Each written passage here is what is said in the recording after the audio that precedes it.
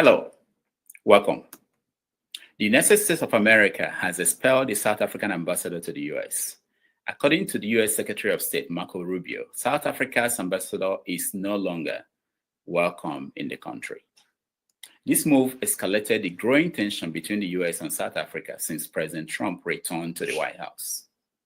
The Trump administration frowned at South Africa's efforts on land reforms and the country's support for Palestinians in their conflict with Israel.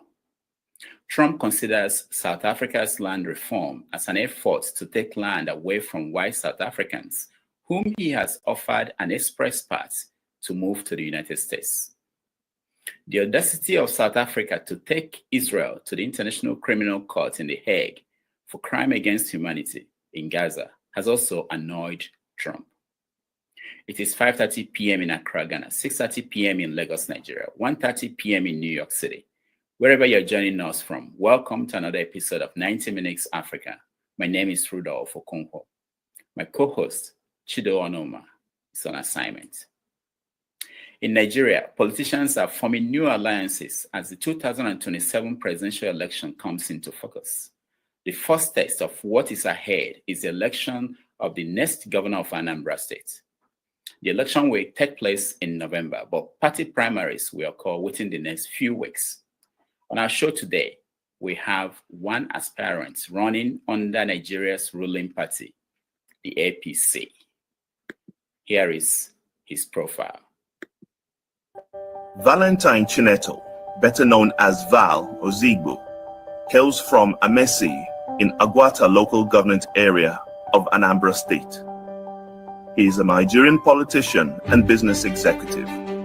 He is the immediate past president and chief executive officer of Transnational Corporation of Nigeria PLC, Transcorp, diversified conglomerate with strategic investments and core interests in the hospitality, agribusiness, and energy sectors. He was appointed to the position in 2019. Ozigbo studied accounting at the University of Nigeria, Nsukka, UNN, where he graduated in 1994 as the best graduating student in both the Department of Accounting and the Faculty of Business Administration, winning 6 awards in the process. He subsequently obtained an MBA in Banking and Finance from the same university before proceeding to earn another master's degree at the University of Lancaster in the UK as a Chevening Scholar. Ozigbo started his over 26-year stint in the banking sector with the NAL Merchant Bank and later moved to Diamond Bank, where his excellence shone like a guiding star. He also worked at Continental Trust Bank, which later transformed to United Bank for Africa, UBA, after its merger with CTB. He later worked with Bank PHB, now Keystone Bank, and rose to the position of General Manager. In January 2019, Ozigbo was appointed to the position of President and Group CEO of Transcorp PLC, where he oversaw the conglomerate's holdings in the power, hospitality, and the oil and gas sector, namely Transcorp Power, Transcorp Hotels, and Transcorp Energy. In March 2020, he stepped down as president of Transcorp PLC to dedicate the next chapter of his life to public service, but retains a seat on the boards of Transcorp PLC, Transcorp Power Limited, and Transcorp Hotels Limited. He joined active politics in 2020 and ran for the Anambra governorship under the People's Democratic Party, PDP, in 2021, but lost to the current governor, Charles Soludo. He joined the Labour Party in August 2022, the party of Peter Obi, former governor of Anambra State and presidential candidate of the Labour Party in the 2023 general election. In February 2025, Val Ozigbo left the Labour Party and joined the central government ruling All Progressives Congress APC, a move that has unsettled the political landscape in Anambra State. which holds a governorship election in November 2025. Val is presumed to be one of the top contenders to the valued APC Guba ticket in the election.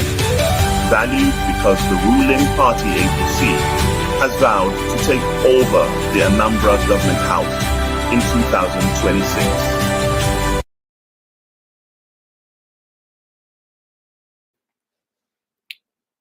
All right, please join me in welcoming to the show, Mr. Val. Hello, good evening, everyone. Welcome to the show. I know I thought you would have like 4 hours with us, so I had this elaborate introduction. I didn't know that we are running out of time already, but thank you so much for doing this. I know you'll have meetings to attend, and we will try to get to the main questions. A lot of people reached out to me as soon as I put out that you were coming, and the question they have, some simply say, why APC?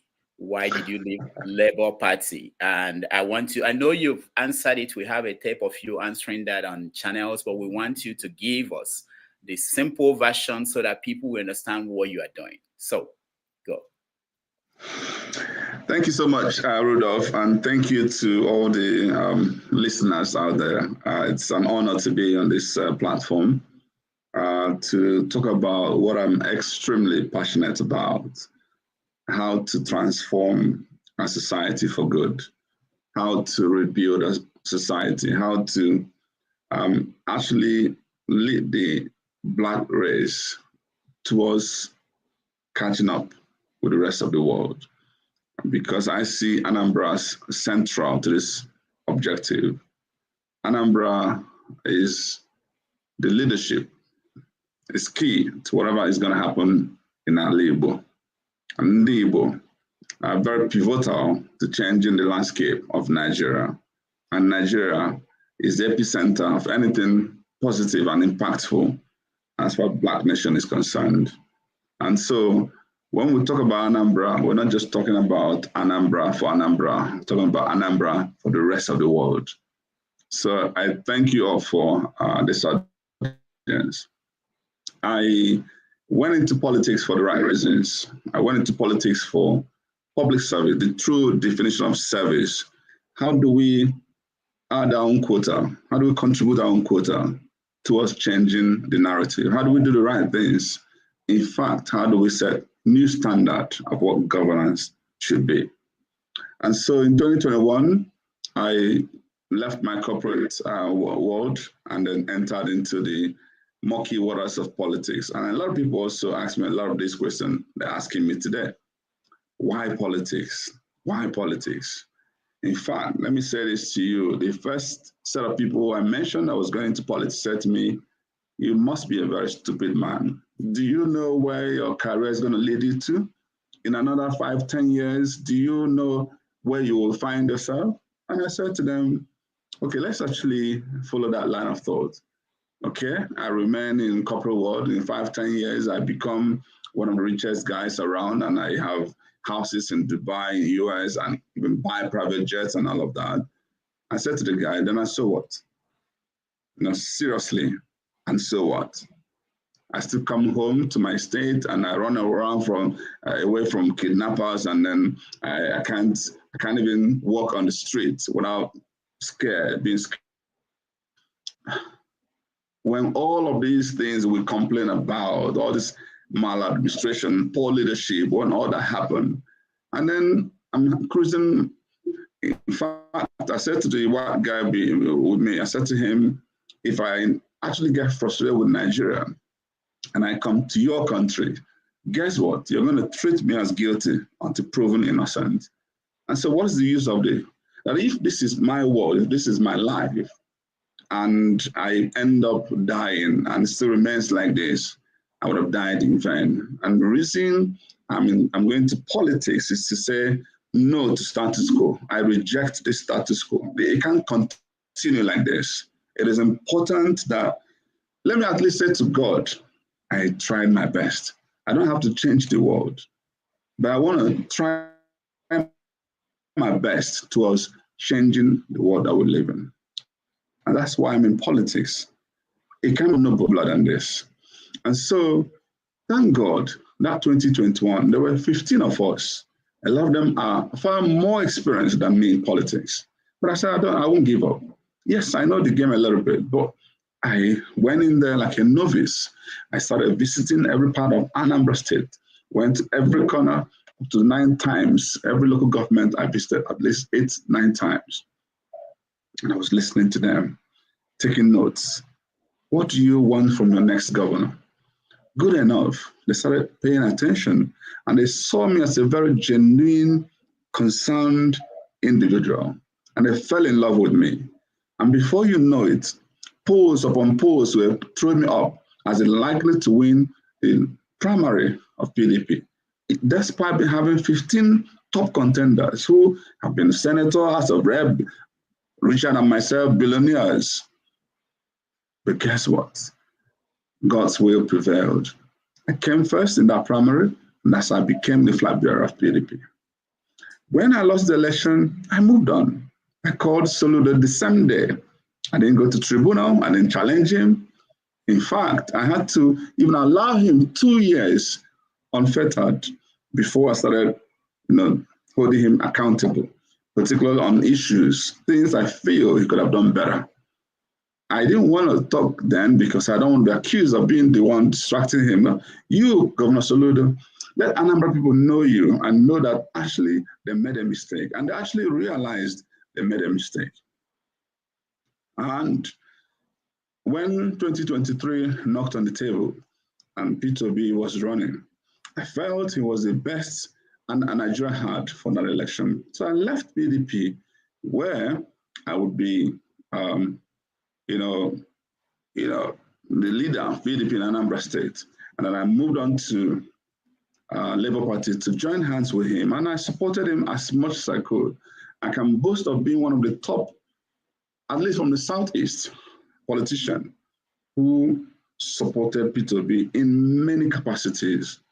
Whether the time I volunteered, traveling with him, paying my bills, raising money for him, spending, and also on the tech side, building, what a constitution room and all of that. I did all that because I believed in that project. I wanted a better Nigeria. And one day, Peter even asked me, Anambra governorship is getting close. Before you know it, 2 years is 2025 is here. And so we already have a candidate in you. And so maybe that won't even be a primary. All of those kind of comments. I said to him, Your Excellency, I'm not actually around you because of Anambra governorship. I am in a hurry to see how Nigeria can improve. And if it's going to happen with you running as and becoming president, guess what? I don't even think I still need to become a governor, because what I want to do at a small pace, you can do at a much larger pace. So what is there for? And so if there is anybody you can offer the ticket of Anambra governorship for this your own to work out, please go ahead and do that. And I meant every single word of this. I want to see myself as a purposeful politician, not a transactional politician. And so, unfortunately, 2023 happened the way it happened. Now we're talking about Anambra 2025. What has shocked me the most was that the party that I belong to, the Labour Party, apart from the leadership issues we face, the litigation issues that have weakened the party, but I started seeing people hitting their hands on the table over their dead body with Val Time be candidate of Labour Party. So a lot of things happened that I don't want to actually say in public in that party, Labour Party. So when I open my mouth and say to every world that Labour Party became worse than APC and PDP combined, people don't understand that message. Don't quote me. I want you to go and investigate what is going on in that party, Labour Party. So those who are accusing me of betrayal, they have no idea. They have no idea what goes on and what I have gone through as a person. They have no idea how many nights of crying, of What is going on? The summary is that Labour Party became a zero option if I wanted to run for this governorship. Not just again because of the frustration there, but the system is being weakened. Today, they're in Supreme Court. Who is going to be the national chairman? Abure is there by virtue of appeal court judgment. What if he loses and he has started this process for Anambra governorship? It means that it's going to be bullshit. Labour won't have a candidate. What if he wins and maybe his win is even aided by external forces? It means he'll be teleguided. The point is that there's no win with what's going on in the Labour Party. And that's why I say, unfortunately, the others are attacking me for saying this.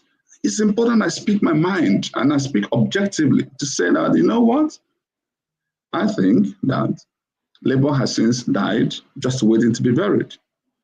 And I pray something happens to rejuvenate that party, because I am somebody who also craves for opposition, proper opposition politics in Nigeria. But as far as Anambra 2025 is concerned, I'll be the most stupid human being to run under Labour Party. And here's the question I've been asking people, including you, Rudolph. If it wasn't going to be a Labour Party, which other party? Answer me. You're asking me and I'm asking you. No, listen, because it's a rhetorical question. The truth of the matter is that there's no other option. PDP is dead. That's why they couldn't even sell a form. Forget about the single individual that eventually bought as a proxy. Somebody sent him to just buy and hold in case he loses primary somewhere else. PDP opened sell a form. Nobody purchased it. That has vindicated me that PDP cannot be an option. If you know what has happened, and by the way, something happening in Labour is also happening in PDP up to today, and in Supreme Court as to who is going to be National Secretary. And this is just National Secretary that's still battling when it comes to.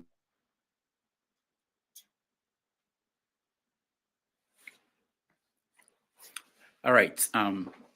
His system is frozen, and I'm sure we will get him back. I planned for him to be with us for the typical 2 to 3 hours, but he has a meeting that he has to go to very soon. So I will limit my questions to just 2 more and see if we can get you guys to join and ask your question. But he is somewhere, I believe it's in Anambra State, and I think he will join us again. So once again, for those who are just joining us, we are talking to APC's, one of the candidates running to get the ticket of the APC in Anambra State for the election for governor taking place in November. The primary is on April 5th, and Val will be one of the candidates. Others are Obiora Okonkwo, and so many. There are about 7 of them who scaled through this screening of that that political party. We want to know why he chose APC, and of course he's been hearing from you people everywhere, Anambra people and people outside Anambra. They want to know why. He actually explained that in an interview with Channel. So, but he's back. We don't have time to play that. All right. Sorry. Welcome back. Is that my network or yours? It can be New York.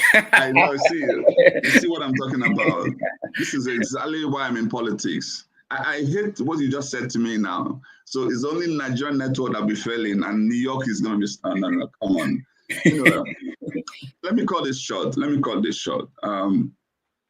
The truth is that if you follow logic, if you actually understand this politics, if you also are objective, and also, I dare say, if you're spiritual, you will know I have taken the best decision in the circumstance. I wasn't expecting that everybody would understand it from day one, but they're going to follow me through the journey. When we get to the destination and things start happening in Anambra, these voices against me will come back to apologize and say, we were wrong, we judged you wrongly. The truth of the matter is that God knows I'm not a transactional politician. I didn't do this for my personal reason. I did this for the entire interest of the Anambra. I'm telling everybody here, mark my word. And before I even took this decision, I know the spiritual journey I had to undergo just to satisfy myself that God is with me on this journey. And I'm saying this, if we wanted Soludo not to continue, the only possible platform that we can use to get it done is APC. Let's be clear about it. Let's just be clear about it. In one interview, you said that you spoke to P2B before you made that switch to APC. Can you share what he told you? I wouldn't really want to go into my conversation with P2B. I want to respect the relationship that I've built with him for over the years.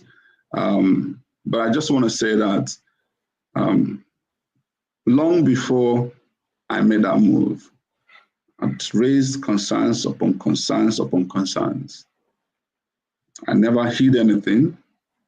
The last meeting I held, I made it clear, sir, hope you know Labour is not going to be the platform. And I would have liked to know, where are you headed? All this coalition conversation, nobody knows what is actually going on. You guys are having that conversation for 2027, but you're forgetting that it is Anambra 2025. That is time bound. If only they could have accelerated it, for instance. If only they could have accelerated that. But guess what? The truth is that the people in that conversation really don't care about the Anambra election. And so, or maybe they do, I have no idea. But you can't possibly, because there's a window. INEC has given timetable that by April 10, primary will cease, as far as Anambra is concerned. So you have not even found, there's no, nothing. So, and for you to end your primary, there's certain things we would have done. APC, for instance, has done their Congress to elect delegates that vote on the primary. So if you miss those timelines, you're not in the race. For those who really understand politics, in fact, let me tell you, the real politicians are commending me for the decisions I've taken. That you took the best decision of your life. So, and one of the things I'm also saying to you is that, there's this push factor. There's also the pull factor, because your question originally was why APC? The truth of the matter is that APC is not a problem. That name APC is not a problem. Yes, there are some people in APC, just like we also have some people in PDP, in Labour Party, there are problems. So every party, unfortunately, I would love us to emigrate to that politics of ideology where we are guided by principles. Today is not. Let's not kid ourselves. And some of the things we think we are, we were in Labour Party is not true. Again, check this out. One of the senators, for instance, now in Anambra wanted to run on that Labour Party. They wouldn't sell ticket to him. There's nothing democratic about what happens so for those who go and use the Labour Party and come back and commend me for my decision, what I'm saying, therefore, is that even imagine that a party that I invested so much in, when there are 30 members running for House of Assembly in Anambra, I was the only person who called them together and funded them. Yeah, it may be small money, but I encouraged them so they could go there and represent us well.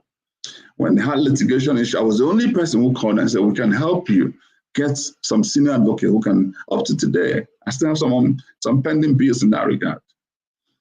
I did a lot of things, and I don't want to keep blowing my trumpet because that's not my style. But the point here is that that same party was a party that was ready to throw me under the bus.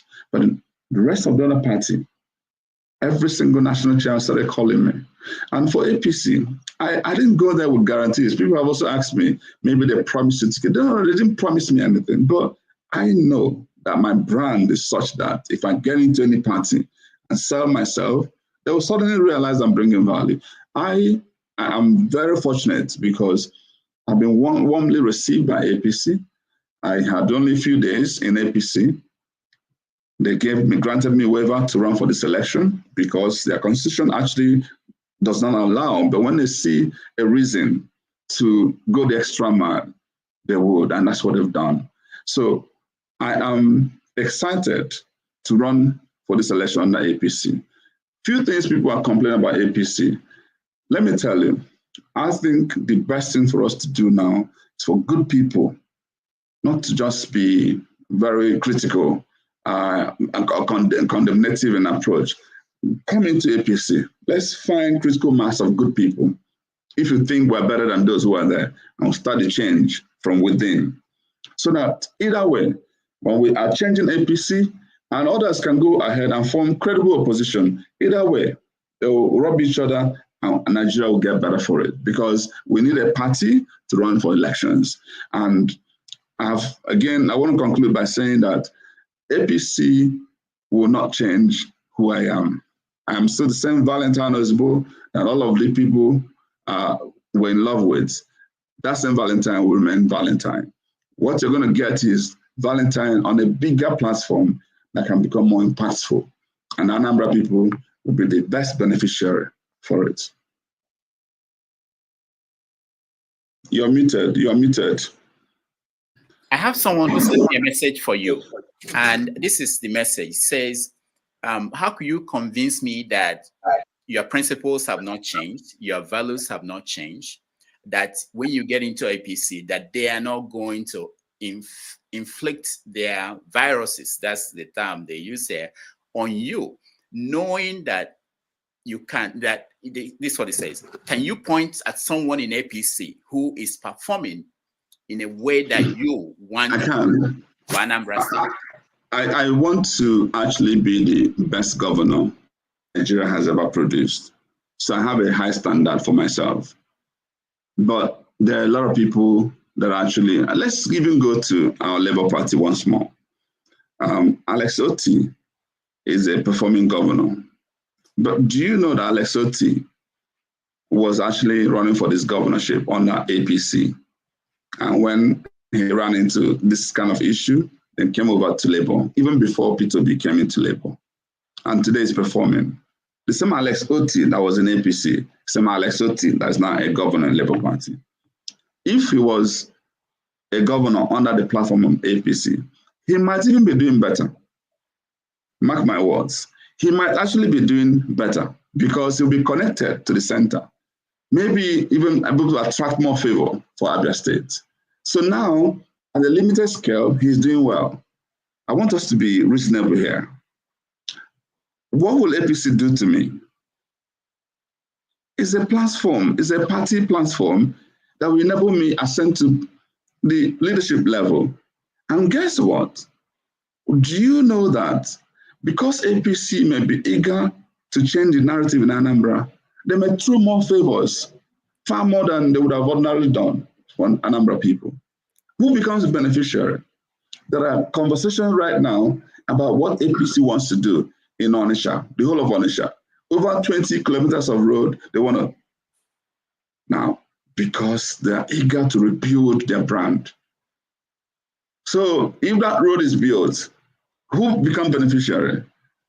People, when they know the owners, the people who founded APC, would you call him a bad man? There are a lot of people. A Roman father is a governor in Benue State, and it's not doing badly there. There are many people in APC, and even if you think there are none, watch and see what Valentine will become in APC as a governor. Watch and see. All right, let's move on to the actual issue, which is just even before we leave that point, let me actually define what value and loyalty mean, because sometimes people make this mistake. If Rudolph, you're my friend, it's because I thought you had certain principles and values that I respect. And then suddenly I found out that Rudolph is not exactly who I wanted him to become, who I expected. And then I leave Rudolph. Who betrayed who here? Me betrayed you, or you betrayed me? I want you to think deep. Now, there's a bank that I joined at some point in my life.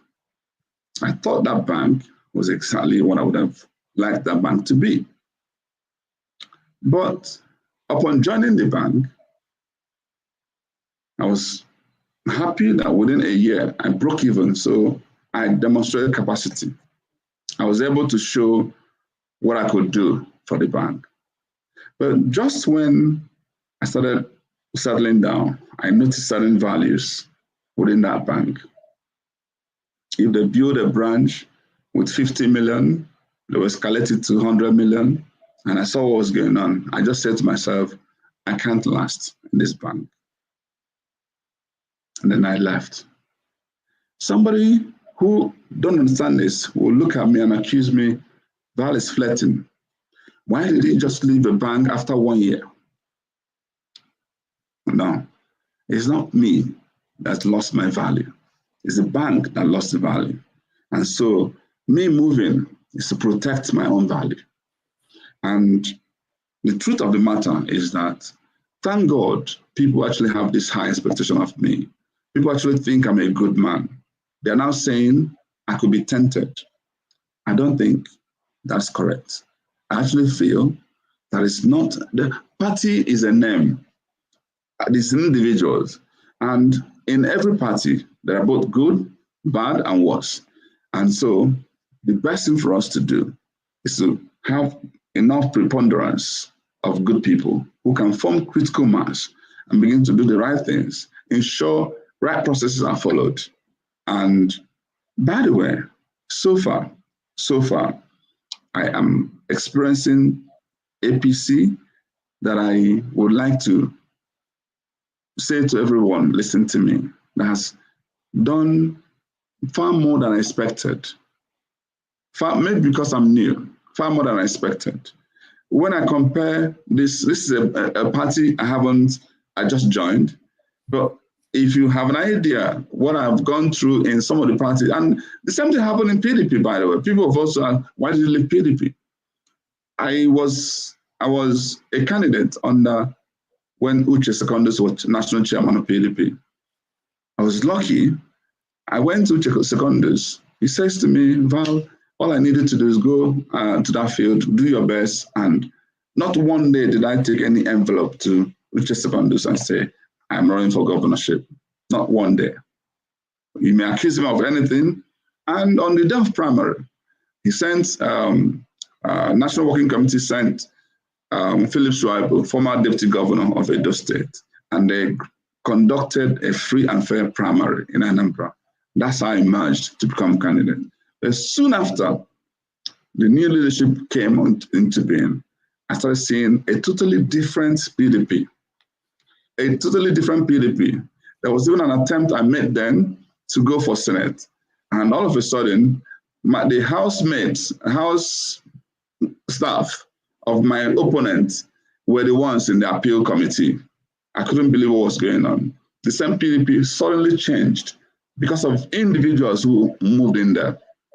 And this is why we all need to be aware of some of these things happening. So Peter Obi, when he left PDP, again, was the same thing. Why is PDP suffering now in the Southeast today? It's because they left what they could have done.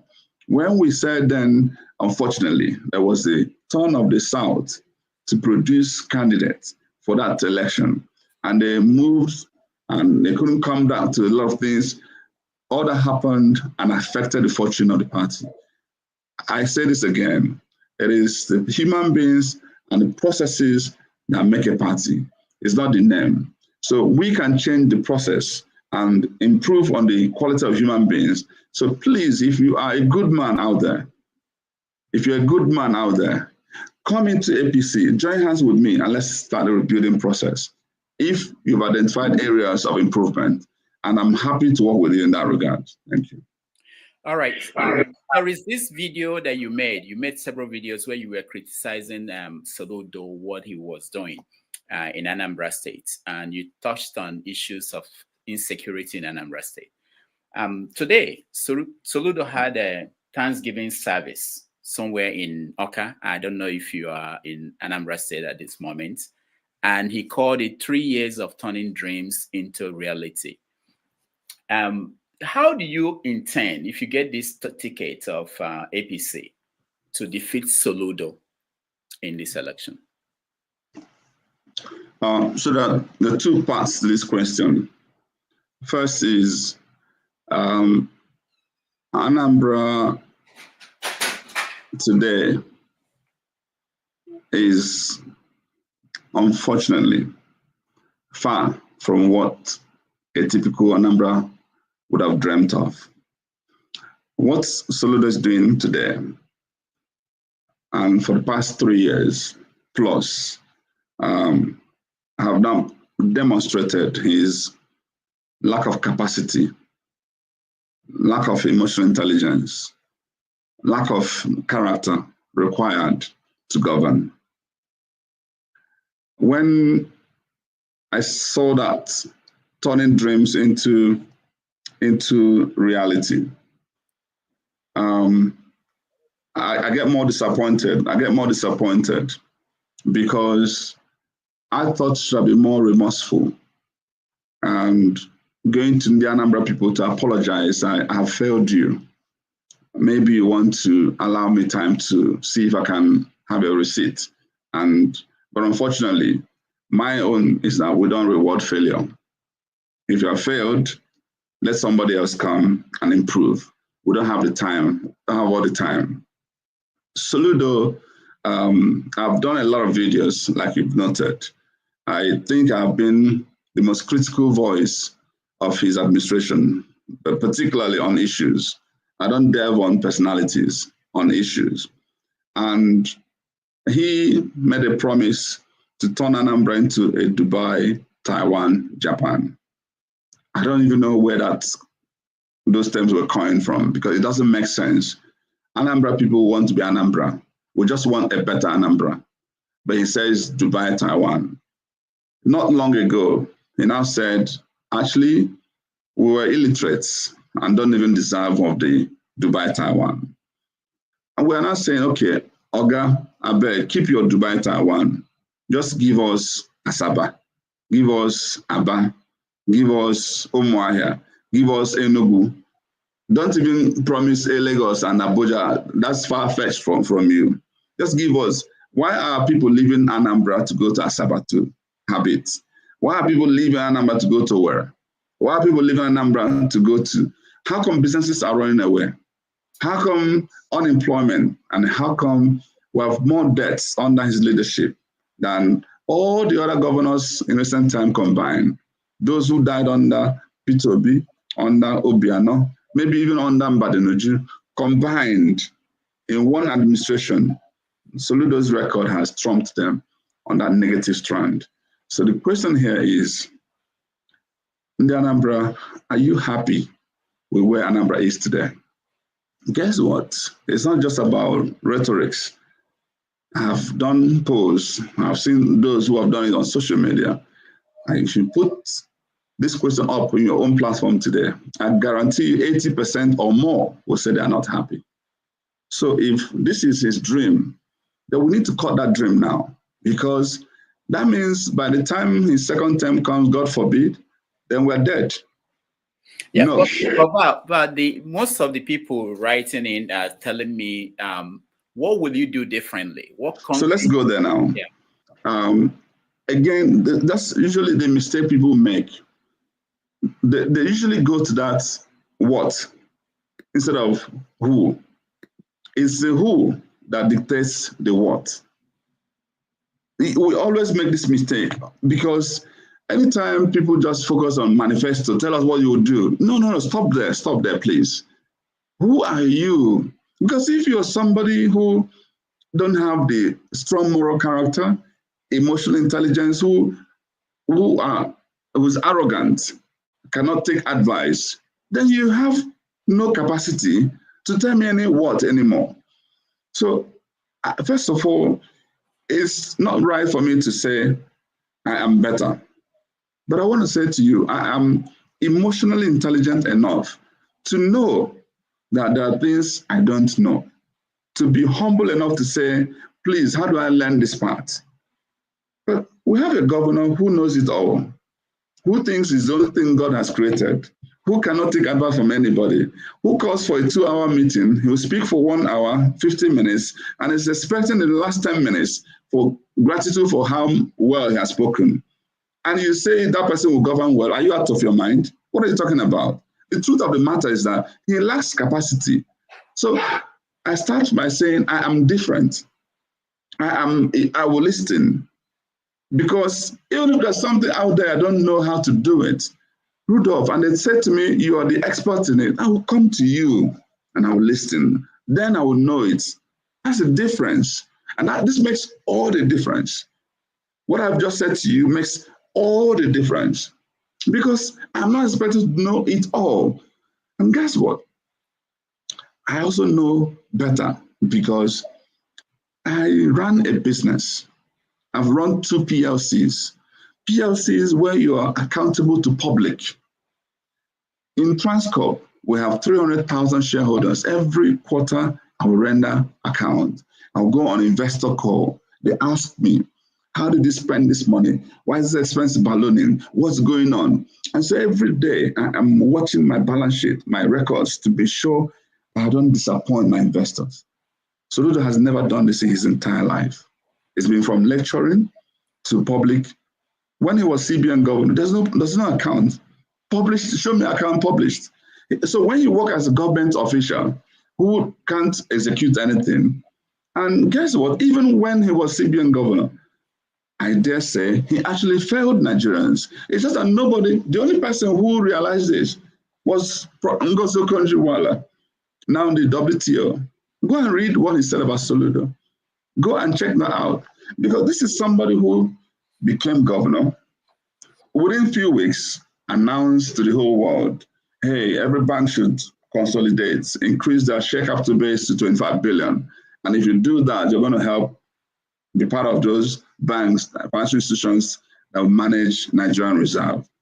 Banks started killing themselves to increase. And guess what? Some did the shady things of using their depositors fund, converting it through loans to increase their share capital. And that was the worst thing that happened to us. When Sanusi came, the banks started failing because Rudolph, this is what was going on. It happened a bit even in the US.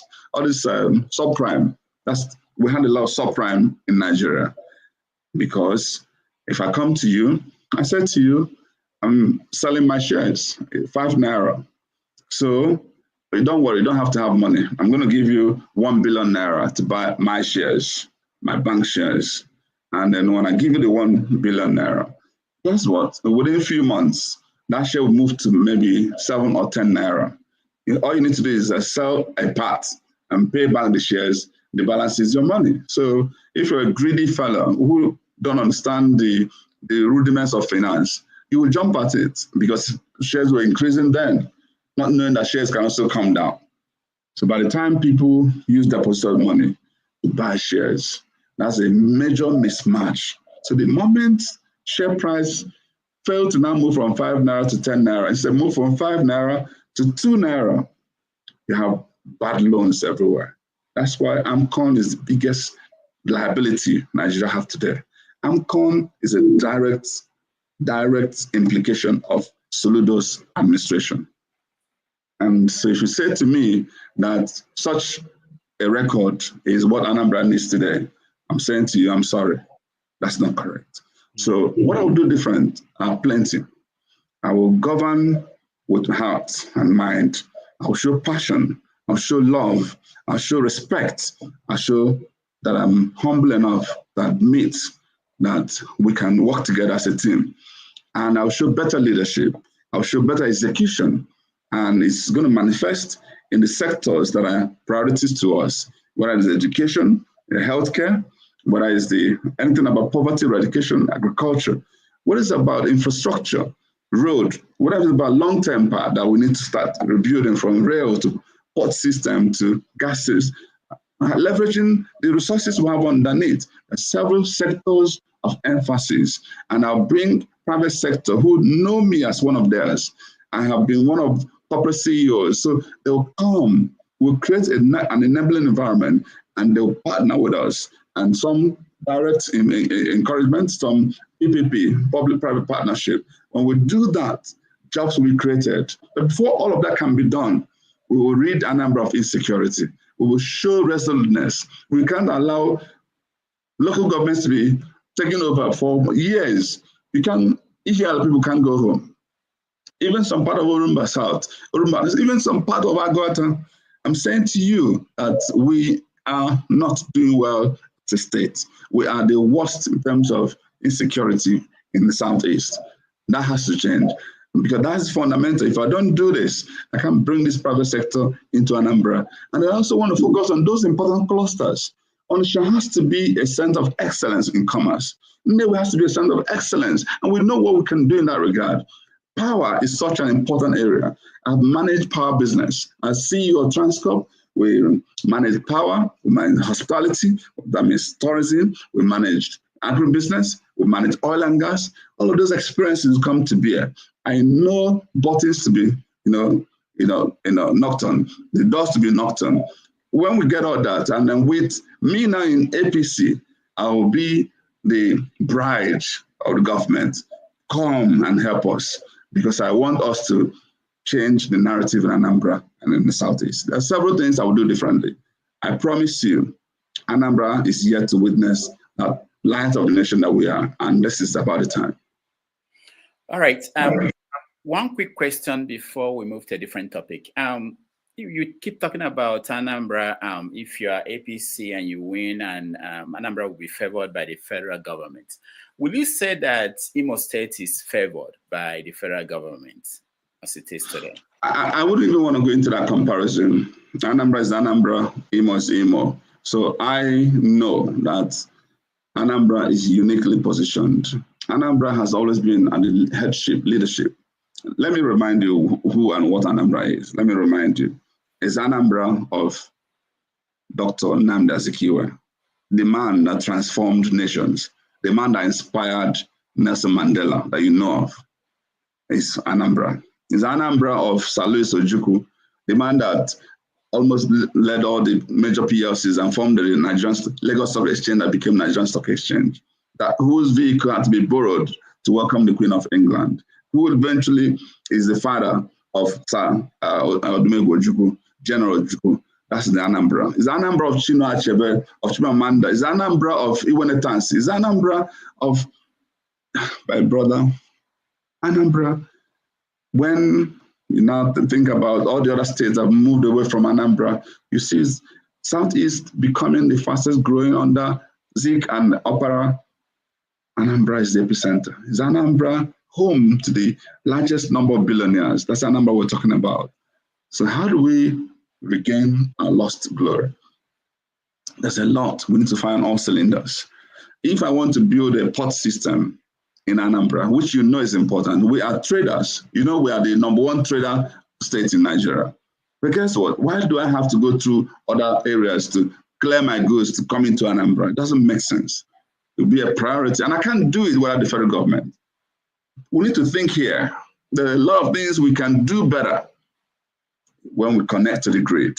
And there's this dangerous politics that governors have played with this, myopic thinking. Let me tell you what they always do. When they're in Anambra with a one party, because ABGA is only in Anambra, we cheat ourselves. We actually create a dysfunctional system. They actually even rob their own party people negatively. Because what they do, in that party, they'll clandestinely start working with the federal. Clandestinely. A to Z, I'm not talking about, even from P to B to Obiano to now Soludo, clandestinely. And so they'll go and make promise to them that they never keep. They'll tell them, don't worry, support me, so I can get my second term, and either I will decamp or I'll give you 25% when you're running. And then they'll sell out their own people here. And guess what? That thing has held us down as a people. If you come to APC now, they're all mourning. They're not being recognized and all of that because some people are clandestinely. We need to break that. Let's get into the mainstream so that when we are at the table of Nigeria discussing the future of Nigeria, Anambra is represented, not the one they go in the night to go and whisper and hide and come back. No, come on. Let's get the right job done. Okay, one more question from me. I'll get other people involved. So a year ago, people in Anambra State, and I'm from Anambra State, they tell me that only 2 people could defeat Soludo a year ago. You and the late Ifanyoba. Now, 1 year after, what happened? Why that most of them are not feeling that way? Because it will have been just you now that has that opportunity. What do you think happened between then and today? Nothing has changed. Nothing has changed. As a matter of fact, the real politicians and the real Anambra, they still know and believe that I'm the only one who has capacity. And it's not about, I'm not being immodest or boastful. No. The truth of the matter is that, let me remind our people, this is Valentine who had never done anything about politics until 2021 election, who was not supported by the state incumbent. Soludo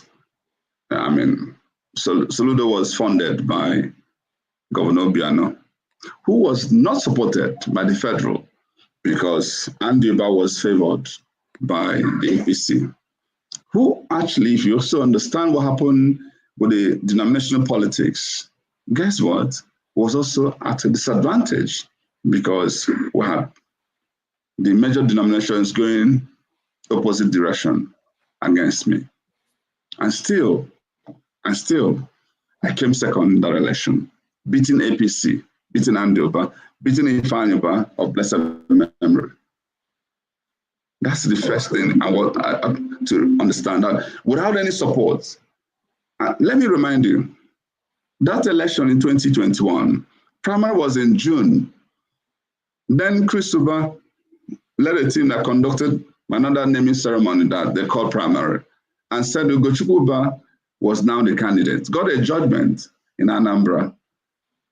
July, August, September, until October, before we defeated them in Supreme Court.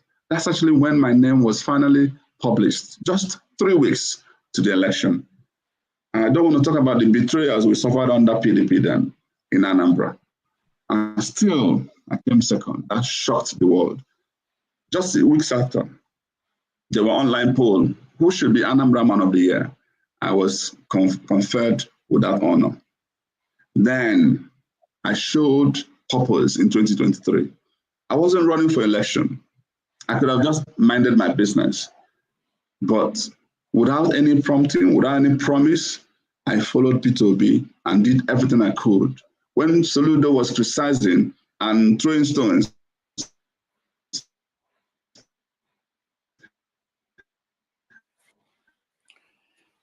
all right. I was supporting them actively. So why wouldn't my profile get to that point? Let me. All right. His internet is You can still hear me, right? Okay, we can hear you now. Go ahead. Go ahead. Rudolph, you're right. Okay. So the point I'm making is that I suffered all these headwinds. So there's a gentleman who on his Twitter handle, Royal Delight, go and search for it, and say Anambra 2025, that's some months ago. Who would you give your vote and repost? Governor Soludo and 75 poll, 93%. 93%. So that even if you say, okay, well, online polls usually add 20% margin of error, take away 20% from that, that's still 73. So we've got an incredible momentum. And the fear people used to announce was, Val, even if you win on ground, because the Nigeria we know of today, how will your mandate be protected? I went to 32 cities in the world, 14 in North America, 18 in Europe. And the same question they kept asking me. We know you will win. Our fear is that he may not be declared. I think I've solved that problem now. Thank you. All right, thank you so much. I got you adrift. I know where you went to. Let's get to people joining us to just a question, please. He has to leave. That's why I stopped my own interview. I have several questions we wanted to get to. Osita, you first. Good evening, everyone. And Mr. Val, because we have a very short time, I'll go straight to the point. I used to be one of your supporters, and I was absolutely hoping that when you come here, you have enough reasons to actually convince me that you made the right decision.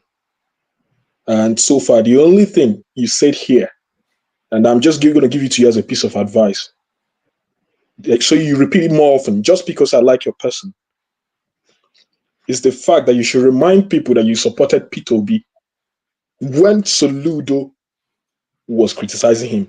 To be honest with you, that is the only campaign reasonable thing you can say to anybody in Anambra State, and they might make them think twice. For me personally, you made a very wrong decision. Even if you went to the, I agree with you for leaving Labour Party, but there are certain lines you should not cross, because if we are that new Nigeria that we are all hoping for, you joining the APC, it doesn't bring us closer to it. To me personally, and to a lot of people, it only seems that you've become more desperate. And for someone who followed Obi for years, if there's one thing you can learn about Obi, and I might be wrong, but this is what at least he has convinced a lot of us that is his nature, is the fact that it's better for him to lose doing the wrong thing. And it's better that he's not desperate to be a president of the country. It appears to me that your personal ambition has made you desperate, that you have chosen to dine with the devil. So I'll allow other people to speak. But it's a shame. I cry because I know that you could have led Anambra well, but you lost it, my brother. It's a shame. All right. Thank you, Stadim. Val, any response? Yes. My brother, Stadim, what if you're wrong? Hear me. You're making some assumptions. There are a lot I won't say in this platform, but what if you're wrong? And what if I prove you wrong in the end? What if this decision turns out to be a good decision in the end? What if? You see, I apologize to a lot of people who feel disappointed, you inclusive. There's also one comment that P2B makes all the time. While he may not be personally desperate, he was desperate to see that Nigeria becomes better. My brother, if there's any desperation in me, it's desperation to see Anambra get better. It's not about Valentine's personal interest. You may not agree with me today.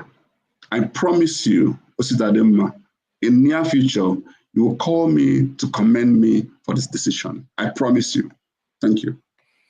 All right. Thank you. Let's move on to Femi. You're next. Good morning, Mr. Valentine. So, taking it from where Osidadema stopped, you're someone I respect. However, there's something you've managed to confuse me more than convince me. There's a couple of states in the East that are governed by APC, I believe.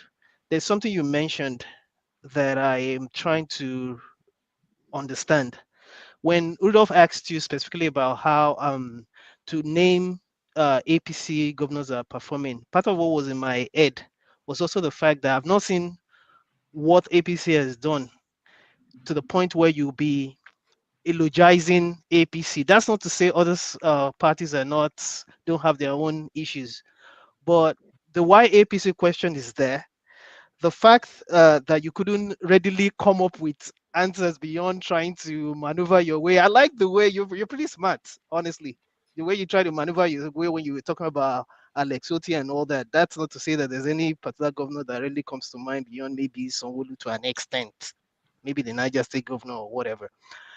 But what happens? Which is the next party you're going to go to if APC treats you the way parties regularly treat people in Nigeria, especially with the fact that there's no ideology? And what exactly is your ideology? My dear brother, I am governed by selfless principles. More of common good and less of myself. That's what drives me in politics. I am somebody who is driven by what we call continuous improvement. That when you see a situation, no matter how good, there are rooms for improvement. And when it's actually even terrible, there's urgency to improve. This is what drives me. I'm somebody who is in a quest for excellence. That everything I've ever done in life, I always want to be the best in it. I may not be the best, but you see me making effort. And that's why my primary school, secondary school, university, I would come tops, and I find myself in working environment. I became best staff of Diamond Bank, best staff from different places I've been, and even in politics, I've built the best brand in Anambra politics. And guess what? Val Ozigbo is destined, by grace of God, to be the best governor this country would have produced. If God permits, I win this election in 2025. And here's what I decided. When I was taking this decision, I knew from day one, there are people who are going to fall into three categories. There are some that will understand it for what it is and applaud me. There are some that will be, there's nothing I can say in this world to change their mind as of now. And there are some that are going to be in the middle who will not be too judgmental, who will hear the reasons, think objectively, and maybe decide not to support or to support. Mine is to, over time, shift people from where they are to that supportive zone. And already, there has not been a single human being that has spoken to me one-on-one and have given reason that has not been sympathetic with my reason. That's not a single human being. Femi, you inclusive. When we are together and I engage you further, if you watch, I'm actually being careful. There are certain questions I have to be careful even in the way I respond. I'm running for an election. If unless you're here to actually dig a hole for me to fall into and close it, then you expect me to say everything I want to say. No. Let's watch this space. Let's keep engaging. Like I said to Sister Dima, I'm also going to say it to you. I am not a desperate politician. If I was, I would never have followed Peter Obi in 2023 because I was going to make more money in PDP. And I left that PDP to join where I would spend money. I am a purposeful politician by grace of God. And I'm not comparing myself with Peter Obi, but I'm Valentine. Thank God that I have built my brand to where it is today. I never went into politics for fame or for money. I am in a hurry to see that Anambra changes, and I don't like where it is today. This is what drives me. And as a part, I want to speak less about. I mentioned it before, but I want to say less about it because things about spirituality, these are not the things you come out there to just talk anyhow. What if I prayed to God and I saw signs that should take this move? What if? What if? My dear brother, I'm taking it all for good because I never expect that everybody will understand it from day one. But for those who have understood it, I thank you. And for those who are still very critical of it, I understand. And sometimes my prayer is, Father, forgive them, for they know not what they're doing. All right. Thank you, Femi. Let's go to Comrade Omori. Yeah, good afternoon, everyone. Thank you, Dr. Damages, for another wonderful day. Welcome our guest, Mr. Val Ozigbo. My question goes like this. I want to thank you for the support you gave to Obi in the last dispensation. I must not, forget that support. That was very, very strong. But in this dispensation, I want to believe that late Senator Ifeanyi Ubah was a very strong contender in the forthcoming Anambra gubernatorial election. But today is no more. Will I be right if I say you're trying to take advantage of that situation to create that vacuum or lacuna created by the demise of Senator Ifeanyi Ubah, and also to take advantage of the ringing machine of the APC, considering what they did in Edo and other states? Would that be your motivating factor? Thank you. My dear comrade, what an interesting question. I will say to you, please, let's allow the soul of Senator Ifeanyi Ubah to rest peacefully.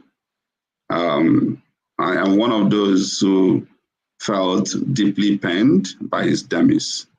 Personally, Ifeanyi was my friend, and he has gone.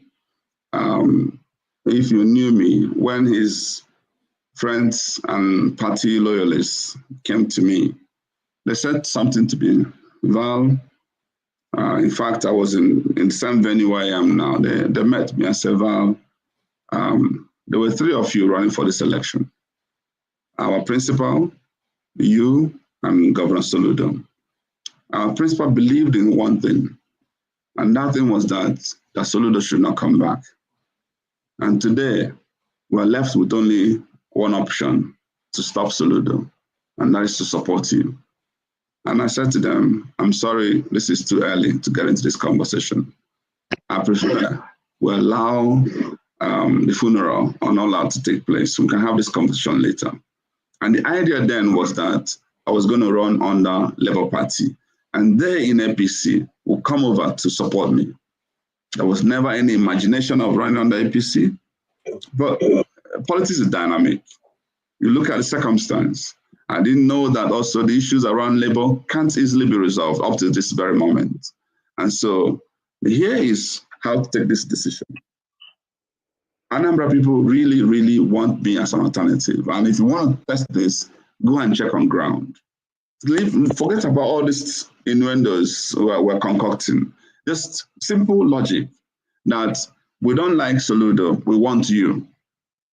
If you establish this fact, and then it's no longer going to be Labour Party as a platform. So which platform will it deploy, will it use? I've asked this question, answer me, Comrade Omori. If you know it wasn't going to be Labour Party, answer me, which other party? You want me to go to SDP or NRM or, okay, I shouldn't run at all, and then deny Anambra people the chance of having a better leader? Come on, come on. Let's follow simple logic. And so anyway, thank you.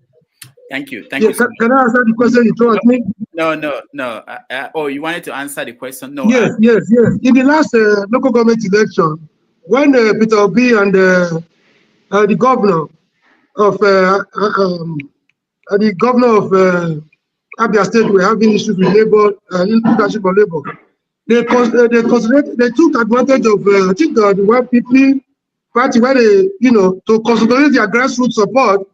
They supported a candidate from a local party, YPP or so, I can't remember precisely.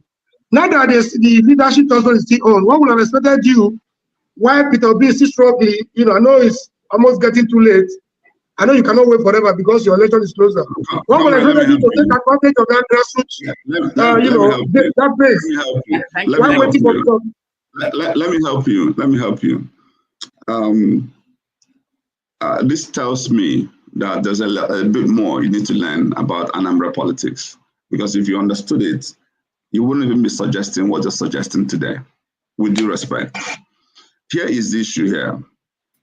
If actually I don't run under APC, here is Governor Soludo's plan. He wants to consolidate his local incumbency with the federal might. And he wants to take a mushroom party to unseat these two behemoths. My dear brother, give me a break. Just understand that Val Ozigbo is not a stupid man. I don't take frivolous decisions.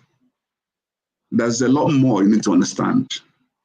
Again, let me end up saying this to you. Over time, you will come back to applaud me.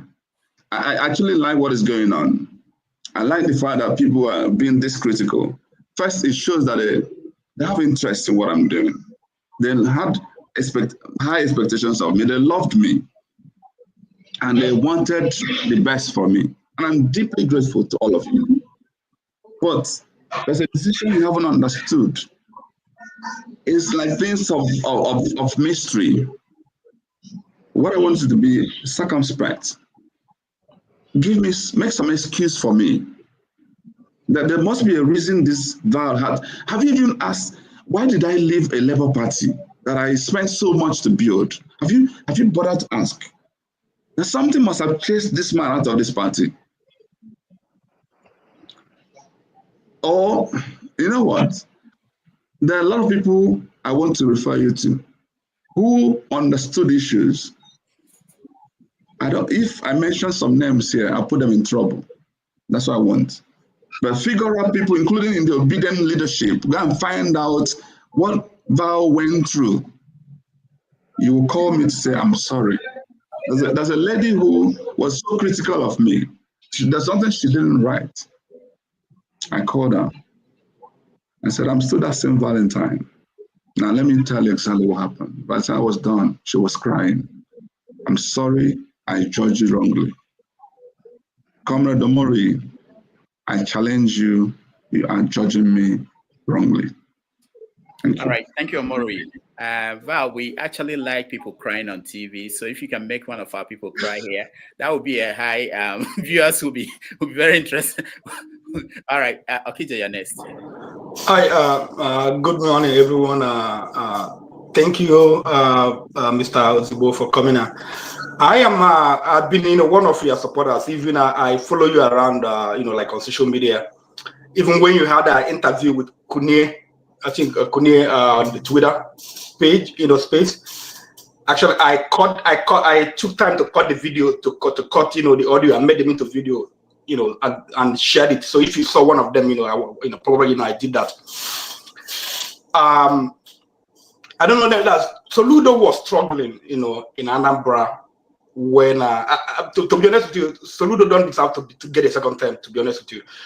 Even if he's performing stellar right now, he's not supposed to get a second term. He doesn't deserve it, because a lot of Anambra people died under Soludo. And that was one of my issues, with him. So, and I was all over social media, like WhatsApp pages and criticizing Soludo. But since he changed his steps, and Anambra is becoming a little bit secure right now.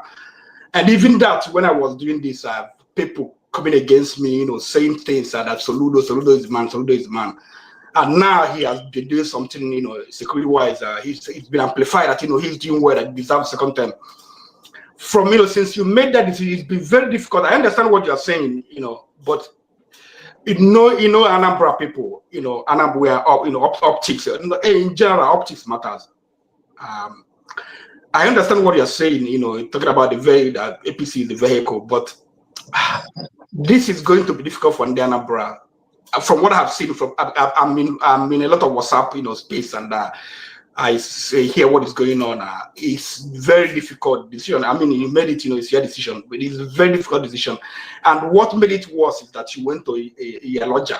I mean, that's the one. The one, that. So I don't know. To be honest with you, it's going to be very difficult to convince Anambra people right now. I mean, you have. It's tough. It's tougher for you right now. To be honest with you, for someone who supports you, I'm gonna tell you that it's tough for you. It's gonna be tough for you to win against Soludo right now. Soludo is the candidate in Anambra from what I've seen. So I don't know what you have to do, but you don't have a lot of time to do it. That's except if APC is going to do some of those miracle they do in Edo and they do in other places. I don't see with that the decision. If you are, I mean, if you are going to like, like maybe ZLP or whatever, another party, I don't know, it will be comfortable, for Anambra people to understand, but this is very difficult for Anambra people. That's what I want to tell you. All right, thank you. Thank you very much. I hear you, my dear brother. The more I see the difficulty that people are having with this decision, the more I feel that we are going to truly make a history. The man that finally made Anambra people to love APC. The man that finally, helped even within to change the perception and values in APC. Okija, you look to me like somebody madu. When you go and consult the God, and he tells you that Val Ozigbo has taken the right decision, I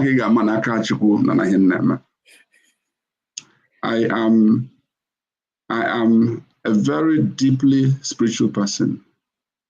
I fear God and I respect man. This decision didn't come easy. I know the difficulty I faced within myself to take this decision. But the moment I felt that there's something God wants to achieve, first and foremost, by the time I win this election by the grace of God, it will become clear it's not a human being that's done it. That's where the testimony. So those who don't believe there is God will be calling me to say, where is your God?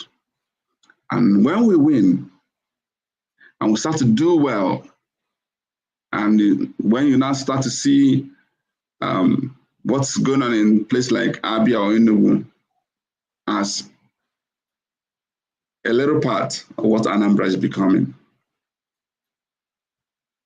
And you, Okija, can now go home, because you can't go home now.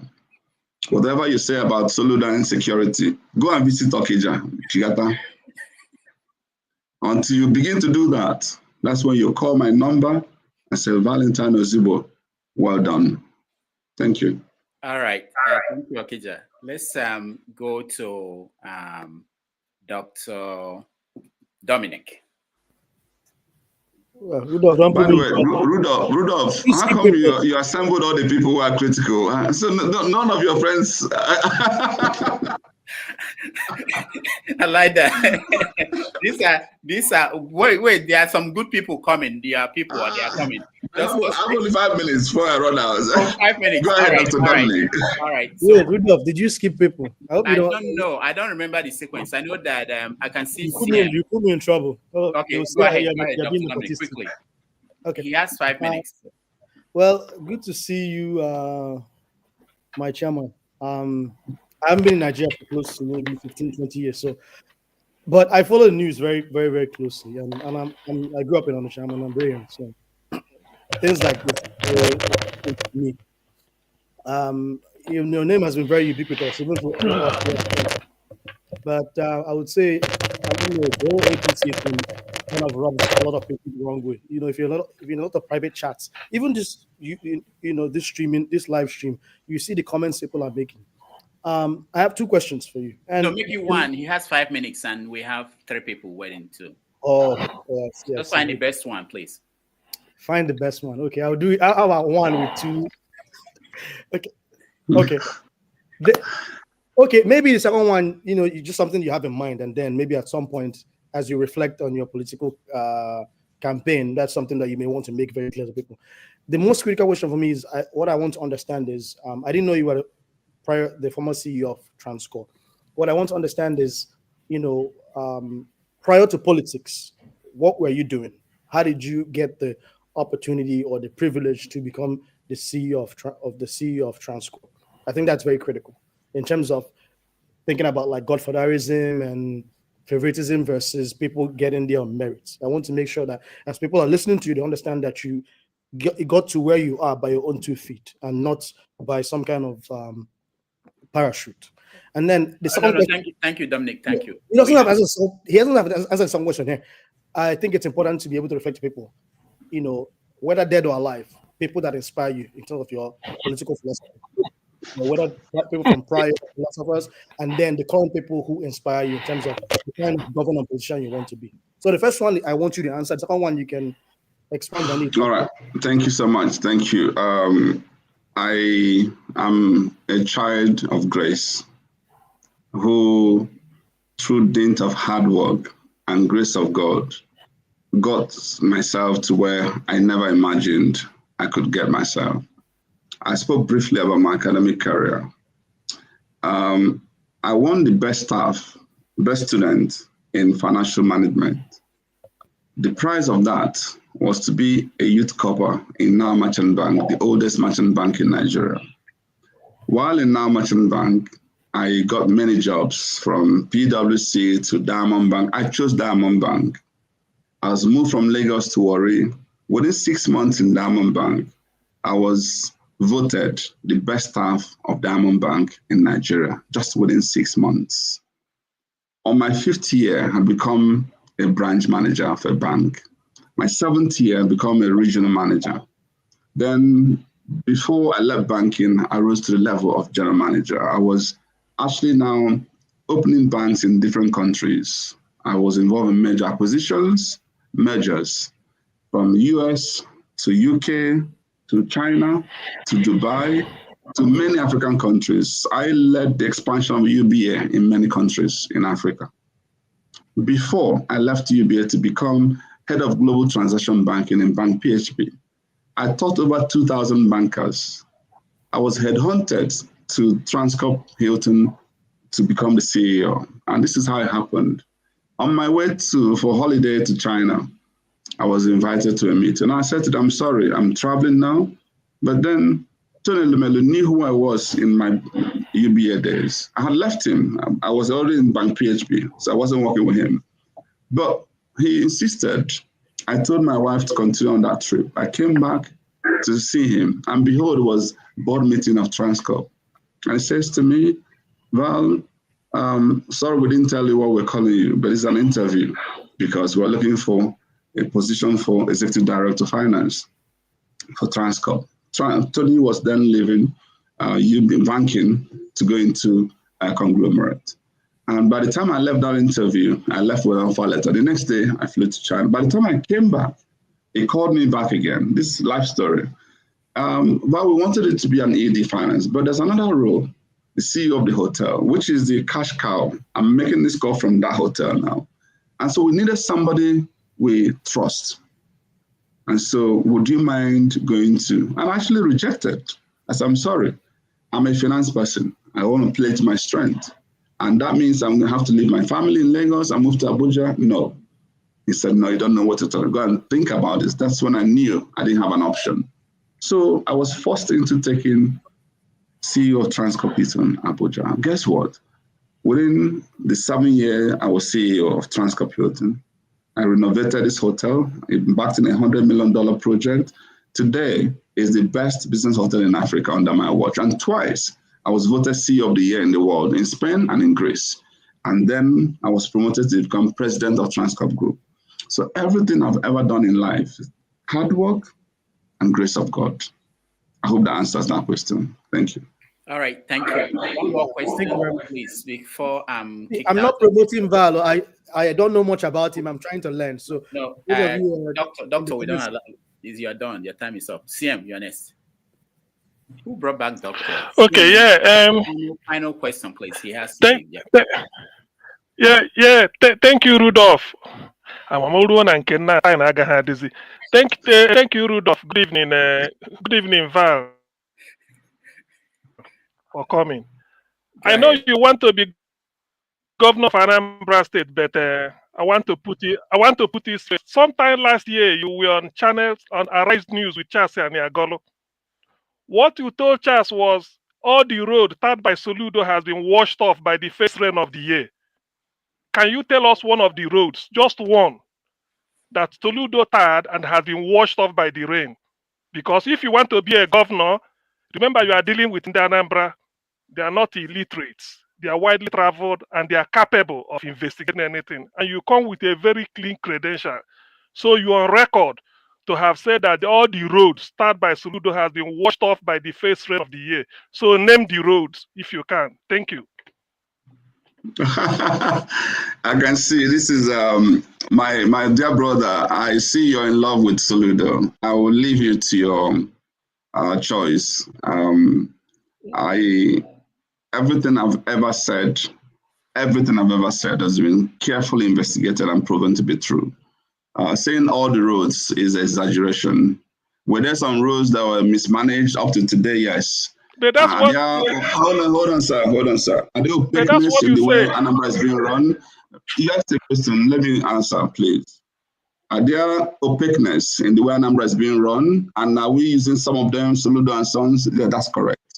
Do we know how monies are being stolen in Anambra? Yes, I can prove that to you. My dear brother, if you're proud of Anambra of today, I'm sorry. I'm disappointed and I want a better Anambra. And Soludo is not giving us that better Anambra. If somebody like this can be like this in his first term, when he needs votes, and then all this didn't happen, and you had to wait until the last to even do anything about insecurity, that means you know the implication. Rudolph, thank you so much for having me. And I want to say it's been an incredible audience. I'm learning myself. One thing I can guarantee you about all of this conversation is that there are people who, just by what happened today, will begin to interrogate. There are people who will begin to wonder. And what I am leading people on to dig a bit further. Don't quote me. Go and find out. Do a bit of investigation. And when you've done that, I promise you, most of the people who have spoken here today will say to you, Val, again, we judged you wrongly. And I'm not saying this to also say that I do the right thing all the time. I'm a human being. I'm fallible. I can make mistakes. And by the way, if this be a mistake, let it be. But guess what? This decision, the way I know a good decision is when I can have peace of mind. If you know what I went through, in Labour Party, and the peace of mind that APC gave to, even if temporarily, is enough justification for me.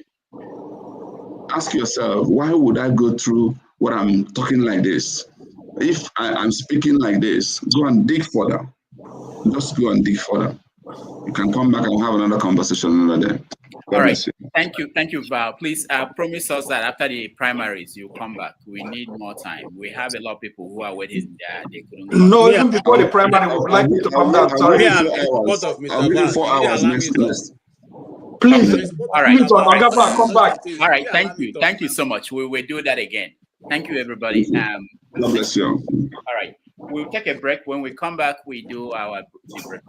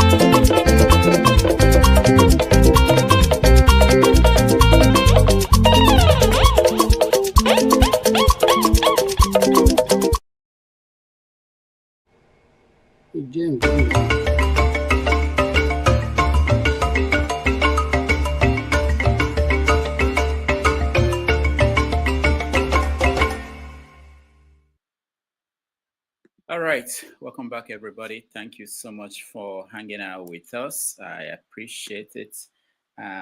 Before we start, I just want to announce that next Sunday at this time, we're going to have Prince Adewale Adebayo. Most of you know him. He is the leader of the SDP, which is now the party that everybody appears to be interested in joining. He was the leader. Or was the leader? All right, we'll see. We'll find out when he comes on Sunday next week for what may be another 8-hour conversation. I have to wear my diaper on that day so that. All right, so let's see the briefing. Let me hear from people who didn't get a chance to talk or to ask a question. Let me start with you. Who do we say? I'm so sorry. KJ, I'm so sorry. Let me start with you, KJ. KJ, go ahead. Okay, thank you so very much, Dr. Rudolph. You are doing wonders these days. You know, the caliber of people coming these days are quite very interesting. And I want to appreciate, Val. I'm not one who has followed his politics for long, but haven't listened to what he said today. I am convinced that he's the man for the job, and he's going to win. So I want to, my very good brother and friend, CM, I want to tell you, CM, that you go and tell our uncle, the professor that is in Anambra State, that his professorial chair has been taken off, and we're going to give it to Val, because he has now turned government house into a native doctor hunting expedition, which we think is not what we have sent him there to go and do. You see, there's many other important things happening in Igbo land that if we take away hunger, people will not go be looking for shortcuts, looking for native doctors to do for them money rituals. What we need to do is to deal with the real issue, the low hanging fruits. We do not. When I was growing up, when we come, in the north, when we leave and go to the east, I will come back to the north, I will see people begging. I used to ask my dad, why are people begging? We don't see anybody begging in the east. He said, yeah, because people are not learned to, they're not beggars. Nobody wants to expose their family. If your brother, your sister, or your uncle, or your your elderly uncles and don't do well, don't have food to eat, you provide for them. That is how the community is run. But now we have left all that, and we are, instead of making sure our people have, resources, food, especially farm, work, give them enabling environment for them to strive. That's what we're looking for. We're not looking for people. If you take away those vices that's making people to be handicapped, why they look for, which makes them to look for other means of getting money, those things will go away naturally. So I'm saying that I have listened to him, and he has been able to express himself. I'm very glad that, first and foremost, we are now having people who are well schooled. I wanted to tell him that, me and him are on the same level, you understand what I'm saying? Because my wife too is a Chevening scholar. So he is a Chevening scholar, and that is not easy to get into that scholarship. So he has done well. I have not met him, but I have gone to Transcorp and I heard of what he was doing when I was back in Abuja. So I'm saying to say that he's a good hand. The only thing I wanted to tell him is that when he gets there, let him not allow that bug that used to bite the people who enter that house, that they forgot all they have talked about and how they can go about dealing with it. And they should just remember that he had made a promise, he will social media don't forget, we'll keep bringing him back to do that. But I would like to end with this, Dr. Rudolph. He has distinguished himself as somebody who is self-made. Nobody can say I made him. He is a well-good scholar. I read through his, whatever the things I've done in the past. So we want such people to go to leadership in the place in Igbo land. We also want people who can stand and defend the cause of the Igbo nation. It's not people who join the enemy to begin to look for how to even eliminate us the more. Well, look at people who will not go and sell our land and make deals with it, and then find a community they want to extradize and bring certain individuals to come and occupy those places. We don't even have enough land. So why do you want to take people's ancestral land and give to certain individuals? Where are they coming from, and why are they not occupying their own land? Anyway, that would have been my quarrel with him. If he goes there, all the land have been given away as a trade-off for good, representation in the center. He should take them back. We need those land to develop our people. Thank you. All right, thank you, KJ. Dubisi, you're next. Yes, Doctor. Good afternoon. Yeah. Good afternoon, fellow panelists. Happy to see everybody once more. Yes, I listened to Val Ozigbo. He's a distinguished man, very capable, and see all he has, all places he has worked and all that. He's very, very capable. But like some of us have worries here, the APC will know that party is doesn't have any good news. Nigeria has turned this bad because of the APC, and those hawks are still there. I know part of the deal is we'll help you to get in there, and you help us take Anambra in 2027. The man at the villa, he doesn't do any deal that will not favor him. I'll be very happy and pleasantly surprised if Val gets in there and keep his head above water. It will be very, very difficult because these things are difficult. When the ships are done, I don't know the kind of condition they will give him for him to remain there if they help him to power. I don't know if he will win, but I know our people in the South is APC is a no-no for us. Those that are already governors in my state and in Ebonyi State, we know how they got in there. But for somebody who appears very clean in his dealings, but because, like he said, he wants to serve his people. And the way we're seeing it now is like the means justifies what he's going to do. The end justifies the means, yes. The end justifies the means. That is what I'm looking at now. Because I don't know, somebody said he visited Tinubu's daughter. That is another thing altogether. But I wish him well. What we only want in our state is somebody who will go there and do well. Prof may not be all the best. He may be doing his best. He has his critics. But if Val wins and does well, it's what we want. We want the Southeast, like KJ just mentioned. We want leaders who will stand for the people, not leaders who will be working with people who don't like the Igbos. Let me put it from that angle. Now, even though I'm a pan-Nigerian, I want things to be better for Nigeria, but at least I have to start from home. We know what is going on in the Southeast now. If our governors in the Southeast are serious, they are supposed to work together and stand their feet and go to the president and tell him all these killings by so-called herdsmen, terrorists, and even the local ones should stop. And they will stand their feet and it will stop. But obviously, I don't know what is going on. So for him to come out and leave every other party, I was just counting some parties I know off head. I don't know how they are at the moment. I was saying, does it mean that without APC, there's no other party he can go into and still present himself? Because he's a good man. He's so convincing in his talk and his records are there. I believe if he was in another party now, I know how people, Igbos don't follow somebody stupidly. They look at your record and they just go ahead with you if you are good. So, but joining APC is very difficult. I don't know how it's going to convince people. Except like someone said earlier, if APC goes to use the federal might, to get him into office, which will be very difficult.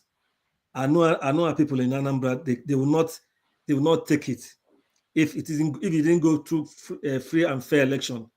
If it's rigging, and for him, who is a man of principle, will he allow himself to be rigged to power? Will he accept it? That's another thing he has to look at. So I wish him the best, but I know with APC, it's like the camel passing through the eye of the needle. All right. Thank you, Nubesi. Igbo Basics. You're next.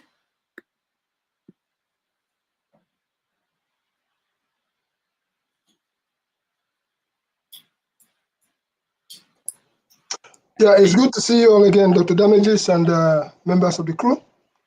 I just had to make sure that was Val Ozigbo that we were talking with. I don't have much to say. I already asked my question, but some of us who have been around the block for a very long time, if you have been around from the era of NCNC. Ovia was there. Okay. NCNC, MPN, through the rest of APP, all the rest of whatever the names of the parties have come and gone. And you're here today. As at the last count of the governorship election in Anambra State, I did not meet Val then. And we are rooting for him. I just have to go back to our records in Igbo Basics to see that on the board there were 3 people who were having the debate. It was Soludo. I think that other gentleman was somebody like Andy somebody or something of that nature, of NDC. And then there was Bar of PDP, according to the record. Then I had the privilege of meeting with Val one time, one-on-one, somewhere down in Washington, D.C., when we went to see Peter Obi. After all said and done, the politics of Igbo land, and having been in the era of Chris Ngige, after he was just brought out back from the toilet where they had locked him up, and we had the privilege of visiting him. I remember the question, the message he sent to us. He said, Anambra have a lot of human capital investment in the state of New Jersey. Please, if you go back to New Jersey, tell our brother, these governors, they call themselves brother, tell our brother Jim McGreevey that the locust has eaten up the state of Anambra. And we need the help of those our people who are vested in New Jersey to come back and help. I've gone to Anambra a few times since then. When I asked the question that I asked, and somebody in the comment section asked me, why did Peter Obi leave APGA and the rest of it? I am fully aware that before APGA was founded, I met with Chekwas Okoye at Ben, the local government headquarters.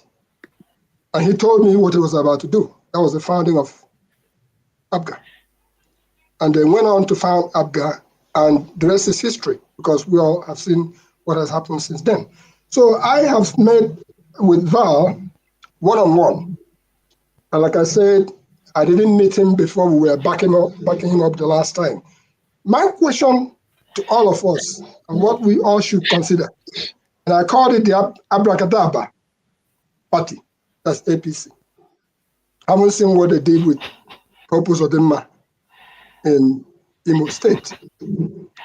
But the people are a little wiser now. Seeing what's going on in Anambra State, how do you think, for those of us who know the difference between Biafra 1, Biafra 2, Biafra 1 being those who have been captured and remained in the Nigerian side, and Biafra 2 being those who were neighbors across the street that have to go to Afia attack in Nigeria. Having said all that, we consider the APGA as the last stand of the Igbo man. Doing good, doing bad. That's what is considered, just like the party of Mbakwe, Sam Mbakwe, when he was around.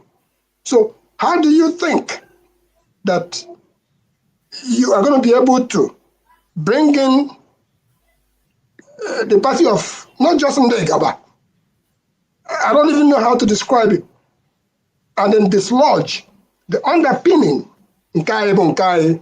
Don't forget, that's the last stand. That's the question I wanted to ask. And somebody was asking, why did Peter B leave and all the rest of it? Is the grass really greener there? Or would the Abarakata continue? Rub my back, I rub your back. That's all I wanted to bring to the forum here so that we have something to think about. All right, thank you. Mazi Obie, you're next. Thank you, Doctor. I wanted to, ask him about the expose that is out there regarding how the Tinubu administration is wooing the Saudis leaders, enticing the Saudis leaders and the governors for second term for 25%. And this is coming out because I think Professor Obiora Okonkwo, who is also running under APC governorship candidate, that is the chairman of Nigerian, I think, airlines.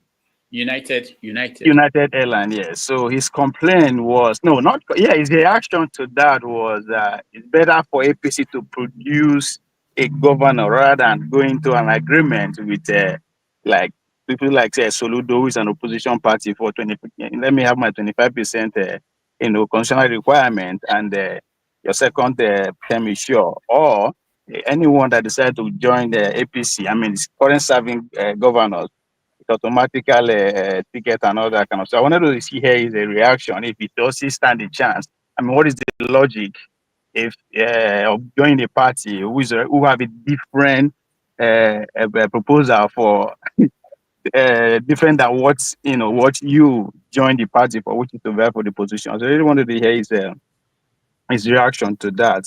And in terms of him as a candidate, so I shout out to Kene. I think I met him in Atlanta for 2023 when during the campaign tour in Nairobi where they visited Atlanta. So, and I remember the reception. Him particularly, there was a standing ovation for him when he spoke.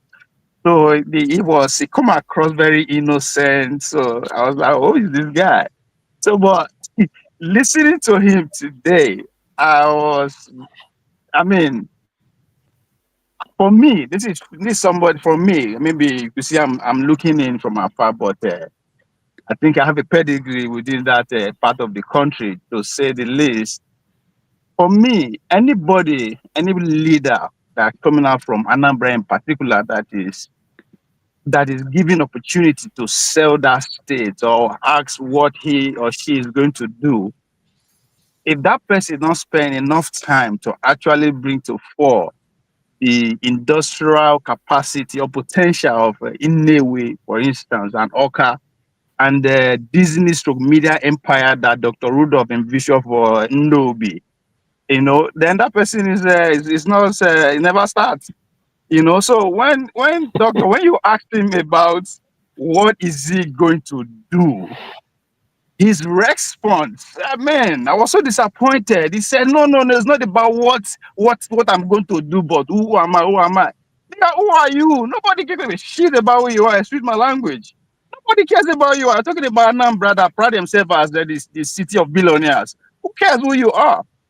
Like, all those kind of questions, the answer, they always piss me off. Who am I, man? No, I don't want to know who you are. What if who you are? Are you, what's special about you? Show some respect. And I understand he wants to sell that image, that the obedience of him with Obi selling his personality. But deep down the heart of Obi's message, you can see him relating with everyday Nigerians, him telling you exactly what he's going to do, whether you agree or disagree with him. For this one, say you are my person, my capacity, my trust, and he spent 75% of the time campaigning for Soludo, as far as I'm concerned. There's no complete sentence without Soludo. Without Soludo, like, guy, who are you? So it just, I was kind of disappointed in that. As somebody who wants to, govern a state like Anambra, I mean, for me, I don't think, I think it's better. I mean, I like the reaction that CM and the rest gave him. I think it better just go like that because he hasn't actually nothing to actually offer. The state like Anambra, I mean, he doesn't. All right. Thank you, Ovie. Tony. Hello, everybody.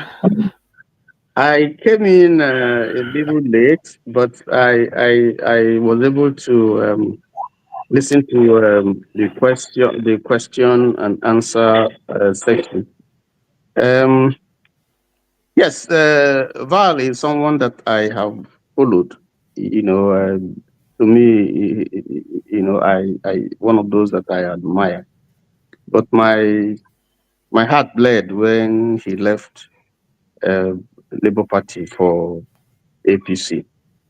And the question is, if you parade that kind of credentials that you have, with the confidence that he exuded here, you could run under any party outside APC and win. Because we have seen that Mimiko did that under a relatively unknown party, Labour Party, some years back, and won election. And the late, what's his name? The late senator from Anambra State that just died. He ran under YPP, and he won, even though it's not governorship at the governorship level. My suspicion is that APC is gradually decimating Labour, for instance, and some other parties, pulling out people that they think can help to help them capture, quote and unquote, the various states that they are interested. Anambra is critical because one is obese, state, and I'm not sure APC would ever forgive Obi for disgracing Babati in Lagos and in his constituency. So it's critical, if only to shame Obi and demystify him, just the way he did in Abuja and in Lagos and in Babati's constituency. So and if you listen to Valentine, the way he spoke, he just he gives the impression that the ticket is already in the bag. Meanwhile, the primaries has not taken place. So I don't know what gives him that optimism. And then secondly, he speaks about some problems in Labour, that informed his movement. So if you put all the things together, I think there are certain things that he's not telling us. But for me, what I think is that someone pulled him out as they pulled Okupe, as they pulled, some other Obi followers that are visible, and just the same way they've done to PDP. And with state might, going by what we see in Edo State, they could just, do the same thing and take Anambra, whether it's free or fair. So for me, I wish Val well, but I think that something gives me the optimism that Anambra people are sophisticated and they can read it between the lines. And just like Igbo Basic said, I think at some point it will come to our own is our own and their own is their own. Even though Soludo is not doing well, I agree with the view that APGA is just the only thing they have in the bag now is Anambra. And so there's some emotional attachment, that sentiment, over that party, that if you do that, you kill the party. So all said and done, I don't know. Probably use and dump. They use a Val, get 25%, and then dump him. But I wish him well. All right, thank you. Shim. Good afternoon, Rudolph, and good day to everybody. Unfortunately, I was waiting to ask a question, but I had to rush out to do run some errands, and I knew before I come back, I would have left. So I don't know, was CM having a bass boss with him? So yeah, we're going to bring CM next after Bob. All right, I don't know why I missed that bass boss, but anyways, the question I wanted to ask him was going back to the 2002 elections. I watched the debate, the Anambra debate. Anambra State is one of the few states that does a gubernatorial debate, which is very good to be able to let the people know what each of the candidates brings to the table. And they've done this for the last 3 cycles. Hopefully they will do it again this time. And during that debate, Valentine didn't do very badly. He did very well. In fact, during that debate, I told someone that Soludo was projecting a messianic tendency, and that it won't take long for Soludo to tell Anambra people that they are too illiterate for his liking, which he has started doing. However, coming to Valentine, I think he hasn't done anything that is un-Nigerian for Nigerian politicians. Nigerian politicians are prostitutes. They hop from party to party. So he belongs to that constituency. So he is living up to the billing of the average Nigerian politician who hops around. Peter Obi was originally in PDP, moved from PDP to APGA to become governor, left APGA and came back to PDP, and left PDP to go to Labour Party. However, what I will give Peter Obi is the fact that on the instance of APGA and Labour, he's been able to go to vehicles that are run down and has managed to give those vehicles a living engine. At least he did that with APGA. He was the first APGA governor before any other person. He was the first. So you will give that to him. He also came to Labour Party and managed to inject some life into Labour Party. I mean, barring all the conspiracy of whether he won or not, we could see that he brought life to Labour. My question would have been to Valentine is, why are you afraid of running in a party that does not have that strength and be the strength of the party? Why are you looking for an already made machinery to go and stay? And then he shot himself on the foot when he told us that he wants to go to a place where if they are rigging, they will be rigging it for him. Because that's what he literally told us when he mentioned that if he stays in anywhere else and he wins, they won't give it to him. So in other words, he's agreeing that APC is a rigging machine. And he wants to go to the rigging machine so that the rigging machine can help him rig himself in. That's what he was saying. And that's what I wanted to ask him. Unfortunately, with everything, sometimes I was not lucky enough to be around. I had to go out quickly because it was time sensitive. I had to go out. So I think he has made a big mistake. I know people will say everybody is bashing APC. No, APC is telling us to bash them. APC is not in denial that they are a rigging machine. They're not in denial. APC is not in denial that they want to be a one-party state. They're not in denial.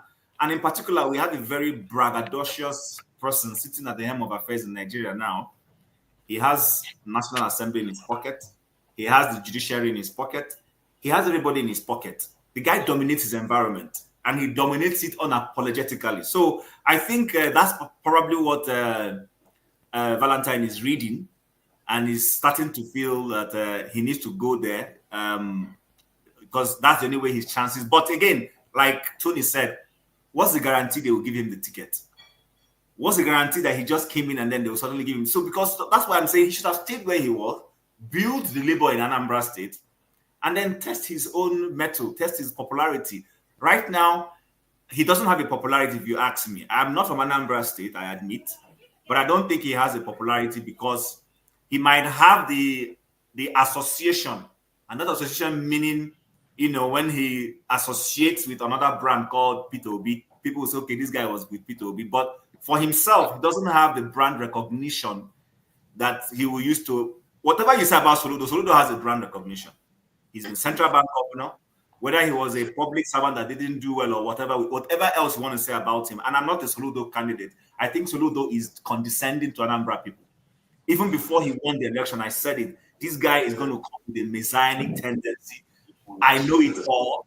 And look down on the people of Anambra State. And that's what he's doing. So, well, let's see how much he navigates the murky waters. I wish him the best. All right, Chim, thank you so much.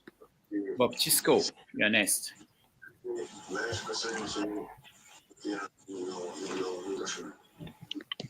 Yeah. Hello, Dr. Damages, can you hear me? Yes. All right. Thank you, guys. Good to be here again. Our Sunday super tonic is what I call it. Yeah.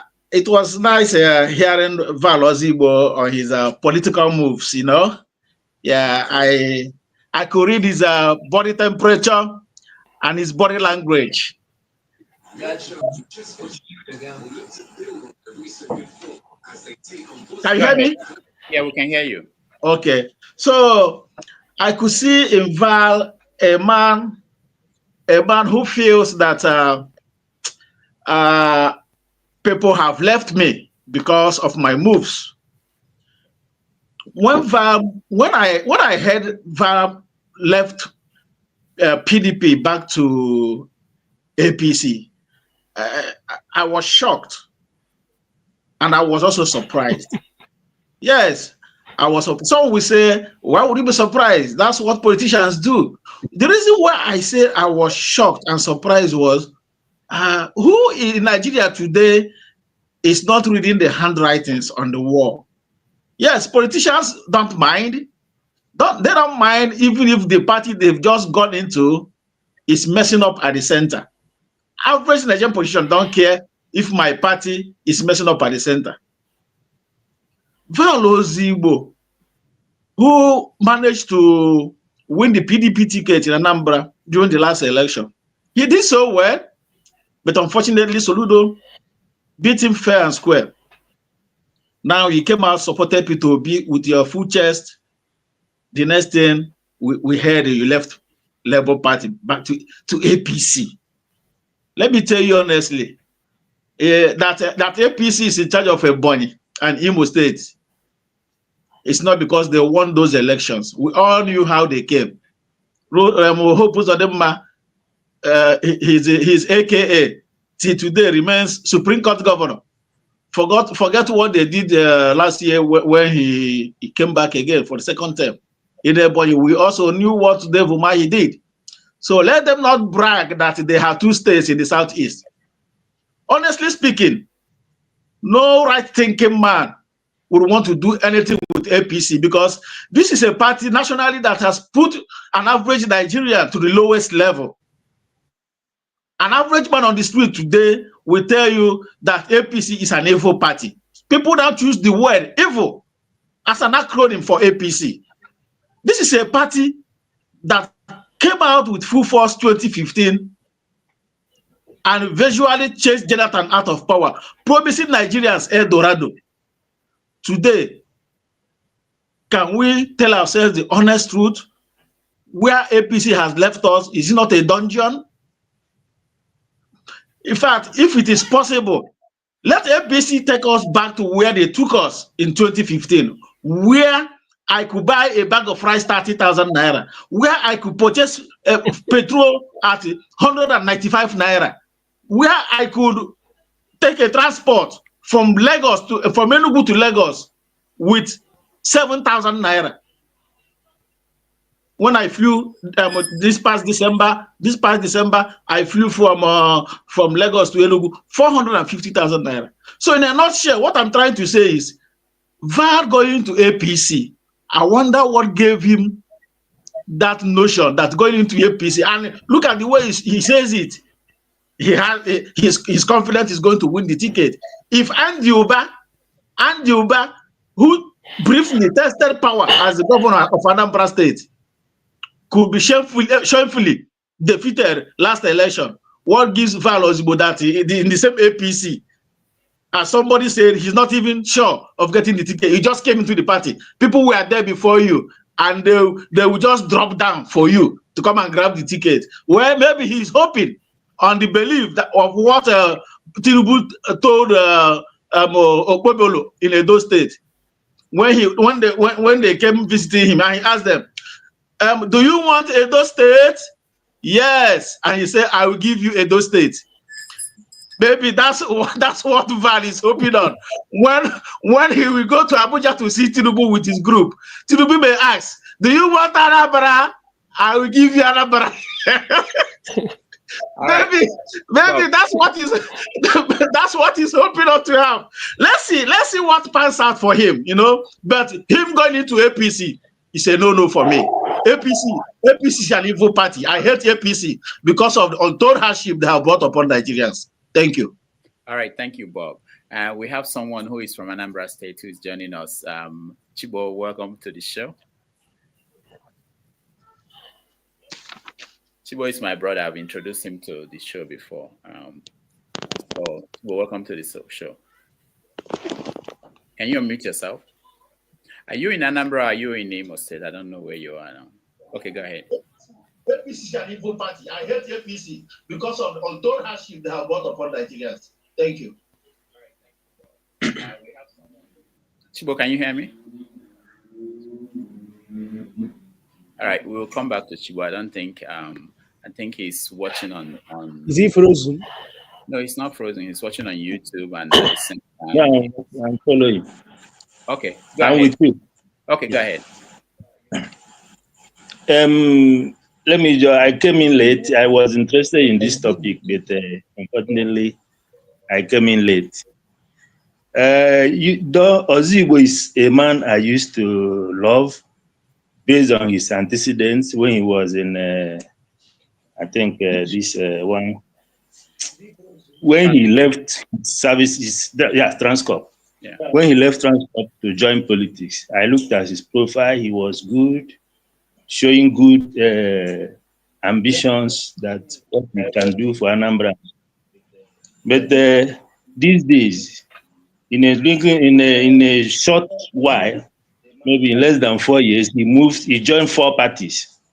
He's showing a very high level of desperation, and I don't even know what he wants to offer. So this level of desperation is pissing most Anambra off, because Anambra is not a state everyone can just come in and govern. I think he's losing it. If he has stayed permanently in APGA or PDP, then people will start to love him.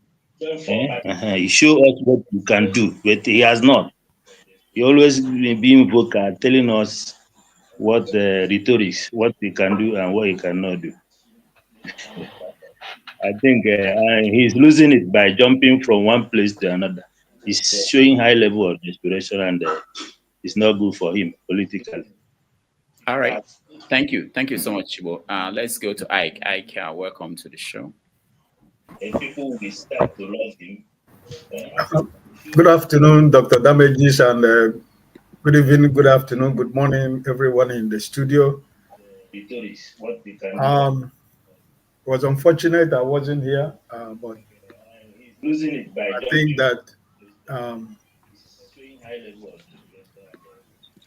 Val is so desperate to be governor of Anambra State that he ended up in APC, you know.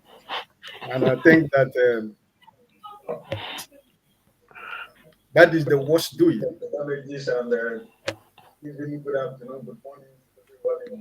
Sorry, I know there's a feed from, I'm trying to control. Yeah, very much. Yeah, it's from Chibo. Go ahead. Okay, thank you. So, like the last speaker said, for the fact that the Supreme Court governor is in Imo State and the one in Ebonyi State does not mean that APC is a party that anybody is needed in the Southeast.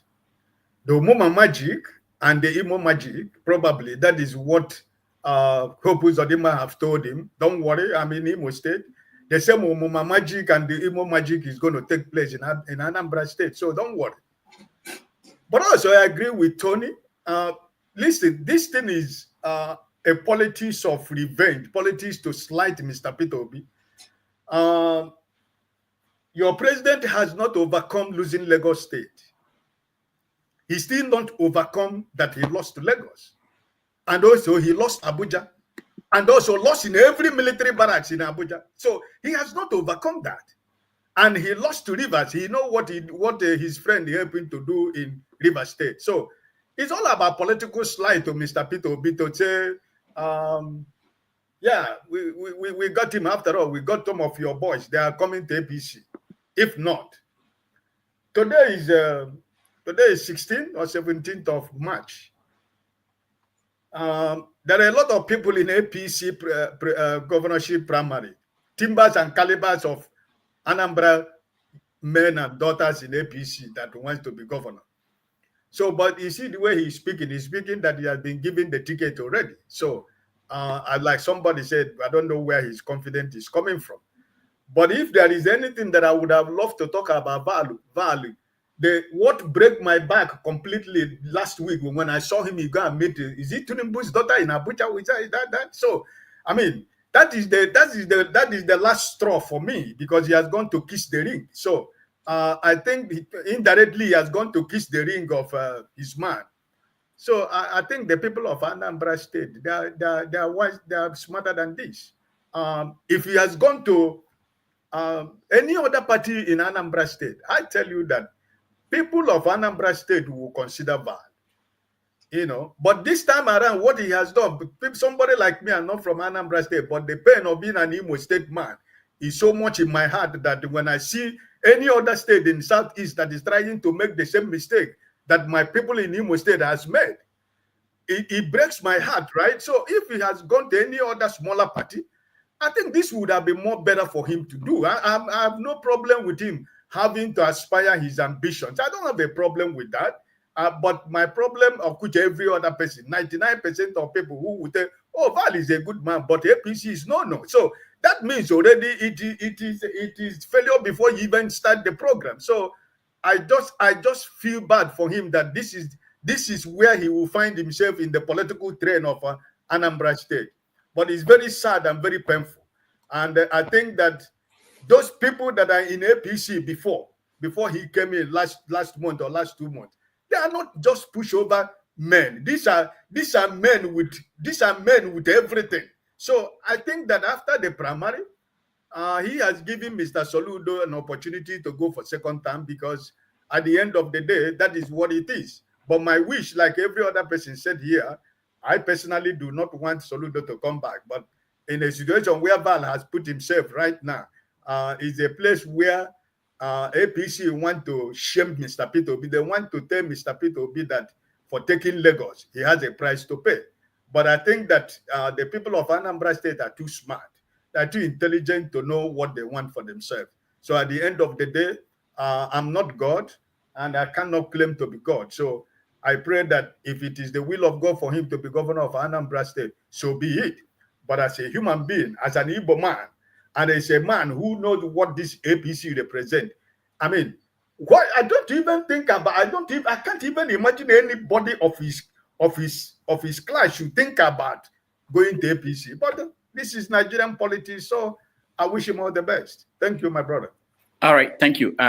CM, hold on, okay? Just let's get to Prince Akwachi before you. I know he's been waiting in a car. I think he's going somewhere, but he wanted to talk to us before he continues. Prince Akwachi, who removed him? Thank you, Dr. Damages. It looks like we're gonna be listing the person who is gonna be the person who is putting up people and taking up people or whatever it is, because sometimes you wait at the backstage forever and the person is just sidelining. However, my interest in Anambra is, I've said it before, I was born in Anambra, Onitsha precisely. I have families, relatives from Odekbe, from Okozo. So I am much embedded in in Anambra than even Enugu and all that kind of a thing. I love the fact that Dr. CM did ask him to name the streets or to name the roads that he talked about being washed away. I also love the fact that Okija asked him, Val and I could be edge mates. We're in the 50s, okay? I'm not going to hide it from her. But I will not see Tinubu's daughter and prostrate for her. What a shame. I will not do that. What kind of desperation is that? So that when he wins, Tinubu's daughter will come and impose Iyaloja in Anambra. Is that what he's planning or he's thinking? And how come he's so confident? He met people in APC. Those people he met in APC, does it mean that none of them is good? So except him, that is gonna come, that will liberate Anambra through APC. That I am, just like the other person spoke, I am sure it's not gonna happen. It's a shame. It breaks my heart. When I heard that he left Labour Party, yes, I was happy that he left Labour Party, but not APC. You cannot go back to your vomit. You cannot. I don't know who gives him advice. I don't know who it is that actually, I don't know who he takes advice from, but it's just a shame. So I'm sorry. I'm sorry. I'm not God, but for me, it's a no where he is. Yeah. Thank you. All right. Thank you so much, Prince. I wanted to, Kene is here. Are we even going to get to CM? I've been waiting forever. I know. All right. Go ahead, Kene. Okay. Thank you. Good day, everyone. My special greetings to the panelists this morning. I think all of them did marvelously well, especially Mr. CM and the Femi. Then we had Okija and Okija. Virtually everybody did well. The seat was very hot this morning, and I love it. And for the first time, I'm agreeing with my big brother, Prince Akwashi. For the first time, this is not about MAGA, it's about having common sense. So I agree with you today. So, and a man of prestige also, I saw him on the comment section. Everybody was very active. Thank you all for looking after, trying to seek for the well-being of Anambra, which is a state where I come from. You see, the current president in Anambra today, I don't like him one bit. I was against him during the campaign. At some point, I think I was leaning towards him again because I think he was the only, sensible option then. But going by what is going on in Anambra State today, But to have somebody like Valentine, I don't even know how to pronounce his name again because this guy broke my heart. I was really pained, when I saw him jumping from a Labour Party to APC, and especially when he went to visit the Iyaloja of Yoruba land. We can only have Iyaloja of Yoruba land. We can't have Iyaloja of Igbo land. That will never happen. And I don't know who actually advised him to, make this decision. The alternatives are very, very wrong. I don't think they're going to see the daylight in Anambra State. You were in PDP couldn't get you into office, and you think that APC will get you elected in Anambra State of all states. Hey, Chineke. See, whoever that gave him this advice just killed his political career. Look at the kind of woman being he was visiting. A woman that has no shame. But that's by the way. The desperation, what I see in him is about desperate fellow trying to be governor at all costs. And sorry, but I just have to use my language, right? I know today is not have your say. But when CM asked him a question that he should name the road, see, in as much as I don't like Soludo, I think there are some things that Soludo are doing, doing well on in Anambra State. When CM asked him to name those roads that were washed away, in Anambra State, he couldn't name them. And I think the seat got really hot then, and he had to find his way and leave. He should come back again. We are all brothers. We just want the good of our people. We shouldn't be running away from responsibilities. I don't think that is a nice idea. And him trying to conceal his reasons for jumping to APC. No, you are being interviewed. You are a job seeker. Tell us, what was your reason? Why are you concealing it? We want to know. Make it open. We are all brothers, right? But you trying to conceal it shows that there was nothing reasonable that actually made it other than desperation. And for the fact that you lied against your brother, Soludo, because you just want to become the governor, that is very sickening. I was in Anambra State. I didn't see any road that was washed away by any rain. I was in Anambra State just last month. So nobody would tell me that is a lie. I don't like Soludo, but there are things that he's doing right as a governor. And building of roads or the flyover, which I think the flyover is a useless venture anyway, but his actions against all these Dibia, Anyanzu, all these Ibobo and useless Dibias and those noisemaker pastors on the road. I think I commend him for that. Get rid of all of them. Don't pollute our environment with your noise. So I like him for that. And this is where I go opposite way with Mr. KJ. Actually, Mr. KJ, today you break my heart small, but no problem. You are my oga. So Valentine, please. Oh, I forgot my brother, Osita Dema. Osita Dema, you really represented. You know, that was very commendable. You know, see, we all want the good of our people. APC has no chance in Anambra State. It's very sickening seeing APC in Imo State and what it's doing in Imo State, and now you want to bring it to our people. I would say that you are against the progress of your people. You are against your people. And as you can see, or even on the comment section, you only see the APC, I don't want to call them APC rats, supporting him. And those are not from Anambra. They can't even vote for you. They don't have influence in Anambra State. So if the real people that they are going to govern are not supporting you, but you are seeking support from Lagos, from Abuja, I don't know who is advising you. I think that's all I have to contribute to this. All right. Thank you, Kene.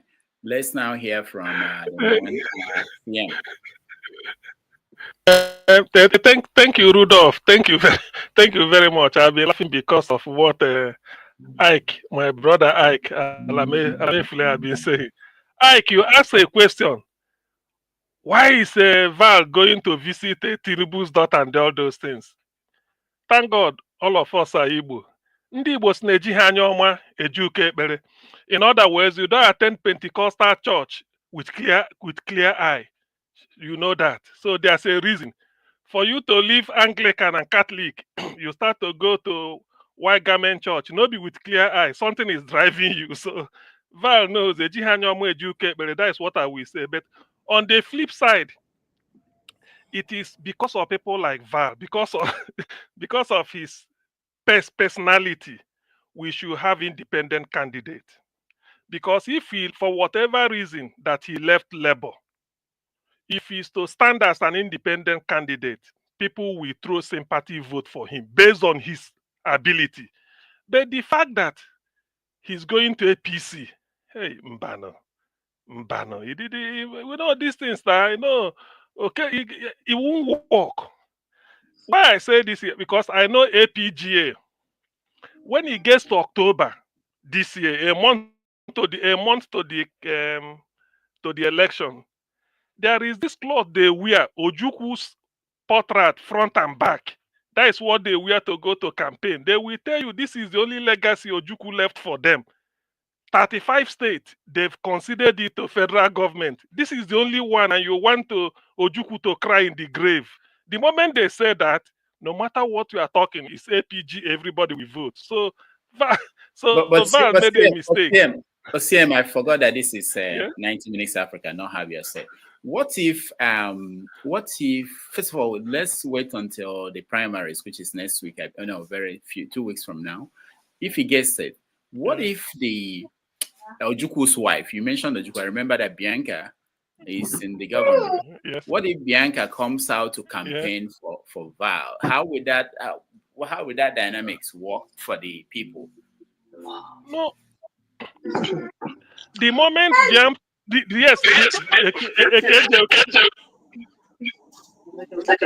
Rudolph, I think we will remind her that she's from Enugu State. KJ, wait. The moment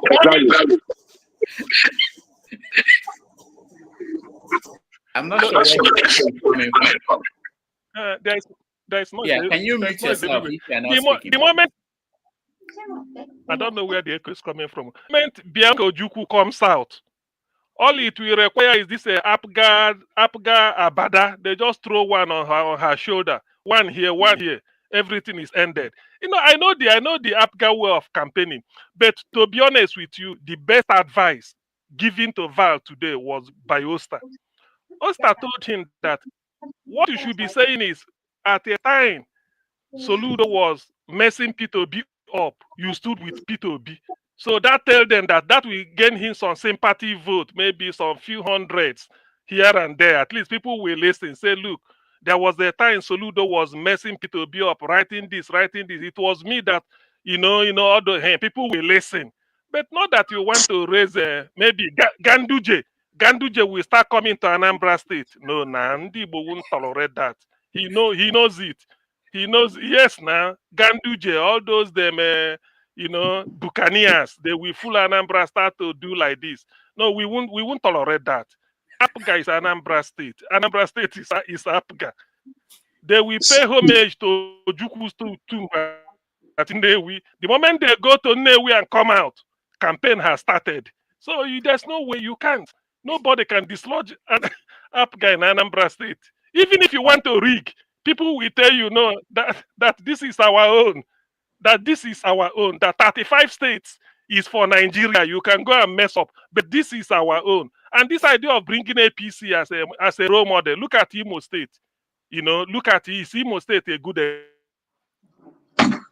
All right, CM, thank you. Let's hear from Osita Dima. I'll come to you, Dr. Dominic. I would have. I thought you're going to give me an opportunity to respond to what CM is saying. Okay. I will. Everybody. So go ahead, CM. Are you done? Okay, CM is done. Okay, let's go to KJ first, and then I'll come to you, Sadima. Yeah, thank you so much. And I want to lay my cards very clear. I'm a realist, and being real sometimes help you to understand certain things other people don't. I don't go with emotion, and I try to be as far as I'm concerned. So far, most of what I've said on this channel have come to pass. I mean, Dr. Rudolph, you can go check what I've said in the past. Majority of the analysis I gave you about concern the move or the not, they are all playing out. And the last one, the other one I'm going to give you today is watch what is going on. All you see Erufai doing is checking out who is the best candidate to stand against anybody are going to throw out from the south. He's not there doing it for anybody. He's checking out the ground. He's a Boy Scout, scouting around, making sure that anybody who can shake the decision of 2027 into space, and they will map out who is speaking. Somebody's mic is on. They will map out good way to eliminate such a threat. But let's go back to what we are discussing today. Do you know the reason why I said to Mr. Val that he has a better chance and a good chance also of being able to win and do better? I was one of those who have rooted for Soludo since he was central bank governor. At least I have some. I'm not close friend of his, but I have friends who are his PAs and all that. Let's not go into that. But I'm saying that before he got into the office, he had a very good plan. Those plans he got into, for whatever reason, had not been actualized. Now, if they are not been actualized, and this is his first term, if he comes into his second term, he's not going to do more than he has done in his first term, because we know governance in Nigeria. Their second term is they are trying to consolidate the money they have already stolen. They want to make sure that if the next 4 years, 5 years, 10 years, they don't get into government office, they already have enough money stored away for themselves and their family. So it's not a question. I'm not being emotional here. Now, also let us go to the issue that CM raised, which is very important. This is ABGA. ABGA is a Igbo party. We all know that. Left by the late revered leader Odumegwu Ojukwu, whose wife invariably, what do you call it now? The custodian of that stool is now a minister under APC. And you people want Val, who is not related in any way, to now not go to APC because you feel that it's going to be coming against Ojukwu party. The person answering Odumegwu Ojukwu today is not answering, is also in that party. People didn't see anything wrong with that. And for my brother who say you remind her that she's from Enugu State, people didn't remind her now that you are now taking the name of Odumegwu Ojukwu and attaching with an APC government.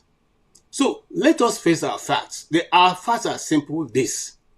We are yet to bring up a person in our community. When I mean say community, I say in Igbo land, who can say this is the way to go, gentlemen.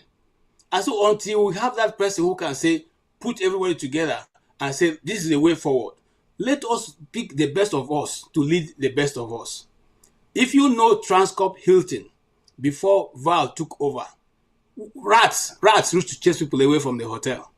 And I can say that much because I had a program that I recorded in the 10th floor for over 7 years. I was using it every week to do recording.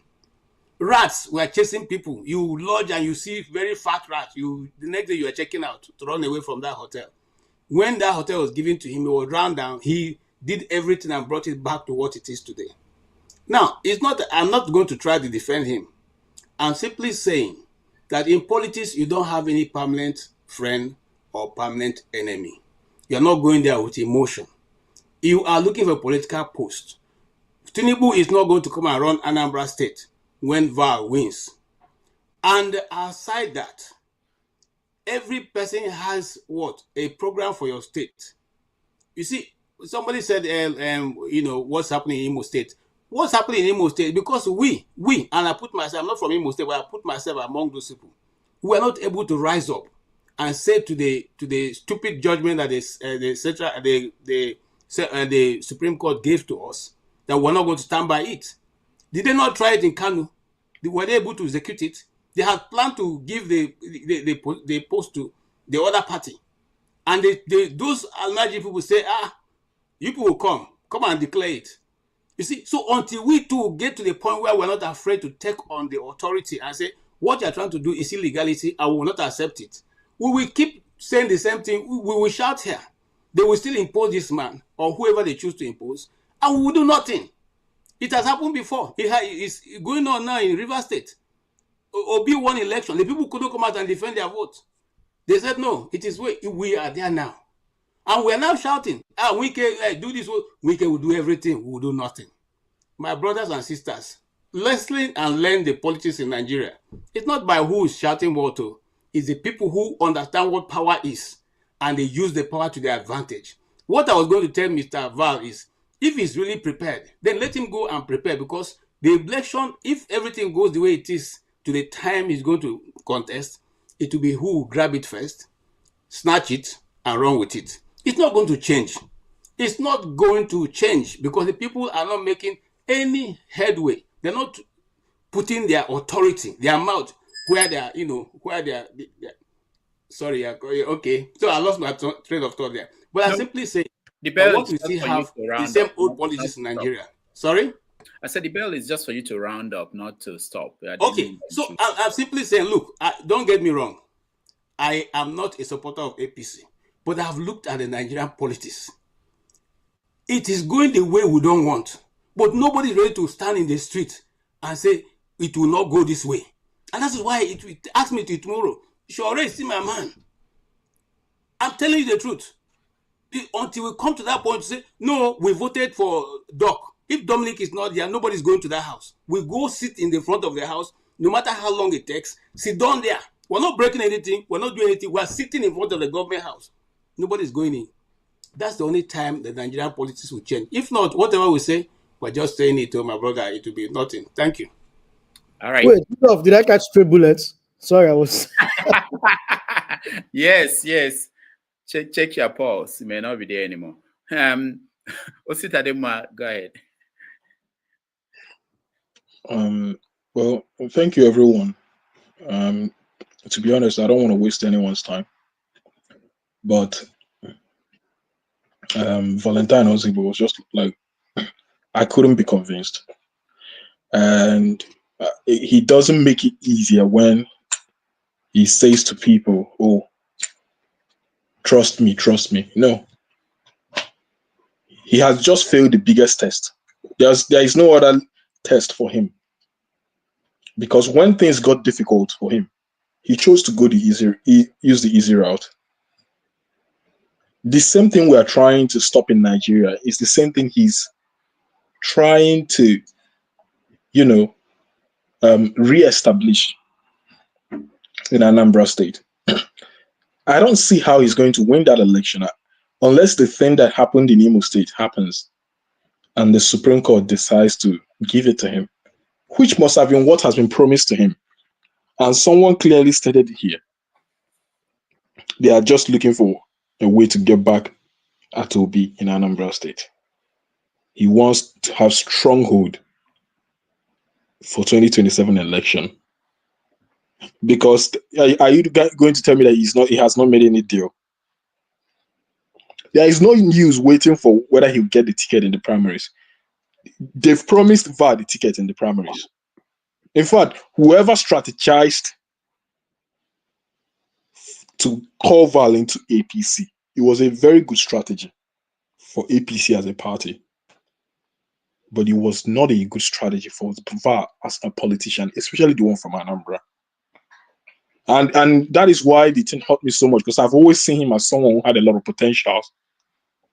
I will see him as someone who will, become one of those people in the Igbo.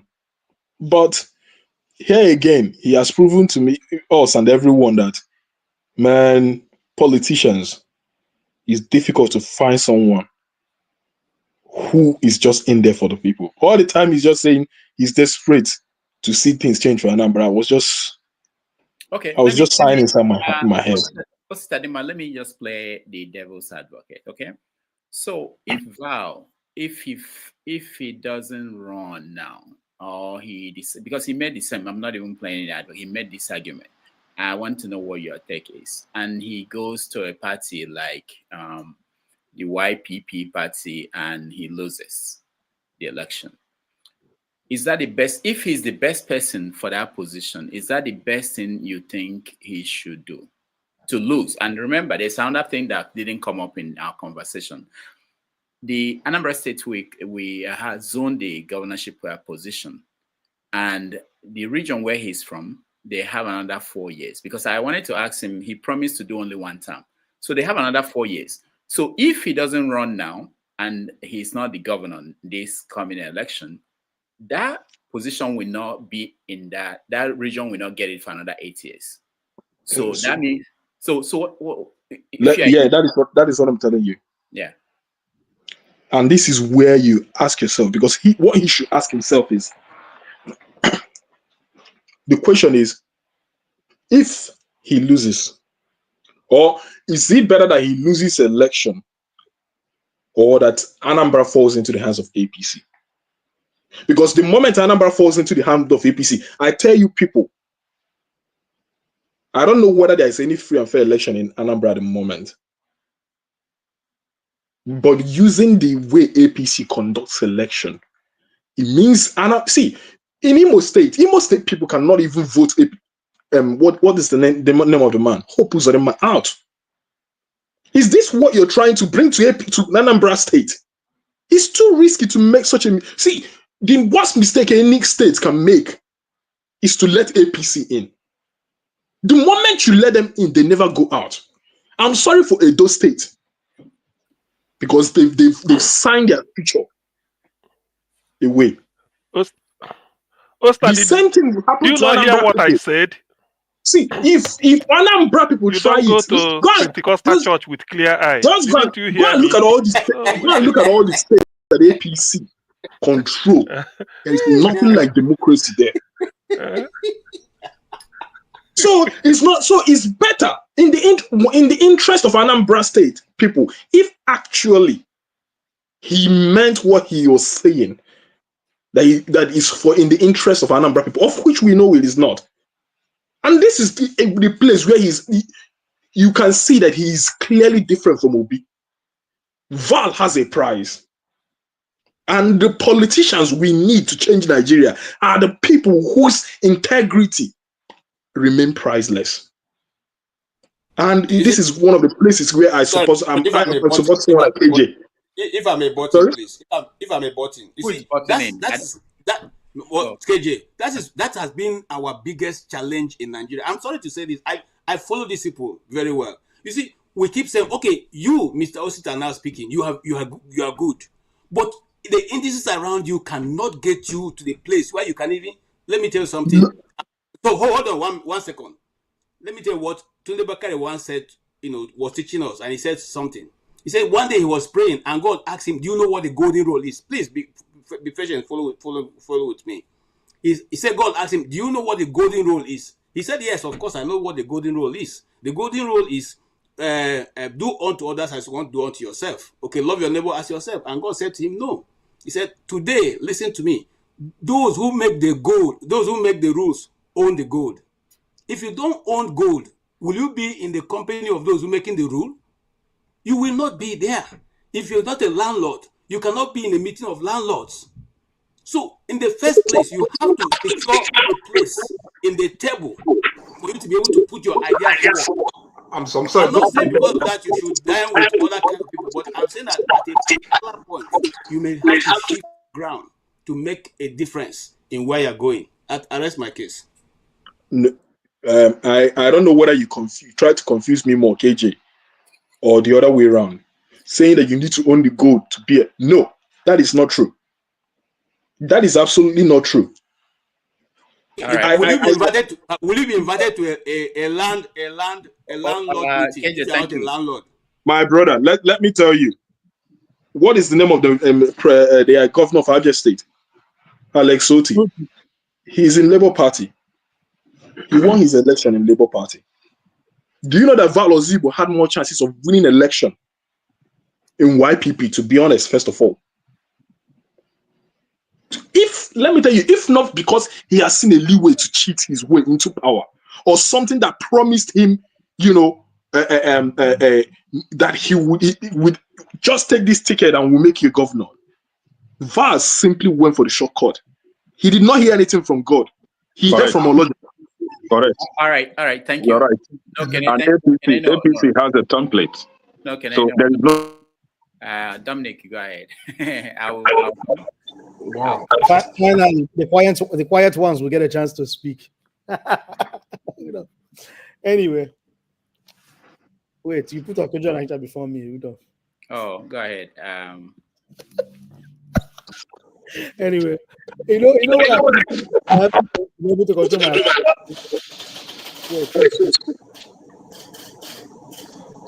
Hold on, it's Okija. Okija is your connection.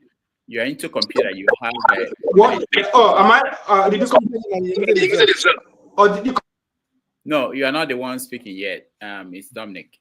Yeah, the reason why I've never been able to control my laptop for the last 30 minutes is I feel sad sometimes when people make big political miscalculation. If you're talking of calculation in terms of, am I jumping ship to somewhere that I have a chance of winning? Val has made the right choice. But if you're talking about retaining the respect of Anambrians, not just to win election, but for you to have respect, even when you win election, for to have that, that support, Val doesn't have it. Because it's one thing to win an election.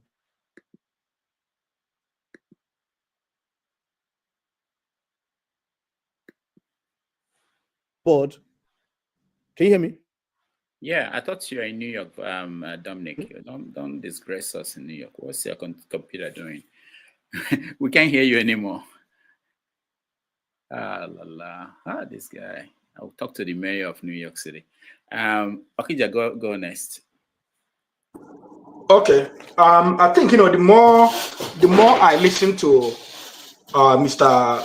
Val, the more I'm getting convinced that Tinubu one day woke up and said, "What am I gonna do to P2B?" And he decided to use somebody close to P2B to defeat P2B in Anambra. I mean, that's defeating P2B and taking his friend. I think he wants to kill one bird.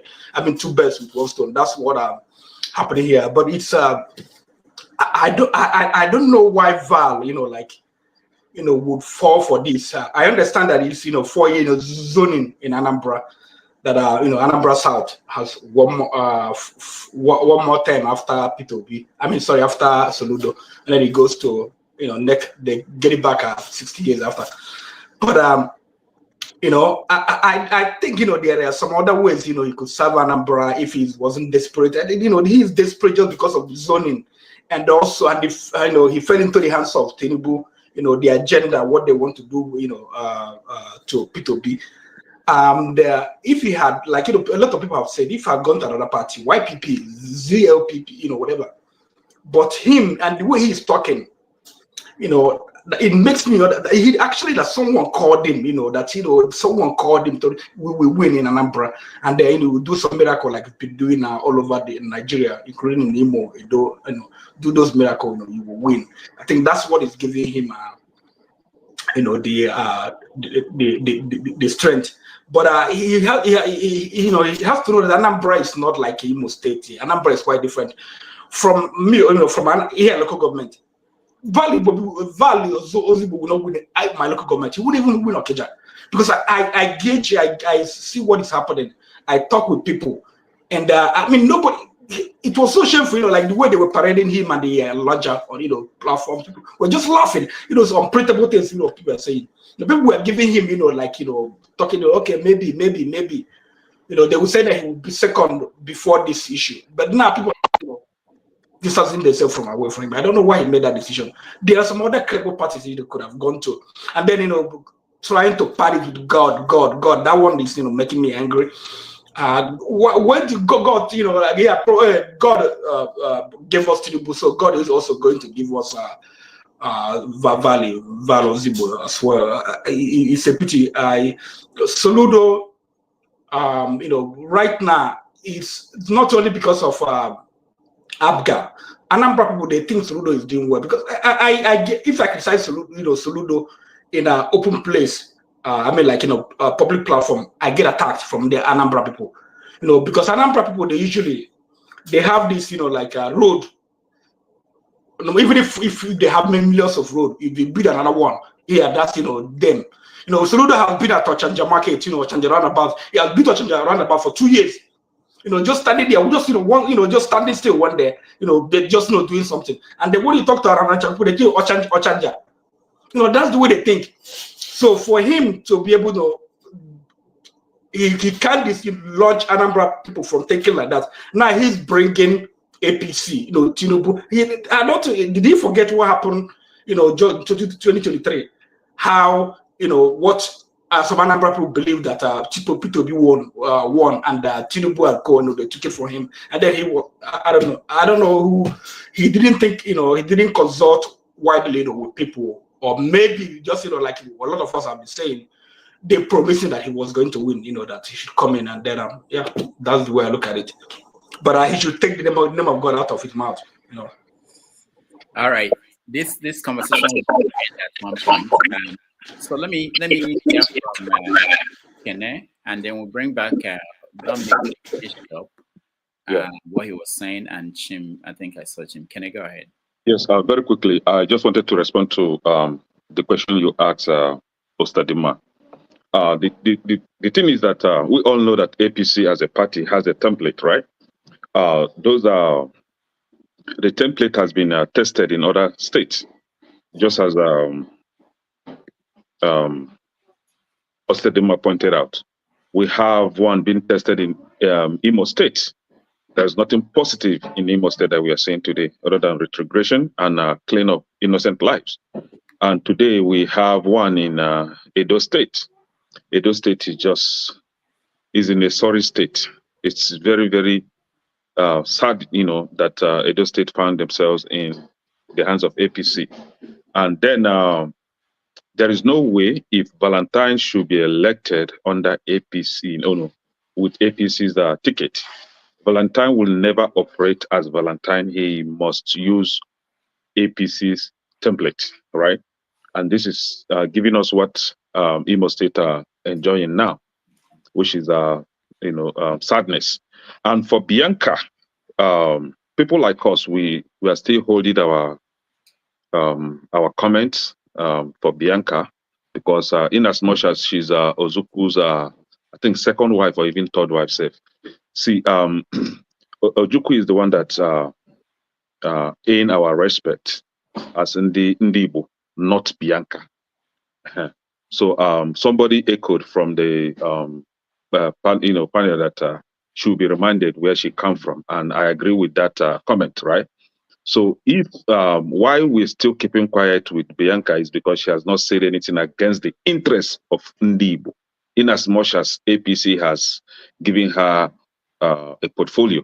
But any day she open her mouth and say anything against the interests of Ndi Igbo, that is when she would know that she has no credibility at all.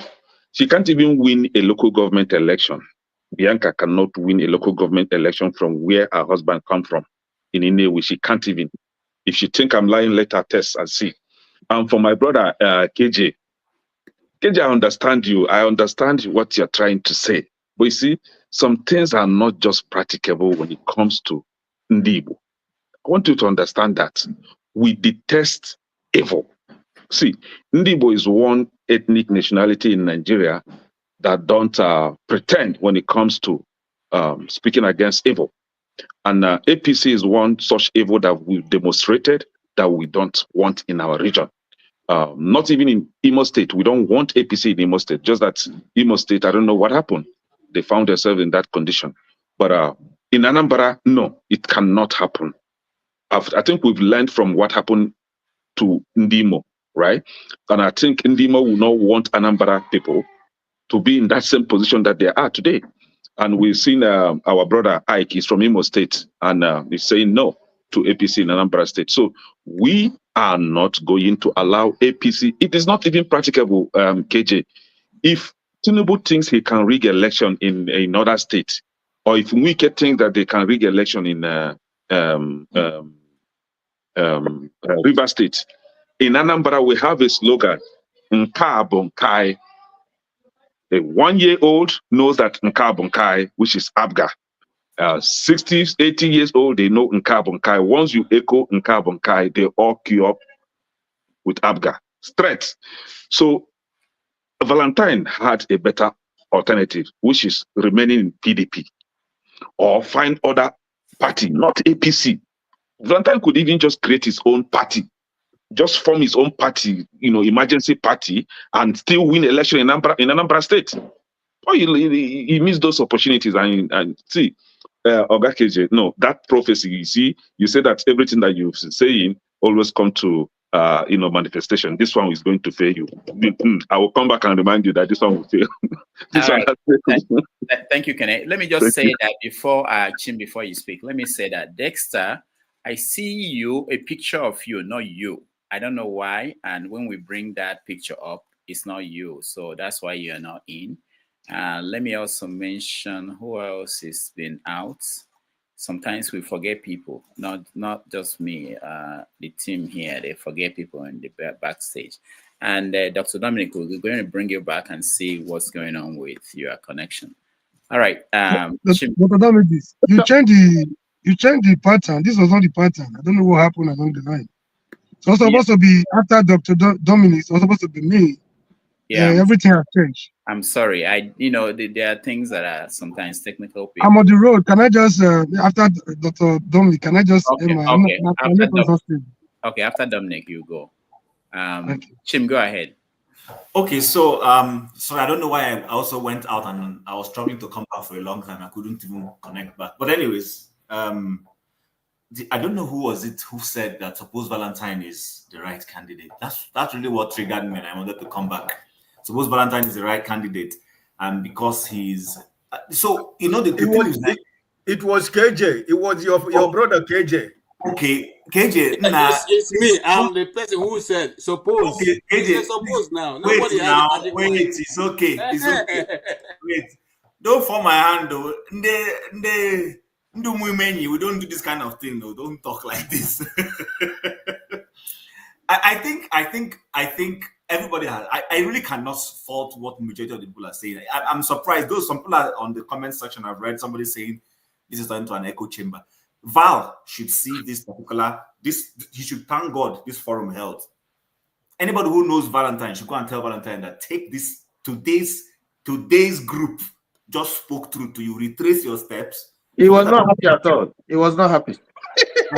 So no, but in case he's hearing, or in case there are people who might go and do what my community people call kepu kepu to him. You know what kepu kepu means? They should go and do the kepu kepu to him and tell him that if there is anything that will save his political career, is this particular event that held today. Perhaps he should forget 2020. Is it 2025? Yeah. Perhaps he should forget it and go and rebrand himself again. He has taken a step that will totally, stain whatever integrity anybody has for him in the East. Forget about whether somebody from the Southwest, APC can succeed in the Southwest. In the Southeast, I can bet you that 99% of clear-headed people see APC as an evil party. That word evil. Everywhere. Let me tell you guys, and in case he's listening, my uncle is the APC chairman in Anambra State. My uncle. He threw me out of a WhatsApp forum because I came there and told him this party is evil. Yes, he might be listening.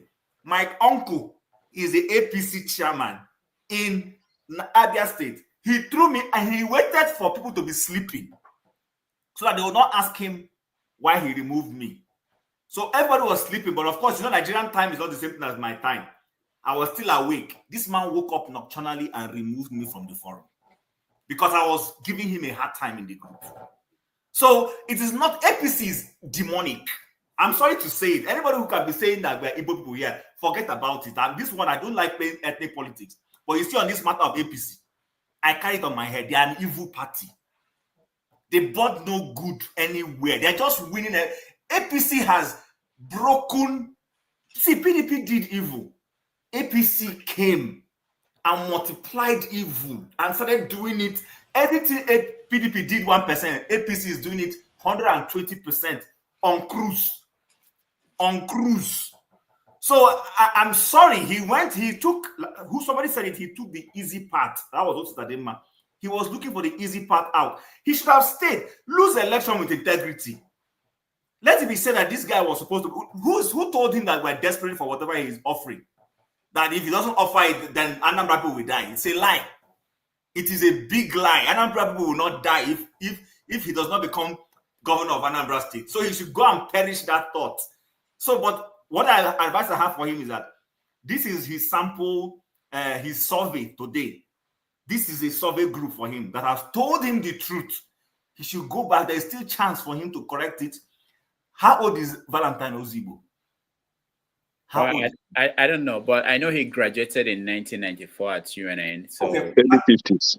Early 50s. Worst case, add 8 years on top of it. By the time it is the turn of his constituency again, he'll be 58 or 60. At 60, he can still be governor of Anambra State. If it is governorship he's interested in. Nigerians need to start learning that you can't keep taking this shortcut. It won't take us anywhere. See Imo State, like you rightly said. No, but listen, the average Igbo man doesn't like that guy. And these people know that they're not liked. That's why you see the way they go about their snatching, dragging, taking. If Tinubu is a good person, he will not be holding back River State funds. He will remember what Obasanjo did to him and he said no. Imagine bringing Ganduje to Anambra State. Come on. But because Tinubu is not Ganduje will now come and be climbing podium in Anambra State of all places. They are not a good person. It's Anambra not part of Nigeria. Not Ganduje. If it were in time of Oshomole as APC chairman, one might say, this Ganduje come and stand on the podium in Oka and be raising somebody. God. It was very strange. It was very strange. Sam, you are the one that drove Val out. That question was the soccer point. That boost you gave him that made him run away. People don't understand.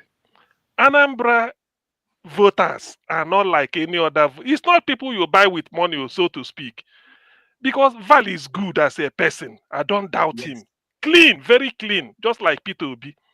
But that association with APC, if he had fought his way in YPP or like Kenneth said, suggested, in any party, people will look at him and say, yes, how can you go to APC? APC in Nigeria today? No. No, now. No, Anyway, and they're in Anambra of all places. If it were in the north or southwest that welcome them, you come to Anambra, you're talking of APC. Do you know that in the last election, it's official that APC did not participate? No, it's true because INEC disqualified APC. Yeah. It's official. They disqualified them because they started their rigging by going to different polytechnics in Anambra, registering students, announced that they have more than 300,000 members, such that when they now rig with about 800,000, they say our members are many, not knowing that Anambra is where they are smart. In the end, they shot themselves in the leg. Nobody voted for them. Anyway, that is a story for another day. So he made a mistake. He knows it. Dr. Damages, you need to not apologize. No, you need to let your guest know that we are saying this out of love. It's not out of it's not from hate, right? We love him. Like me personally, I said it here. He broke my heart. This is somebody I love so much. I even took a picture with him when they came to US, right? But I really felt confused. Just let him know that we are not saying this out of hate. Issue. Can you guys take it easy, my brother? Take it easy, man. Again, I want to say this again. All of you are working on a very, unseen line. This is you can't predict what will happen tomorrow. Most of us were here saying nothing. Tinubu was not going to win. He said Omilokon. We were here. And he was behaving as if he was going to die the next day.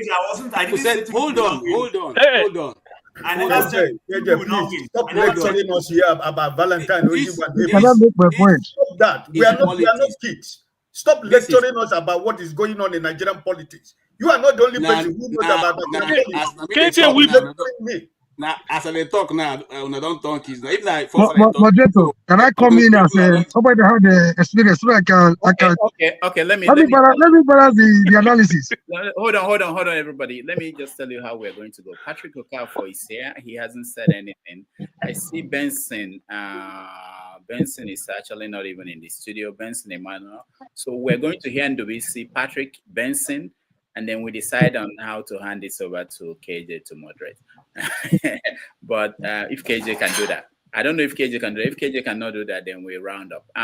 Patrick, NWC first, and then Patrick. No, Dr. Damages, you said after Chim, I was going to talk. Let the moderator speak first. I forgot again. Please. Okay, all right. Yeah, NWC, hold on, okay, because he has to go. Our comrade. Sorry. My contribution in this regard is going to be very vital. Not because I'm not more knowledgeable than every other person, because I'm going to speak out of experience. Because of what we just I'm from Edo, so I'm going to give you practical analysis of what's going to happen in Anambra State. CM, you might not like what I'm going to say today, but today you also give me an opportunity to know that you're not a gentleman. I thought you are gentle. You're not nice to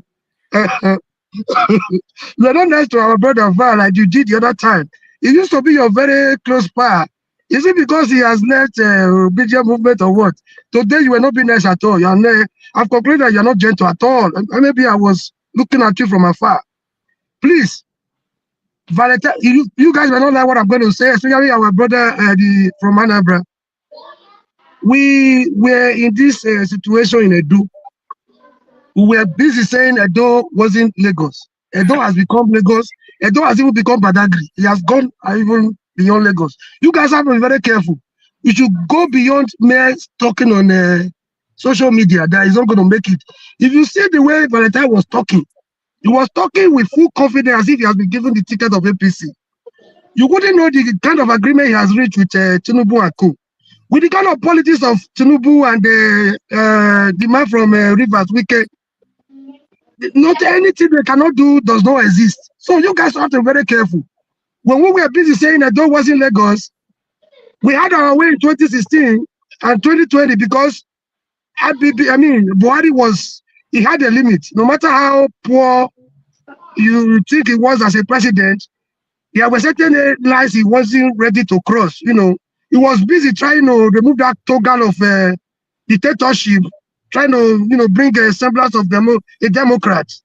So you guys have to be very careful, except you guys are good. I don't know. I don't want war in Anambra State.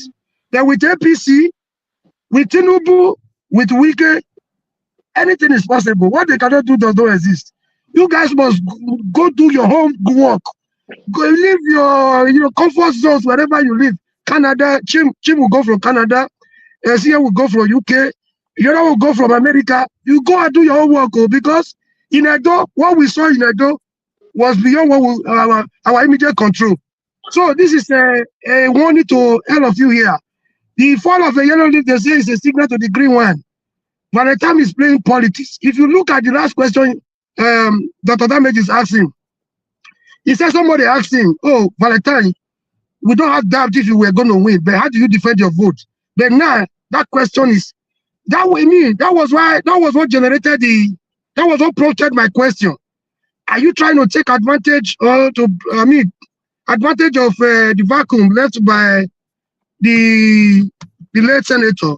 And again, he didn't answer the other part of my question when I said, are you trying to, do you think you're going to take advantage of what happened in Edo that will work to advantage in Anambra? He was silent on that completely. I was asking questions based on my personal experience. On this note, I rest my case. He's playing politics and he's playing a very smart one. If guys don't take it, Canada has been laughing at me that you are from Edo, you could not do anything. You will be in the same boat with me very soon if guys don't take it. Thank you. And I rest my case. I wasn't mocking you, Omori. I was just showing concern, you know. Great. Thank you so much. Always interesting to hear that what is happening in other places will not happen in Anambra until. Patrick Okafor, welcome to the show. Oh, Patrick, hold on, okay? I made another mistake again. Ndubisi, I don't know what you did to us, but Ndubisi, hold on. I've begged Ndubisi to hold on for Omori, then I forgot again. Ndubisi, go ahead. Okay, thank you once more. I just want to say that we have so much work to do on this issue of the Anambra election. I know KG has been sending some warning signals, just like Mr. Moregi as well. APC, they have their plans. I think Anambra is perhaps the only state they've not had a stronghold on. But they want to, I want to believe strongly that they have given Mr. Ozigbo their ticket. They feel that he's popular and with the OB effect that he may be able to convince people, then surely they want to rig the election for him and make it look as if probably he won square and fairly. So the only way to stop the APC, because it's not even Valentine, it's the APC, they want to make an inroad here and take that place. So the only way is for the people to be well aware and get ready. This time, I know they usually do that, they defend their votes. They should even be more stout this time and defend their votes and avoid any confusion or any disagreement among themselves on how they want to vote, because APC is a no-no for Igbo land. They are never good. They are a poison to Nigeria, and if they come in there, they will retard any progress that our people have made in Anambra State. That I'm sure, because I don't know how Val will be able to bargain with them if he goes in there, because they must have given him some conditions. He may not want to say it. They've assured him that they will use the federal might. If he loses, they will go to court. If the margin is a little bit slim, they will go to court and use the Supreme Court, because they are not in control of the Supreme Court. The Supreme Court does their bidding. So it's going to be a very serious thing. So Soludo should not do his usual professor stuff and all that and talk clearly and take things for granted. He and other candidates, they should prepare themselves very well, do their campaign very well, and convince the people to vote them, and remind the people that APC is a poison to Nigeria. And nobody, it's not even about Val now. The issue is not about Val, but the thing is about APC. Because if they come in there, it will be retrogressive for Anambra. Thank you. Thank you, Ndubisi. Patrick Okafor, you're next. Welcome to the show. Hello, good morning. Where is morning now? Are you in Australia? No, I'm still extending my greetings, but I noticed that my program is echoing right here. So if I talk, I kind of hear myself echo again. So that was why I paused. So I was trying to say good morning, good afternoon, good evening from wherever you are tuning in. And I have listened to a lot of comments with regards to Valentine Ozigbo's inroad into the APC political party with respect to the Anambra State governorship election coming up this November 2025. And I share your sentiments, and I quite, really empathize with the various comments and sentiments that has been made here.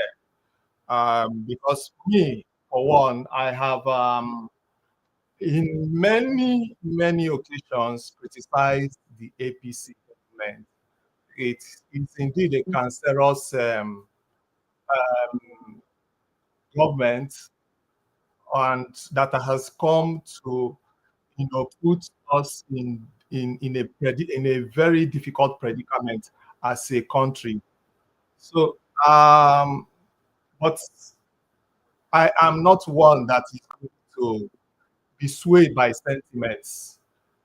This is about governance, and governance has a lot to do with politics. In fact, we are talking about politics, and from the comments made by everybody, I can be rest assured that everybody has shown that they are politicians, and they have made their own comments based on a political point of view. But I want to stick with the facts, and that is where I will now, on that basis, that is where I will now make my own submission. With that, I'll start with some premises. The first premise I want to make is we all agree that Labour Party is currently in ruins. That is the first premise. The second premise I want to also make is that the PDP is even in worse condition than the Labour Party currently, because it lacks leadership at the moment. The third premise I want to make is that Wike, Nyesom Wike, the current FCT minister, has captured the judiciary. And that same Wike that has captured the judiciary is answerable to Tinubu, who made him the minister of FCT. The fourth premise I want to make, someone talked about the possibility of, or as an option, the possibility of Valentine Ozigbo joining, vying for this election as an independent candidate. Now, the premise I want to make on that is that is not even the case. It is not possible. By the laws of Nigeria today, independent candidates cannot fly. It is not possible. They made several attempts in the National Assembly to pass that bill, but for selfish reasons, of course, the National Assembly did not allow that to fly. So that also cannot fly. The other premise I want to make is that Soludo is the incumbent governor of Anambra State and will definitely use his power of incumbency to vie for this election that is coming up in this November 2025. The next premise I want to make is that we have all agreed that Soludo is not performing, and we would want to prefer another candidate, most preferably Valentine. had it been that I want to now borrow your words, had it been that he is still in Labour Party or has joined another party that is not APC? That is the premise. Now, on these premises, I want to ask, what options has Val, given the circumstances that has presented him? Is he going to buy the election for governorship in this November 2025 from Labour Party that is already in reign? That is not possible. Is he going to buy under PDP that I've already also said that is in reign? It's not possible. Now, the reason why I made the issue of Wike having captured the judiciary as a premise is because all elections will end up in court, whether we like it or not. As much as we like to pontificate of how good and competent and honest a candidate should be, a candidate should not jump from one place to another. Meanwhile, I've heard somebody made reference to P2B. That P2B, after all, we have now seen that P2B is on his own. Okay, I'm going to round up. That P2B is eventually the only standout person with honesty and competence. But this P2B has joined several parties. In fact, after he governed Anambra State for 8 years from ABGA, he joined PDP. Now, the point I want to make is that the only party that is feasible and factual that Valentine Ozigbo can use to win election and match Soludo power for power with his incumbency, his state incumbency, is the APC. We can let us forget our sentiment about how we hate it. I hate APC more than all of you in this studio. I hate APC. Now the point is this: is Val competent? That is the question we should be asking. Is Val competent? Is Val going to rule the state, or is APC the person that the individual that is going to rule the state? Those are the questions. Now, I want to also bring to the fore that people suggesting that Val should go and join another party or build a party of his own. This, we are talking about November 2025 election. Let us forget all these sentiments that we are carrying about. If we really want Soludo out and we believe that Val is the person, why condemn him because he joined APC? That is the problem. We are not sincere. All of us, most of us in this studio, I've seen your backgrounds. Most of us are in abroad. Many of us will not come home to come and vote election, not to talk of defending votes. Let us forget this thing, I beg. I'm not for sentiments at all. When I'm done with Anambra elections, with Valentine Ozigbo winning under the party of APC, then I will face APC squarely with all my anger, because APC is still a bad party. But Val has experience. Now let me for reference. What's his name? The man in Abia State. Oti is a competent governor. Do you know why? Because he was coming from the corporate section. There's a paper I wrote about how you can transfer your competence as a corporate leadership into governance, and that is what Oti is doing. And I believe Val will do the same thing. For reference, Soludo has never been anything. Forget that he was the CBS governor. That is government job. If he really can place his leadership, why didn't he lead a corporate establishment? Let us know what he can do. So what I'm saying is that Val can transform and transfer that his corporate abilities and leadership, just like he did in transport, in governance. So I rest my case at this level. Thank you. Thank you, Patrick. Benson, I'm sorry. I know you've been behind the scene for a while. Thank you so much for waiting.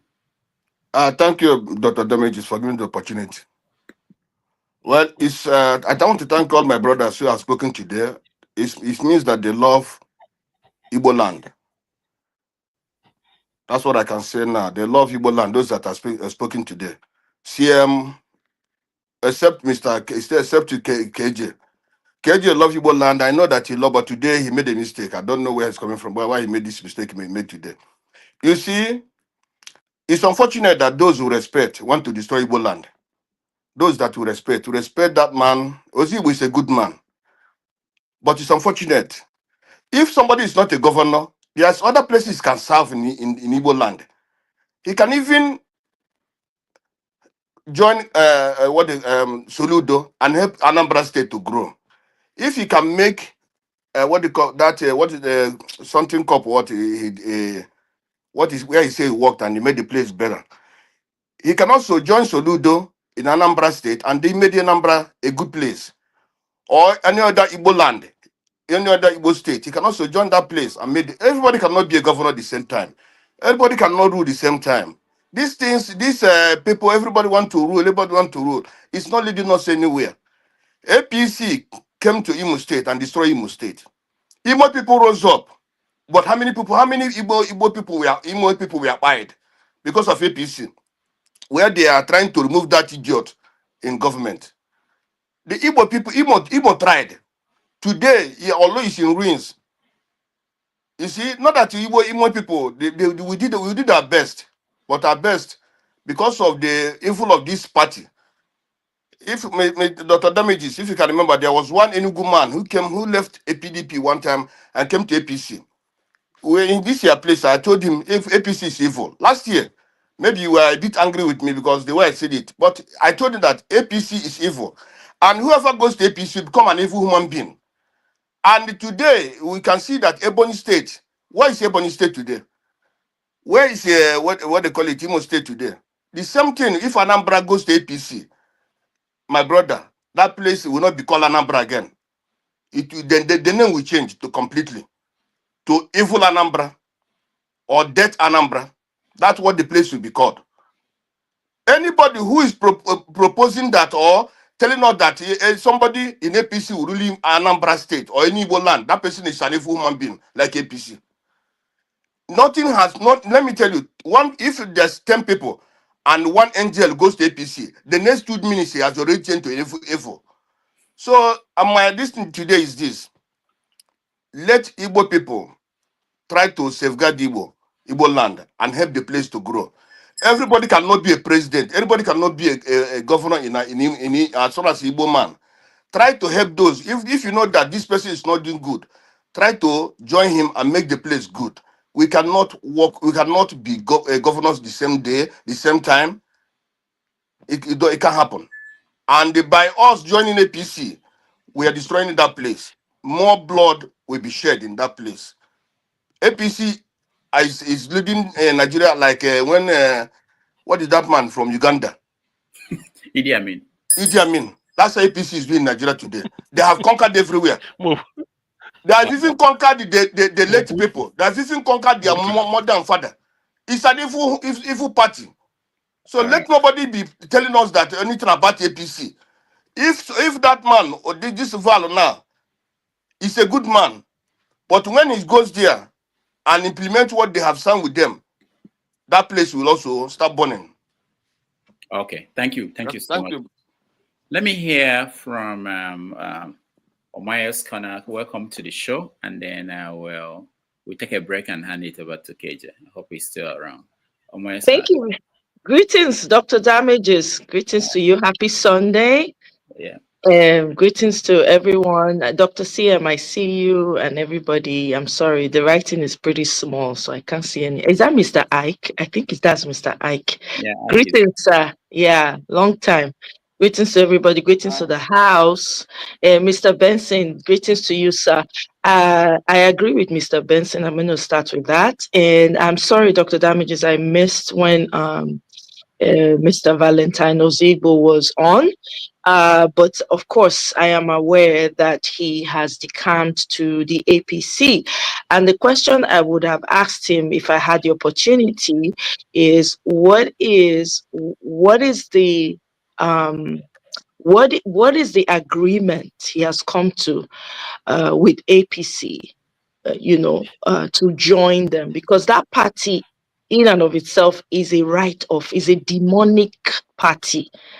I understand that, you know, he might in his mind, or, you know, and I'm just trying to cosplay here, think that when he joins APC, they're going to support him. They have the power of rigging and all of that. But why would you even want to come into become a governor in that, from that angle? I don't, it doesn't, to me, it doesn't make any sense. I just think that the party always would require you to sell yourself out and sell your people out. We can see it play out in Edo State. You don't even need to look far. Go check out what's going on in Edo State right now. It's been handed over to bandits, cult members. Okay, now Edo State is one of the worst developed, let me never put developed in that statement. It's one of the worst states in Nigeria. Okay, and this is as at a couple of years back. Right now, it's going to become even worse than before. It's like a disappearing city. Okay, maybe they're trying to make it ancient again. I don't understand. But anyone who is thinking of joining APC, you know, and to Mr. Valentine, in case he's listening, he should take a look at Edo State. The man literally has no voice. He doesn't, his opinion doesn't count for much. They tell him what to do, and it's so clear. Why would you want to subject yourself and your people to that? I don't understand those of us that come from the South. I really don't get it. It's almost like they are so comfortable with this abuse of power for the longest time from those who have held onto it for so long. Why would you want to partner with a known criminal, a party of devastation that kills, steals, and destroys, just because you want to win an election? Get power by every means necessary. Why would you even have that mindset in the first place and then want to come in? What makes you think that you will have the capacity to do the work for your people like you want to? What makes you think that you haven't already signed in the fine lines without you reading the fine lines of whatever agreement? Just because you feel like you're going to be you'll be surprised, Mr. Valentine Ozigbo. They would not give you that position because they might see you as somebody who will push back on a lot of things. That is, if they haven't given you, if you haven't signed off your rights already, and give it to someone that they can control. Do you want Anambra State to become like Edo State? Because I'm not understanding. Do you really want Anambra State to become like Edo State? Shouldn't you all be thinking of how to move forward and do better and bring about development for the people? I mean, the Olu of Warri, I don't know if anybody here has heard. This man has provided free education for his people. He's given his people stipends for those who cannot afford. He's provided houses to them. These are the types of people that we should. There's so many things you can do without being in power, for crying out loud.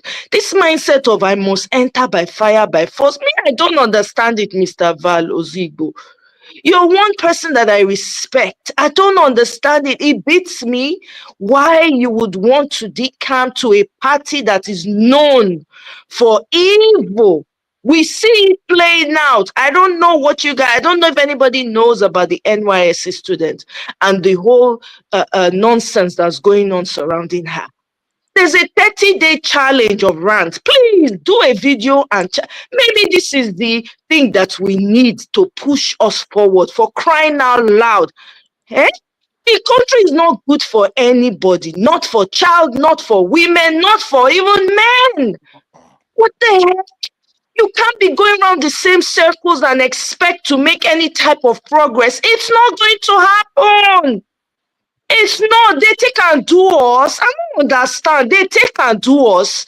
Why we not believe in ourselves? Why we not believe, say we fit stand as one? Collect this thing. Now South, now they suffer past. South is even good. Where me come from for Edo State, it is disappearing. We don't even come get voice again. Now they run things for Edo State now. Come on now. Come on. I wouldn't wish it on any other state. Please, I'm going to just leave it here, but I'm just going to say to everyone, please use your social media platforms to echo the 30-day challenge rant. Please, if you want to see anything change, if you want to see anything change, get behind it and do something. We are never tired to the talk every time. Talk. They say na clap, they say they enter dance. We know they clap since no dance yet. They happen. This is not funny. I feel frustrated. This is why I don't come on your shows, because I'm tired of talking. I'm tired. Omoye, I see you also talking on your platform. I know I'm talking too, because unfortunately that's all I have right now. I'm not in Nigeria. You know what I mean? If you say I did Nigeria, they will not arrest me multiple times, because I can't. This is too much. You know, if God the team na talk, na men full here. Na men, maybe they say na men be the leader. I know that maybe they teach that thing wrong. I go look it one. You understand? Maybe I say we go look the history, because I'm not sure say men really be the leader. Right now, I they think now. It's the same way they said that we are the Africans are the beast. Meanwhile, if you look at the people that have killed more people in this world, they are white people. Exactly. Yeah, so it may not be true that men are leaders. I don't think so. I'm beginning to see it, because two women now don't come out, don't shake Nigeria. I never see men come out. Some are not versed. I don't have anything personal against men. I have brothers. I had a strong father. I have strong brothers. I have a lot of strong friends. Dr. Damages is strong. A lot of you here are strong. I'm just saying. Don't come for me. I'm just saying. Right? The optics.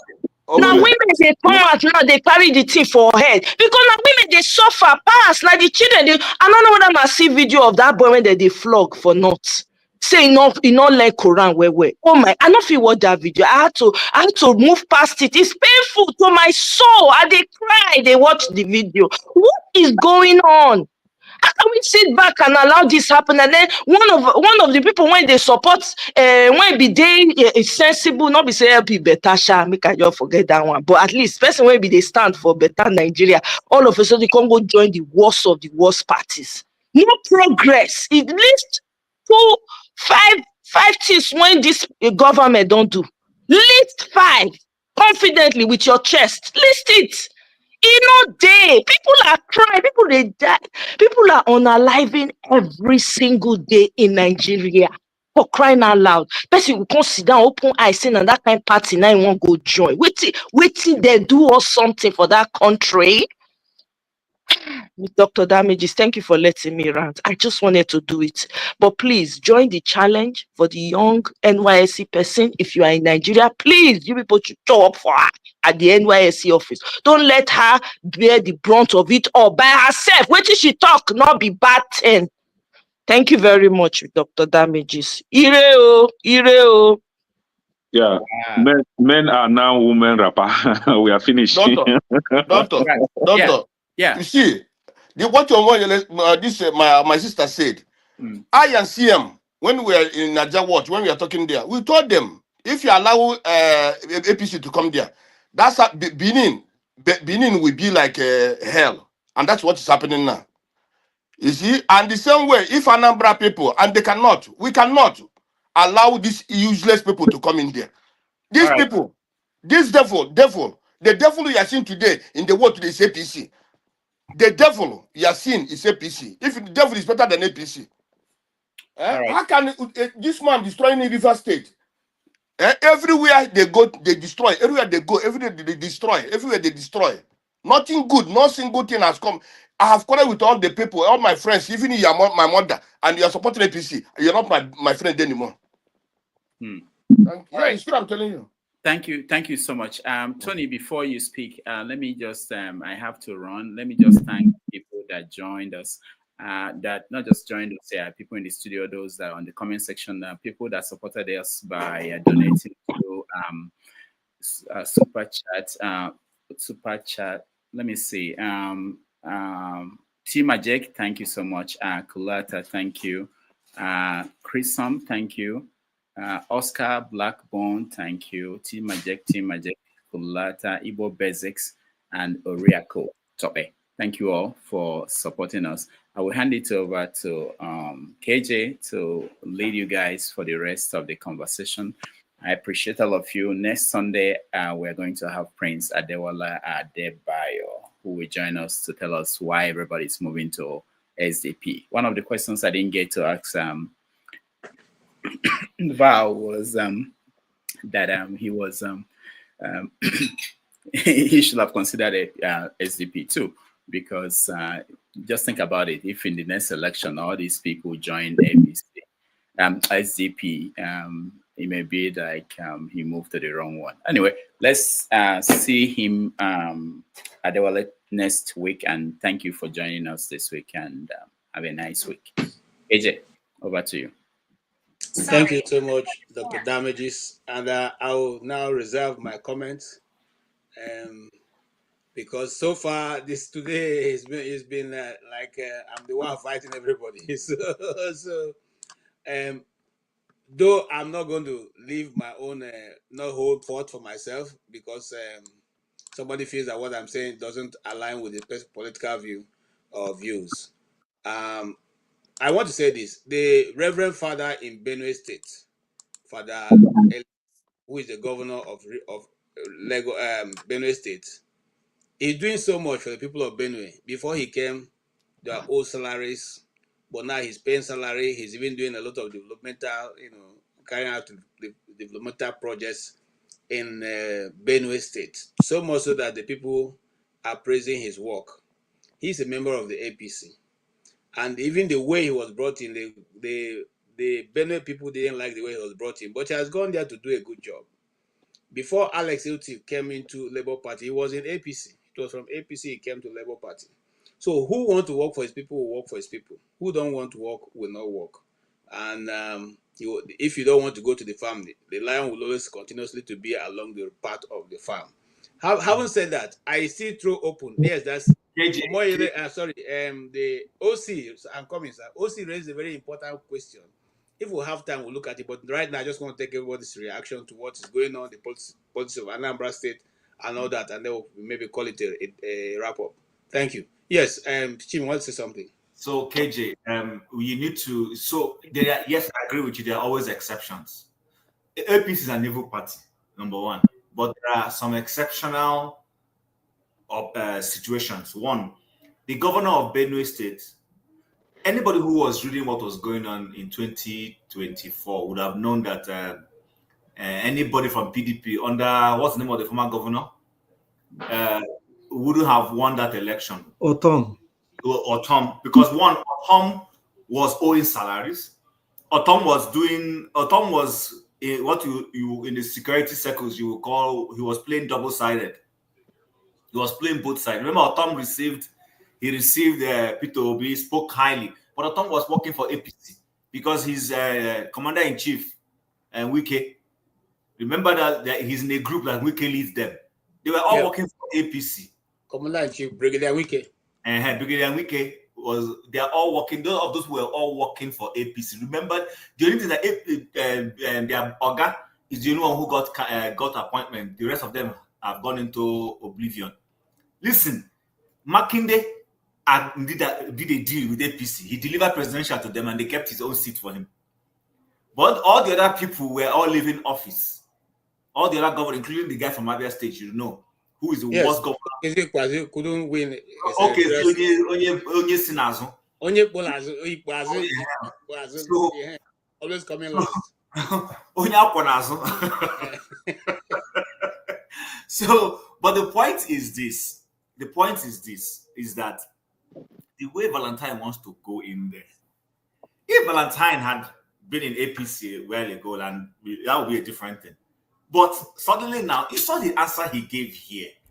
I mean, I wasn't the one who probed him when he said he went across how many states, how many cities across the world. He mentioned how many cities he went to Europe. He mentioned the ones he went to North America. And then all the people he spoke to, everybody kept asking him, if you stay in Labour Party, assuming you win, how are you going to secure your vote? And he said that he has that particular question now, he has resolved it. You know what the meaning of resolving it means? What it means is that he's agreed that APC is a rigging machine, and the only way he can go in there is to go and help be part of the rigging machine and rig himself in. So in other words, let's even assume Anambra people say, okay, you know what, whatever it is, we want to keep Soludo. What he's saying is that he will go against the wishes of Anambra people because he believes, you see, listen, I think our Nigerian politicians have this messianic tendency. Even P2B shows those tendencies too. When I say it now, some idiots will come after me. He shows those tendencies too because, I mean, I saw a post somebody did today on a group I belong to. They said APC wants P2B, SDP wants P2B, PDP wants P2B, youths want P2B. We are waiting for P2B. And I told the person, I said, I don't agree with that. Yes, P2B is a good man. He's a good candidate, but everybody cannot want a P2B. If everybody is wanting P2B, then something is wrong. Something is wrong. It means you're saying that there are no other good candidates anywhere else. It just has to be him. And that's a recipe for failure. Because he will go in there and he will fail. He won't be able to perform anything. So I think the quarrel with people is not that Valentine is not a good candidate. Valentine, like I said, I watched the Anambra gubernatorial debate at the last election. I watched it from start to finish. I listened to all the candidates speak. Yes, Soludo was, of course, reeling statistics and talking everything, but his body language he was very condescending to Anambra people. I told the person I said, this man is going to be very abusive. He said, no. I said, this guy, he has this superiority complex. I'm better than all of you. And he's exhibiting it. But the person who was on policy spoke very well, and I was hoping he would win, was Valentine. Valentine spoke very well. He did excellently well in that debate. But of course, the election didn't go in his favor. So I think he needs to, I don't know what his threshold for humility is. If he's a really humble person, he should retrace his step. APC can't take him anywhere. It will rather soil his resume. APC is an evil party, and I will say it any day, anytime. Anybody can quarrel with it on this. That party is low cost. Anything they enter, they will eat the whole. They will eat everything. What is remaining is for APC to start eating people's flesh. Okay. Thank you so much, Tim. Thank you. So thank you. We'll just have 3 minutes so everybody can be able to comment, and then we'll see if we can take one more topic before we round up. Yes. So if you don't mind, let me take it from Mr. Alamefula. Ike, go ahead, sir. Please, this forget what I've said earlier on. I'm no longer here. I'm just here now as a moderator. Please, so give your own point and leave me out of it. I don't want to be dragged into it. I'm not. You know me, KJ, for a long time. I'm here. I don't pander to. I don't apply sentiment when I'm saying whatever I say. I meant my words. No, I'm not talking to you. I'm just talking to everybody in the panel. But I'm just telling you right now because that is who Mr. Ike Alamefule is. That's me. I don't change. Nobody changes it. That's who I am, right? So why I was upset when you were making a comment. You are trying to lecture everybody here about Nigerian politics. None of us is an island. We are not coming from somewhere else. This is a country all of us belongs to. We know the politics that is going on in Nigeria. I have no problem what you believe, what your political ideologies and principle is. The only thing we can make an argument, but we shouldn't make it look like we don't know what we are talking about. That's what I don't want. Don't tell me I don't know what I'm saying. That's my own personal opinion, right? I am, as long as the Anambra issue is concerned, I have just made my case. The one case that I have made here is that Val Ozigbo is in APC in order to pay back Tinubu and his group about what P2B did by winning Lagos State, Abuja, and Liver the state they took away from us, right? That's one point. Second point is that, like Tim was saying here, look, if you watch this, after we finish, go back Go back and watch this interview. Take away, remove your political cap. Watch this as a common man in Anambra State. You can see how desperate this man is to become a governor. And this is not what we want.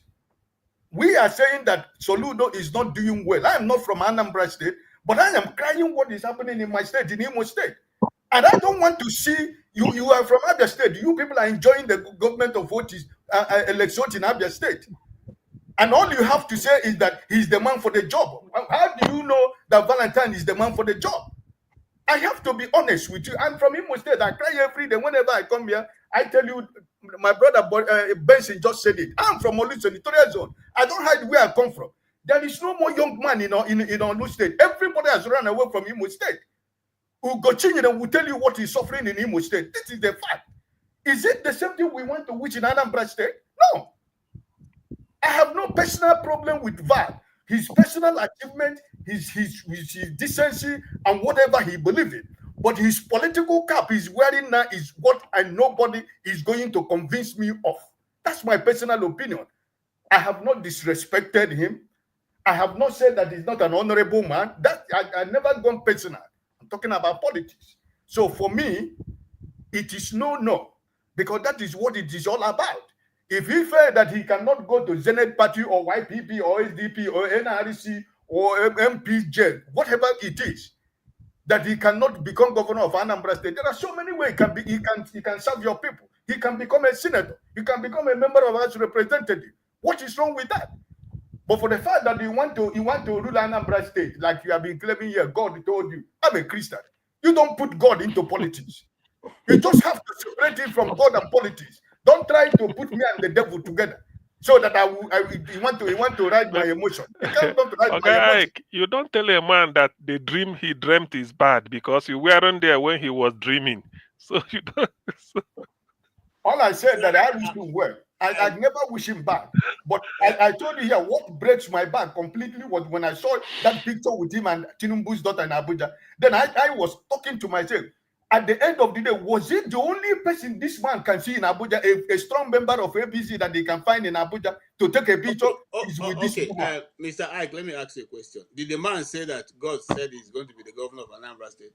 Everything he has been saying, what is he saying? When he don't tell you that, everything he said, that what is he talking about? He said he prayed. He told you that if it has nothing to do with spiritual, that men might not understand what he's doing because he's spiritual. What does he mean? What is he telling you? So my question is, why are you angry with that? Because that's what I am not angry. So leave him with it now. Ike, do you believe? Please, can I ask Ike a question, please? Yeah, yes, go ahead, CM. Please, can I ask Ike a question? Go ahead, CM. Hello? Go ahead, CM. Go ahead, CM. We can hear you. Go ahead. Please, can I ask Ike a question? We can hear you. Okay, yeah. The question I want to ask Ike is this. Thank God you are Igbo. You are talking of Tinubu, Valentine Ozigbo going to Abuja to go and see Tinubu's daughter.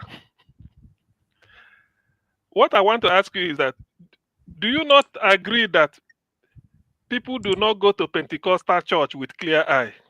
You know that. We know what it means. You know what it means. You should know. Valentine was in labor all the while. 1 month to party primaries. Yeah, don't read that statement. It is an Ejanyoma church way ocha, not Pentecostal.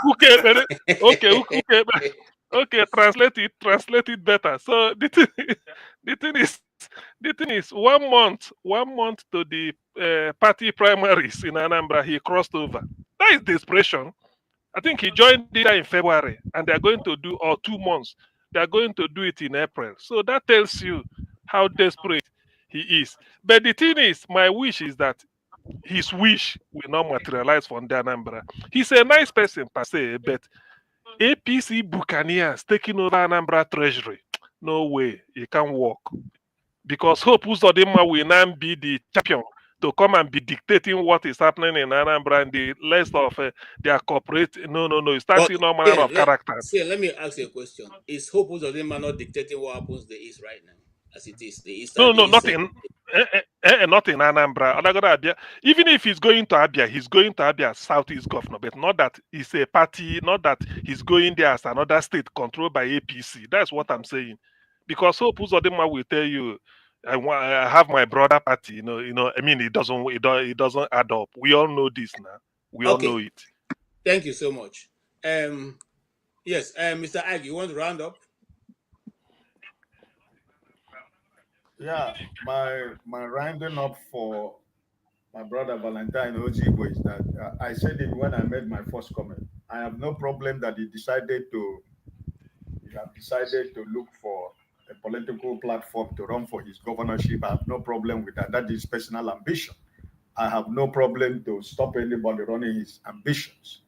But also me as a voter, me as a citizen, me as an Igbo man, if I have a say to say, I will have to say, because you need my vote to be, even if you have 599 votes and maybe one vote is remaining, my vote can stop you from not being a governor. So my voice is important. Everything we are saying here, we are not condemning Valentine Ozigbo. We are trying to give him the information that he needs to know that that decision he has made is either there are two things going to happen, that is going to work against him or it's going to work in his favor. So those are the things where nobody here is fighting Ozigbo that he made a decision to be a governor. I don't have a problem he want to be governor of Anambra State. That is his personal ambition. I do not have a problem with that. But I am speaking as an Igbo man. I am speaking based on experience, what we're experiencing in the whole of Southeast right now. And that is why I am concerned, because I'm from a state where one of those people that are in charge in Imo State, and every one of us know what is going on in Imo State. And that is not a wish. That is not what I wish for my people in Anambra State. I don't wish that. I need a good government. I need governor in Anambra State. Okay. What we obtain in Abia State, so that by the grace of God, Enugu man is doing a good job. Even though I never won an election, but he is doing a good job. At least that's okay for me. So we need people who can be able to do a better job for our people. I have no problem with anybody who wants to be whatever I want to be. But for me personally, making a decision to join APC, that is no amount of preaching is going to do to me that will convince me for any day tomorrow. And that's my case. All right, thank you so much. Yes. That's okay for me. So I'm thinking people who can be a better job for our people. I have no problem with anybody who wants to do whatever I want to be. But for me personally, Now don't send the moderator Mizai. This guy, the way the guy carried disappear. You be like intercontinental ballistic missile. I'm surprised. KJ, what happened? He's coming back. I think the guy is not fit for this because of what you said earlier. I think this moderation is not supposed to be on that seat. He's back. All right. Thank you so much. Yes. UBC. Yes. I want us to even look at it.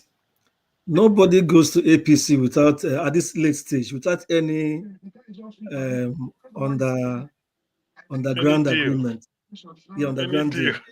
Yeah, so you saw how suddenly he just left in the last 2 months or thereabout. So something, and if they're promising him, because the way if you talk against APC, sure. They will touch your network. He was sure of getting the ticket, and nothing goes for nothing.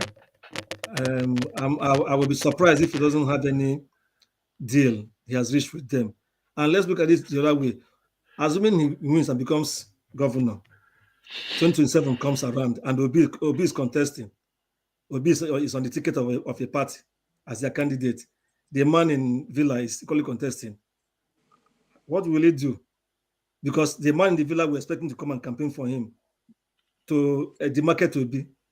How will it be? We know that KJ, you have said it for politics is neither here nor there, but there's a lot of morality at stake for him particularly, who prides himself to be a man of principle. You know one thing that you guys are well. If I talk now, somebody goes. No, go ahead. We're all discussing. We are all the same here. Listen to what I'm saying. You see, they no born Valentine and then born Peter Obi. They are only political pairs. Consequently, you don't go into politics hoping that I'm in politics now. So if in the BC move, I'll move. If I don't owe you that allegiance, I can always go elsewhere. It mustn't be that I will follow you. And then if at this point now, let me be open now. Let me say some things. This man didn't make a move without consulting with Peter Obi first of all. He had consultation with Peter Obi until he got there. Because I have some 1 or 2 connections with their media team where he used to be, and the person who was giving this information. Now, that's 1. 2, he himself is certain that Peter Obi is not going to remain in Labour Party. But whether that is true or not, it is for all of us to wait and see. All I'm trying to say is this. I'm trying to also open our mind to know that in politics, anything can happen. We are one of those who campaigned against APC when it started.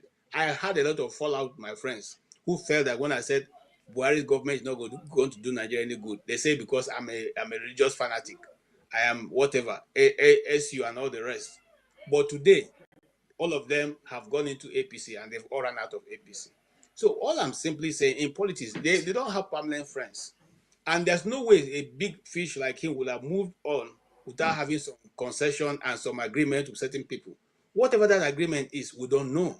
Okay? It's not possible that he's moving to a party and they're about to hold primaries and he's just moving and with all his everything and thinking that he must have made some agreements. But that's for you guys to let me know. I'm just trying to air out, allow you to have an open mind and discuss openly. That's all I'm trying to do. Yeah, I understand the point you are making. Yes, he must have made some consultations with Obi and other friends, close friends for that matter. But Obi will always tell him what he wants to, what he feels, and I'm sure Obi is not with him in that decision to move to APC. But like Obi will always say, he's free. He has done what he wants to do, and I had to be. I don't know what I had it on paper when he said something like that. He's asking his people to look for. He asked a number of voters. They should look for the best candidate and vote for that. That was what I heard he said somewhere recently concerning the election. So, yeah. So it means whoever comes in. But what I'm saying is we all know what APC stands for. We all know their extremism, how they have taken politicking and their politics to a very dark area in the country, and they don't have any excuse for it. They're still boasting that their brand of politics is the best. See how the country is in disarray, or from all angles. Where are we going to see? Some governors, yes, are trying their best to keep their state going, but everything still falls to the federal. Some big moves, some governors may have been able to make more better life better for their people, but the government at the federal level may not allow them. Your governor in Abia, whatever he's doing now, he may be willing to do more, but some things he may need to do without federal government approval or signing off with it, it won't happen. So also with other governors, how much more one who has an agreement with them, like this one in Edo State. I agree with you. As soon as he enters, Edo has not become something else. And we are not happy about it. Yeah, they sold at the end of the day, the people are suffering. That's what we are saying. These people don't care about the people. Okay. Let me allow us to talk. Thank you. Thank you so much. Thank you. I see your hand, but let me go to Tony. I'm coming to you. You are next after Tony's finished speaking. Go ahead, Tony. Yeah, there's something that I want to draw attention to that we are probably not looking at. Now, in Delta State today, you have all the 3 senators now, they ported to APC. And sometime there was this rumor that even the governor is being influenced, or it's been, there's some politics going on to push him to move to APC. So you would see that there is a strategy that the APC appears to be using in luring these people to the party.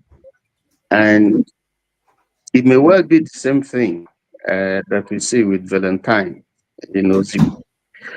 I remember that the Deputy Senate President, who is representing KG's constituency, has said that in the next governorship election, Abia State will be APC. No, Tony, the Deputy Senate President does not represent us. So the Deputy Senate President is. Okay. That's okay. Oh well, for now he's presenting. He's presenting. So he said that, and it was like a veiled threat, and everybody just said no, it's not possible. But you see, the morning tells the day. Gradually, you see the APC flexing its muscles in the southeast. 2 states have gone. And now they're looking at Anambra State, which is very strategic for them. And then, like I said, this guy much earlier, even before Ozigbo, left, had talked about Abia. And that is in spite of the fact that the Abia State governor is doing so well, the best so far in the country. So you need to begin to think deeply to see what's really happening, and it shows the character, one, of the APC, because this is all about state capture. Two, also the character of the politician, because for them, what concerns them is the end. Machiavelli policy practice. The end justifies the means. Like Babati would say, you grab it. Political power is not served a la carte. You have to grab it and run with it, whatever that means. So I think that it's a warning, it's a wake up. Like Omori, you said, it's a wake up call, for Anambrian. Because if you read the lips of like even as Anyanwu said, if you read Ozigbo's lips, there's some, he was reading some sort of confidence that he's already gotten the ticket.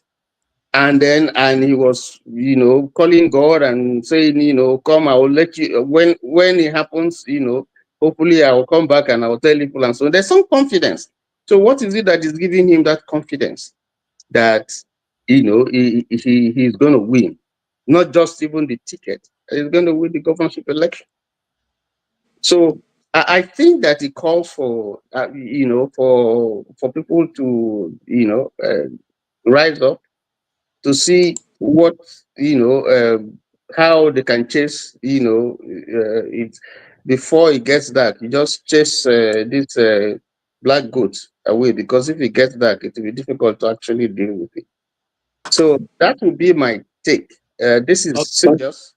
This is not something that we should just gloss over and say no, Anambrians would not accept it, because it's sometimes the Soludo doesn't have the police. He's not the one that appoints the INEC, commissioner and so on and so forth. These are things that rest with the federal. And so, yes. So if Anambra State, Anambra State for me is critical to Tinubu and APC for so many reasons. So I think it's a wake-up call, really. That we should not take this lightly. And November is still a little far. But okay, the other thank you. I appreciate your contribution. Yeah, Mr. Patrick. Yes. At the pain of sounding like a gong, I will keep on re-emphasizing the point in this issue. And I know, by virtue of my calling, I know the way this talk is going. The more you overflog the issue, white becomes black, or black becomes white. That is what is playing here. And for one, I am not swayed by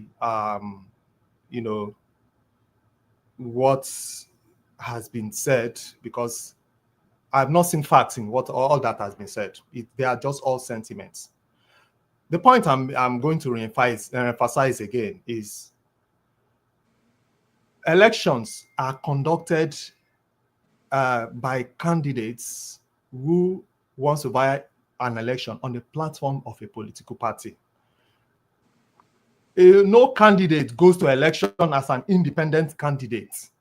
The third point, people are saying that Valentine Ozigbo was desperate. I listened to the way the person was emphasizing it, and I just kept quiet because I know that if I have the opportunity, I'm going to talk. If he was desperate because he joined a ruling party on what seems like the eve of an election or the year of an election, let me put it rightly. What option does he have? He was in a Labour Party hoping that the crisis in Labour Party that was even in fact inflicted by this drug baron, if in case, so that you know that I have hatred for APC too. He was in Labour Party hoping that the crisis would at least, face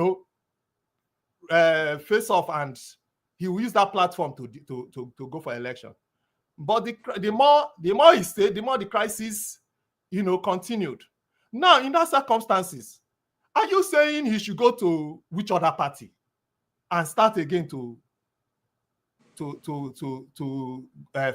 the party? Nobody. How many of us have contributed to his political ambition? How many? So you want him to go to another party, begin to build in how many months before an election over an incumbent governor who in fact himself has pact with Tinubu? Is it because he is in Abga? Who is deceiving who? Peter Soludo almost joined APC when he was having that crisis in Abga, until they somehow bought the judgment and he remained. And we are claiming that APC should not rule this thing and that. Meanwhile, we believed that Valentine Ozigbo is the good candidate. And we used an Edo State as an example. I keep on saying this. I'm going to reiterate this one too. The candidacy of Valentine is run on the platform, on the basis of his competence. And he has track record to prove that. He mentioned to us that this is where he was coming from. We all know, somebody mentioned here that there was a time he attended a program in Transcorp of those days. Rats were just moving up and down. Valentine came around and turned for a government institution, because Transcorp was like a government institution. For him to come in and turn around Transcorp the way he turned around says a lot about him. And he believed in the principle of Kaizen, which is continuous improvement. Valentine is well built, he has this integrity going for him. Valentine is somebody who, for the first time, attempted governorship in 2021. Somebody also made a point that when he listened to Valentine campaign, I think that's Jim. So when he listened to Valentine campaign, he believed that Valentine should win. Do you know why Valentine didn't win? Because the church, the whole church, Catholic and Anglican, have made a pact for Soludo to become the president, for the governor of Anambra State. When Valentine approached him, they said, you're still young, you're good, but we have already agreed for Soludo to go for governorship. He has tried before, he has failed. That is the mentality we have. When we come here, we pontificate, but we don't know that the facts, when in reality, people make some unholy pacts to allow somebody who is incompetent to become leader of a state.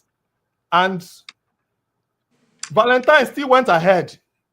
First time, he won against big wigs in the primaries of the PDP. This is somebody is claiming that how can he just come and say he can win the governor, the ticket in APC. He was saying that because he believed in himself. He know where he was coming from. He won it. He tried it. He won it. This is somebody who always applies his knowledge of what he has learned, as somebody who has managed some things, who knows, what to do to get what he wants in terms of all his educational qualifications and abilities. You understand? So it is not about Pat. Somebody mentioned that he has. Okay. I'm coming. Please, you will allow me to round up. Yes, thank you. Yes, please. Somebody also mentioned that he must have had some pact with AP. That is still hearsay. We have not seen anything. And there's nothing anywhere that shows that somebody who joined APC must behave like APC people. You gave an example of this guy in Benue State. He's doing very well. Our man in Abia State came from Abia to join Labour Party. That is on the wave of this P2B. That was how he won the election. He didn't change. He didn't change. He has been in APC, all that we know. We must also not forget that he has been vying for governorship in Abia State under the platform of APC and be losing. So let us not mix these things. There's one other point I want to make. Val is speaking from his confidence because he has the track record.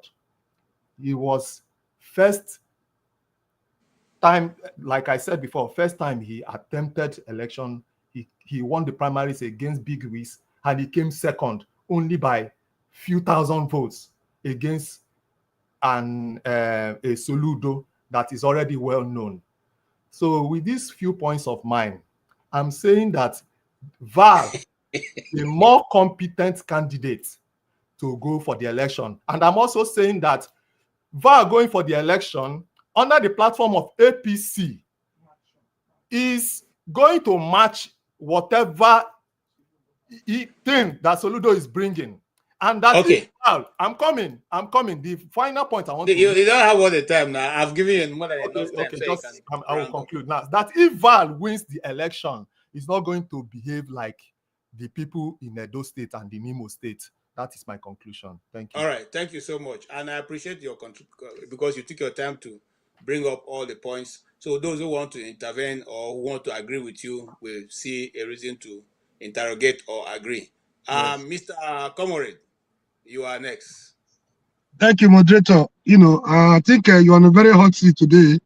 I know you are a bit cautious because a lot of bullets are coming your way because of the issue raised at the beginning. Yeah, I think we are speaking from the angle of emotion, sentiment, and the objectivity.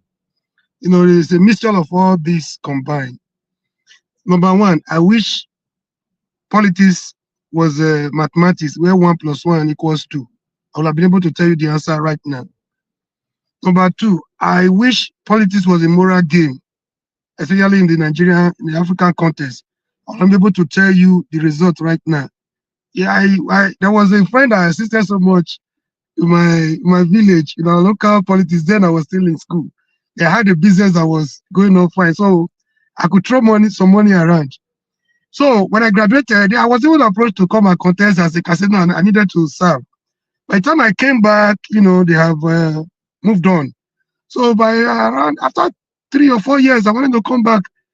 The same guy I sponsored when I was busy using my money to, I even fought my own brother, in the field because of this same guy. Behold, he was going for a House of Assembly, and I was going for another position, but we're from the same constituency. So he was the one that was going to be, in my front I thought he would be my best, helper. But he was the one putting the nail and hammer on my head behind me. So, so when I confronted him, I never expected, if I did somebody I expected to be on my side, it's even you. Look at what I did. My family has not forgiven because of what I did to my elder brother because of you. Openly in the field. You know what he told me? He said, I'm sorry, politics is not a moral game. I can never forget that word. So assuming it was a moral game, I would have been able to, tell you, look at how it's going to go. And with the kind of person we have on board, we kind of, so-called somebody that fought for democracy, that fought on the side of Nadeko. I was naive. I almost lost my life because of that idiot called Nadeko Stalwart. Now I've been able to come to the conviction that they just used us. They used us. So it's just us for Abacha and IBB's bullets, just for their own personal gain. So I was naive. So we have to be very careful. And even Valentine has even answered the question. If you listen to him carefully, the last answer he gave answered the whole thing. I know most of us are not comfortable with the decision he has taken, especially those of us that are very close to Obi.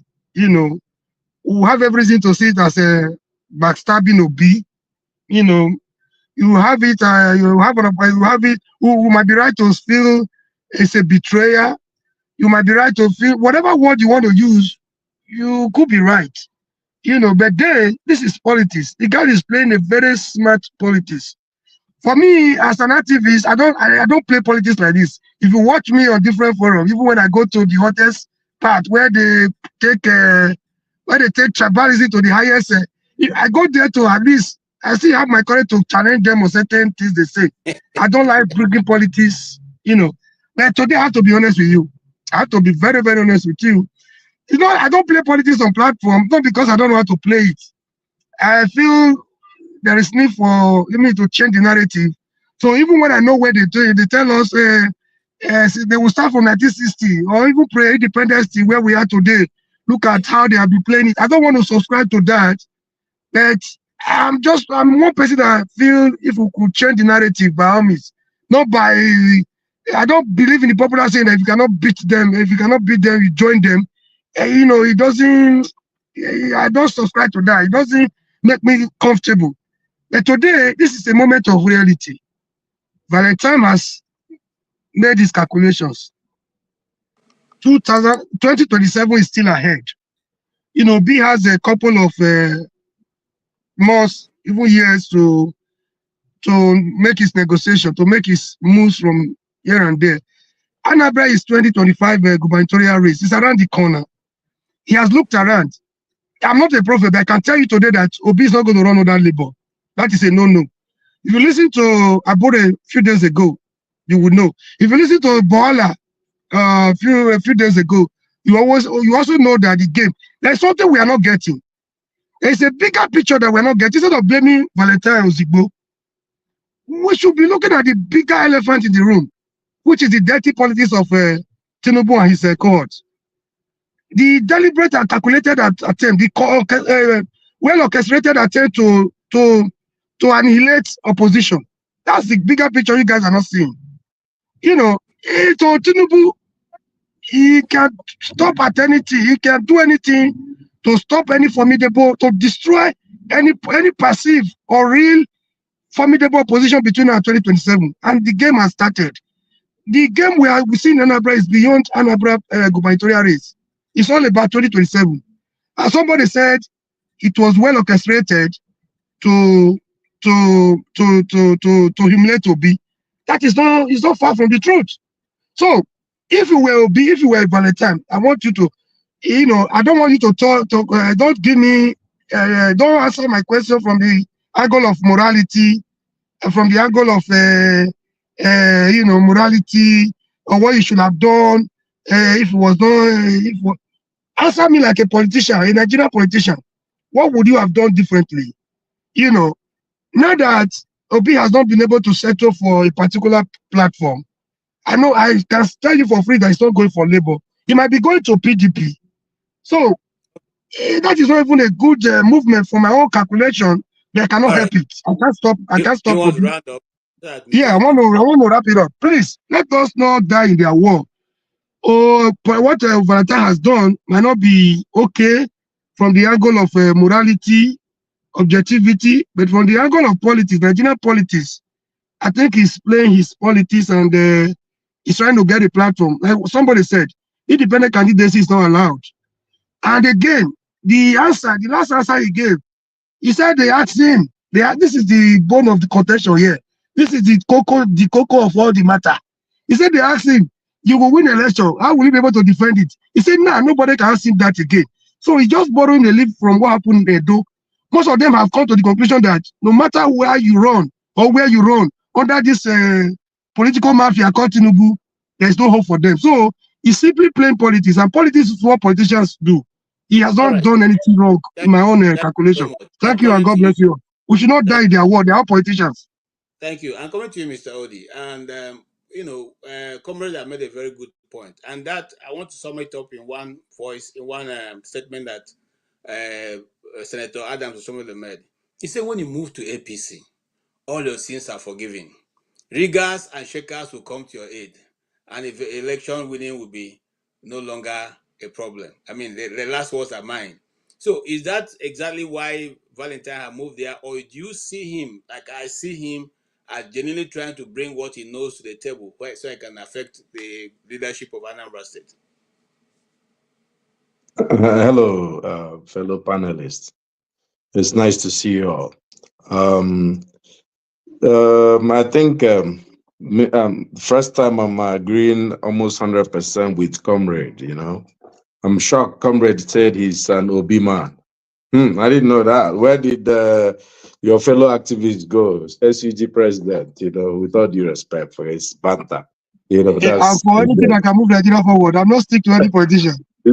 Everybody go born again for this country. You know, but anyway, yeah, thanks.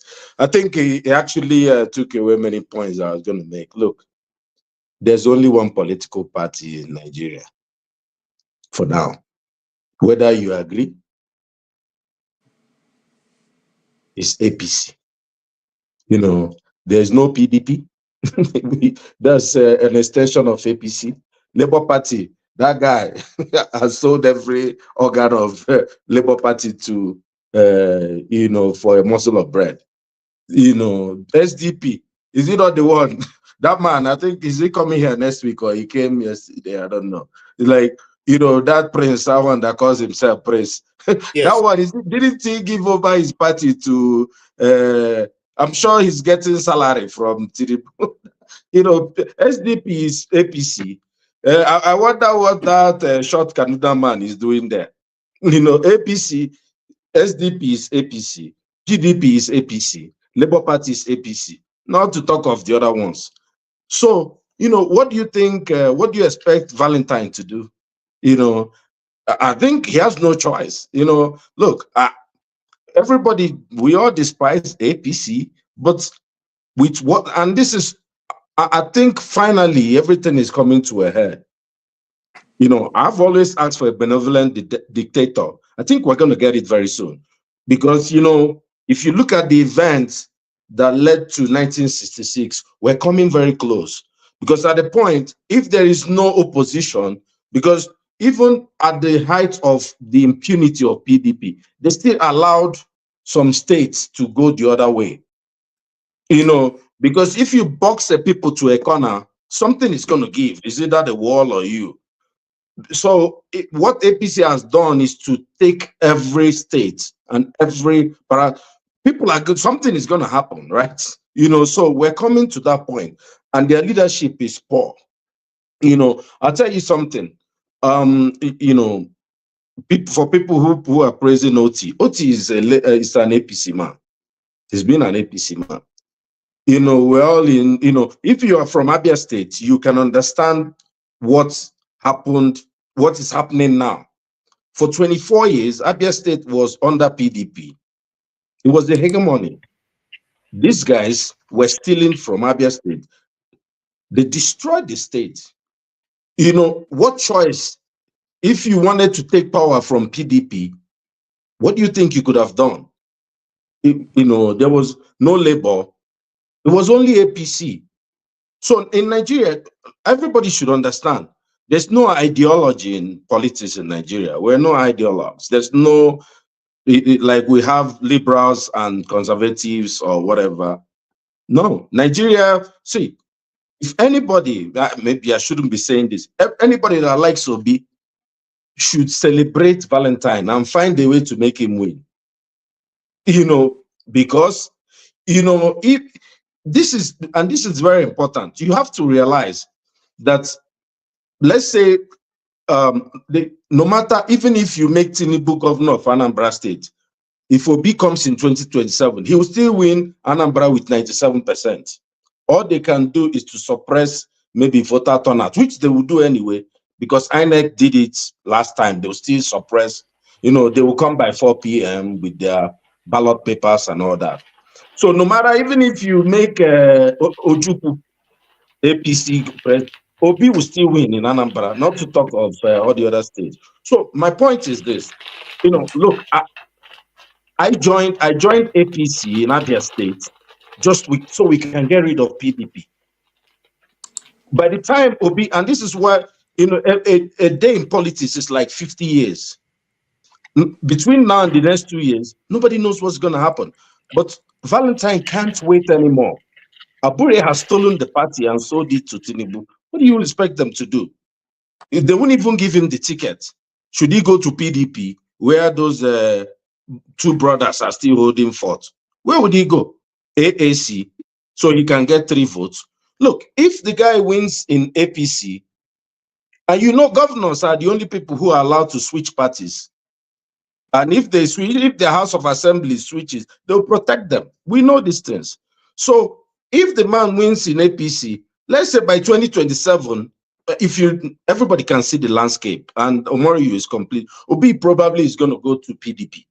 There's no other party he can go to. They have to find a way to, they have to destroy somebody to take the party from Wike. Because if they can't take it, then you see what will happen in the north. If they can't take PDP, if Tinubu doesn't allow the northerners to take over PDP back, watch what is going to happen. They will use the Buhari tactics. You know what Buhari did now, to be able to, get power. So my point is, we all had to switch to APC to be able to get power. But when Obi appeared with Labour, the man switched to Labour and finally got Abia State. It didn't change him. Still a good governor, but there's still some good governors in APC. The personalities, so at least if Valentine is the governor in Anambra State and is 2027, trust me, he can do a lot of things. He can go and say vote for Tinubu and that. He can say that. That's fine. It's not that people will believe him, but I think he's not going to kill people like what's happening in Imo State. You can be sure that there's no way he hasn't talked to, Obi and Obi. What can Obi do? Where will he tell him? Will he tell him to just wait? Well, how long will he wait? So, this guy is in a very tough position. It's between the devil. All right. What is he going to do? He has to win election. Some people call him desperate. Of course, you have to be desperate. All politicians, by default, are desperate people. How can you believe that you want to lead another person? They have big egos. The man wants to be governor. How many people want to be governor in the world? So I completely agree with that. And I think people should vote for him if they think he's a good candidate. Soludo, I really don't like for so many things, but he's been doing fairly okay. But if Valentine is better, then people should vote for him. If you look at, let me just add one last point. If you look at the options for Anambra, it's going to be between Valentine. I don't even know if you'll get the primaries anyway. But between Valentine and Soludo, Soludo is someone who's ambitious, who wants to be vice president, one way or the other. Valentine doesn't have that ambition. If people who like Obi, we will have to find a way to even block Soludo to get him out of that place. But thank you. I think thanks for allowing me to thank you so much, and thank you every one of you who have made very useful contributions on this. We'll just run. We'll have less than 30 minutes, so we will look at a very hot issue going on right now in Nigeria before we sign off for today, so that they don't accuse us of not weighing into that. I will play this video, and then you all can weigh into it, and then let us know. Sorry, my system is okay. Where we go? I hope this is the right video.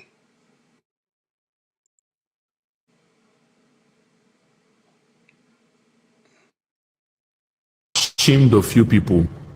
The way you people go about solving issues, your body language also shows that you are in support of this tribalism that is going on in this country. I'm sorry, it's not the right video. It's not the right video. Out.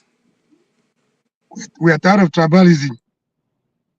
Yes, it's not about tribalism, even though we're going to discuss about tribalism, but that's not the video we're looking for.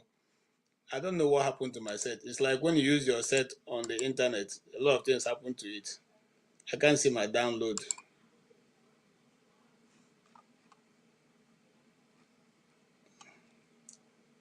Okay. All right.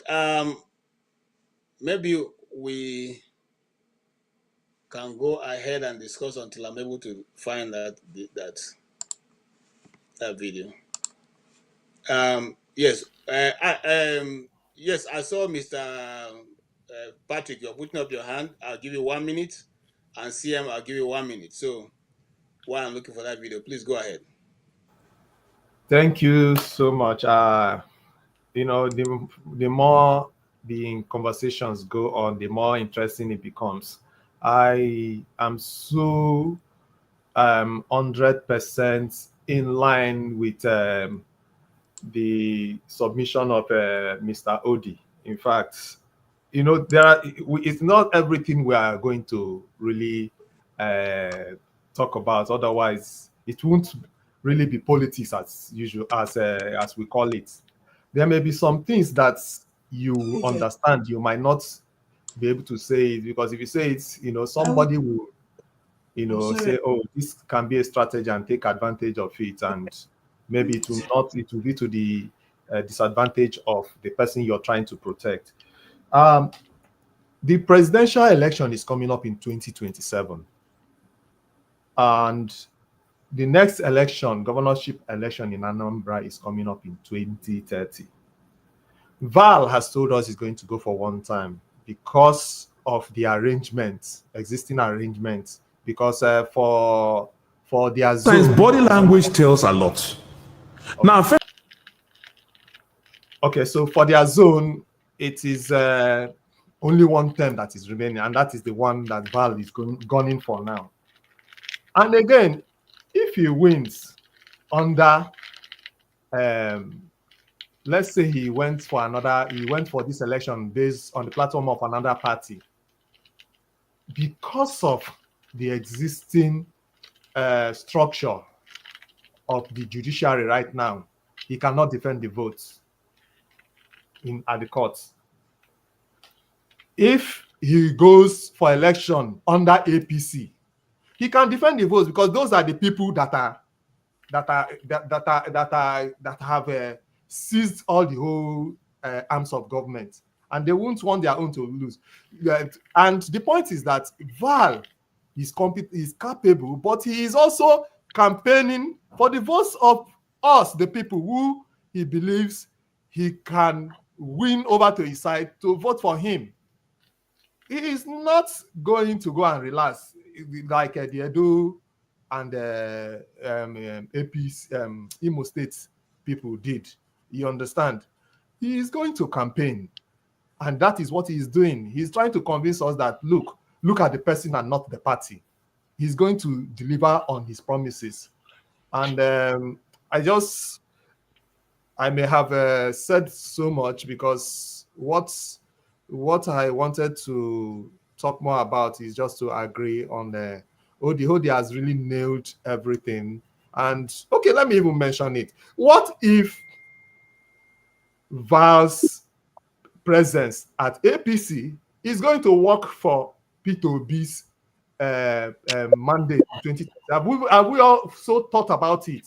Why is it that we are always considering one aspect of it? No, you can't say. You can't really say.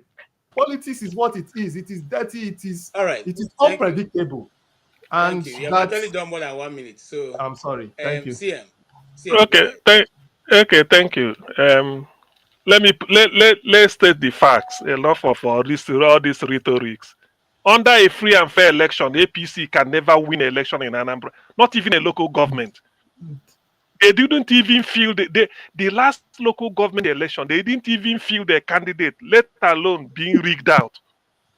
21 local government chairman,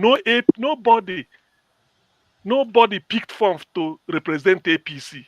That's a fact. They are nowhere. Anambra election is coming. Nobody is picking form for PDP. So where will people who will then campaign for APC in Anambra State? They rely on rigging, and it's not gonna work. The only blemish, let me state it here, the only blemish people like me and most Anambra people have about Soludo was what he said about P2B. Apart from that, he's an excellent governor. Go and look at infrastructure. There is no community in Anambra State that hasn't got a third road. People that hasn't had a third road since they created the world. Soludo gave it to them. And they are clapping for him. He Please, told me state infrastructure can I ask wise. my friend Theo a Listen, question? wait one more. He Just told the state one question. infrastructure wise, before I land, let me land up with this. So apart from that dent he made about P2B, everybody will tell you. Because you see it clearly. You see what he did clearly. You see it. So APC cannot even field a candidate for local government chairman in the 20 whole states. PDP cannot. Then later you now come and tell me under governor, everybody will now clamor and vote for Valentine Ozigbo. By the way, is it not desperation? You left a party, Labour, to join APC 2 months or a month to party primaries. That is desperation. And all you have to say is to show a picture that you took with Tinubu's daughter. Anambra is not a banana. It's not a banana state. This is Anambra. Is the state of Chubo Kadibo. We are advanced. The politics in Anambra is advanced beyond so many places. People should understand this. All this rhetoric. Val Ozigbo, maybe they're promising they will do it. Gandu, they say we have the formula. We will go and rig. It won't work. Oh. In fact, Can I ask you a question, my friend? Soludo is suggesting, and people are suggesting, let us do open ballot. Because people are now talking of Tinubu. Is it not because they switch off beavers? Let us do open ballot. Whereby that day, go and stand behind the person you feel. Those for Val, go and stand behind Val. Those for Soludo, go and stand. Let us see. So these are not, all these things we're just saying. Well, anyway, Val knows people are blaming him because even if you are good, APC can't pull it in Anambra State. No way. I don't see, no matter the rigging they bring, it cannot work. Yes, Omoru, Can I ask you a question, sir? Can I ask you a question? Go ahead. Yes, please. Yeah, my beloved friend, I love you because of the role you play in Edo. Now, we are the same, we are back to the, history have a way of repeating itself. In Edo, see, my respect for you tripled in Edo because of the role you played. There was a platform that was popularly supporting the other candidates. That you were of the opinion that they should not throw away the baby and the bathwater. You single out, you use some, good superlative adjectives to qualify the candidacy of Aswai Godalo in Edo.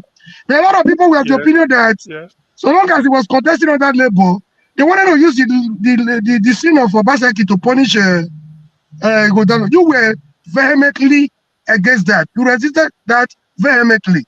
And I came on this platform to say kudos to the role you played.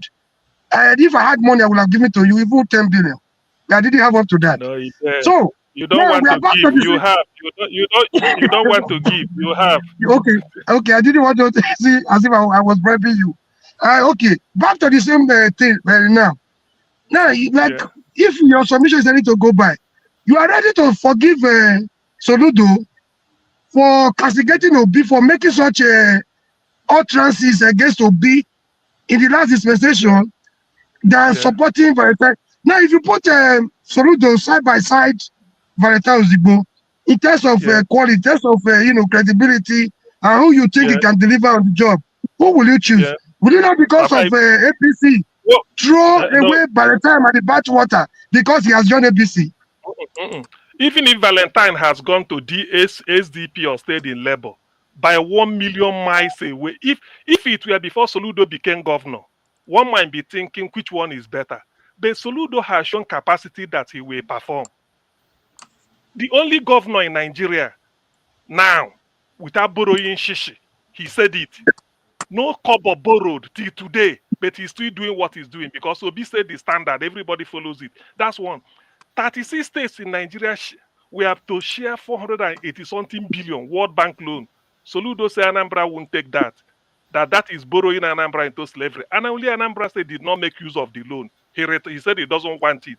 But it was signed before he came in. See, why I'm saying this, why what he did to Obi is that, Obi, his magnanimity. Obi said anybody fighting Soludo on his behalf is wasting his time. That is his brother is forgotten about it, that let him do Anambra State. So why then should somebody be harboring annoyance against Soludo. When Peter Obi has come out to say, look, the bygone is bygone. They didn't embrace each other, they've forgotten about it. And that was what made Soludo not to write subsequent letter, because he said the first one is letter 1, number 2 should have been coming. So people now start to shut him down. Say, look, you shouldn't have done that. To him, he's regretting. But he answered, you did not elect Soludo to be writing letter. It's the infrastructure he's addressing, and he's doing it excellently well. What I'm telling you, go and ask people. Okay. Under a free and fair election, APC does not even exist in Anambra State. Thank you. I'm afraid we need Apart from joining APC, does Valentine have any other thing that you're not happy with? Comrade, I'll give you enough time. We need to go. We need to run. I'll have two other people we hear from, and then we'll call it a day. I don't think we can get and start speaking on what we are actually going through. Then maybe changes will be made in the government. Don't you guys think? And this video, I just want to say to our president, I don't know if there have been any other president that is terrible, but you are such a terrible president. It is so hard. So I'm coming from the supermarket where I went to get foodstuffs, and everything has gone up again. It's just like every single week prices increase. I want to know, what is the government doing about this increment? Is there going to be a particular time where prices will stop going up? Is there going to be a particular time where things are going to go back? Guys, why am I going to get a crate of egg and they're telling me it is 6.5? It doesn't make any sense that egg will cost 6.5. Like, I literally can't remember when egg used to cost 800. And I'm so overwhelmed because this is literally my first time doing this adulthood thing alone. This is my first time moving out of my family house. This is my first time living by myself. And not just that, after I left the supermarket and I got home, my security is bringing NEPA bill, and NEPA bill has gone up by 2 times. Like, it's insane. I can't keep up with these bills. I am so overwhelmed and I'm so exhausted. Every single money that I have been making, I'm using it to pay bills. I don't even get to live properly. The craziest thing was, you want to go out to a certain location with your friends, and Uber is about 25,000. Like, even Uber, that we can't even take Uber. It is crazy. Like, why are things so expensive? And let's not even Lagos stinks. Lagos smells like shit. If you say, okay, I want to take a walk, I'm depressed, let me just take a walk, you can't even take a walk. Like, the place smells like crazy. Why does an entire state smell like this? And what is the government doing about the bad smell? Everything is just so overwhelming. You want to start up a business, and now you have to take a loan to start up a business, and the loan, you don't even know if you can actually repay it, because in the business, I don't know, I'm just so tired. Like, why is no one saying anything about it? Being an NYSC copper, there's nothing beneficial about this whole NYSC thing. The money I spend on transportation is just more than the alawi the government gives me. Like, it doesn't, I can't keep up. Like, I'm so tired of this bill, and I can't keep up. I am overwhelmed, and I'm tired, I'm exhausted. It's too much, and I wish that we would start calling the government out heads on. For example, Tinubu, you are a terrible president. Like, what are you doing to help us? What are you doing to help the economy? You are so terrible. I'm so sick and tired of Nigerians acting like we are strong, and they say, oh, Nigerians, we are actually very strong. Oh, no matter how much they increase things, we still chest it. No, it is not cute. We are cowards. That is a cowardly behavior. You don't stand to ask people, oh, why is this expensive? For example, MTN, what the fuck is even going on? Literally, I spend over like 20,000 on data in a week, and I'm not even joking. 1.5 data cannot even last me for an entire day. I have to do 1.5 like 2 times a day, which is like 3,000 a day. It is too much. Like, what are you guys doing about it? Like, what is happening? I'm tired of paying bills. I feel like I don't have anything. I feel like I don't have any achievement to call my own. Every single time that I work hard, I'm spending it back in the economy to pay bills, and I wasn't created to pay bills. I'm just really tired, and I just want our money to count for something. And when is the government going to actually start working? Because Nigerians are so classist. Everybody now wants to behave as if they are rich. Everybody is faking wealth, but we are ending up being poor because we are struggling so hard to look rich. We're ending up being poor. So I need us as Nigerians to please start calling the government out. We should be tired of this by now. We need to call the government out. Prices need to start one place. Food needs to start one place. The economy needs to start one place. Like, we are tired. It's just too much.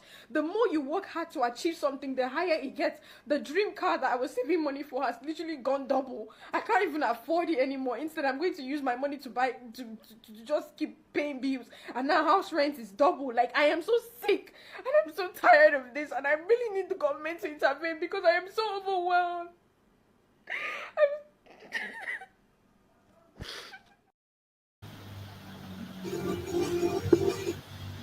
Okay.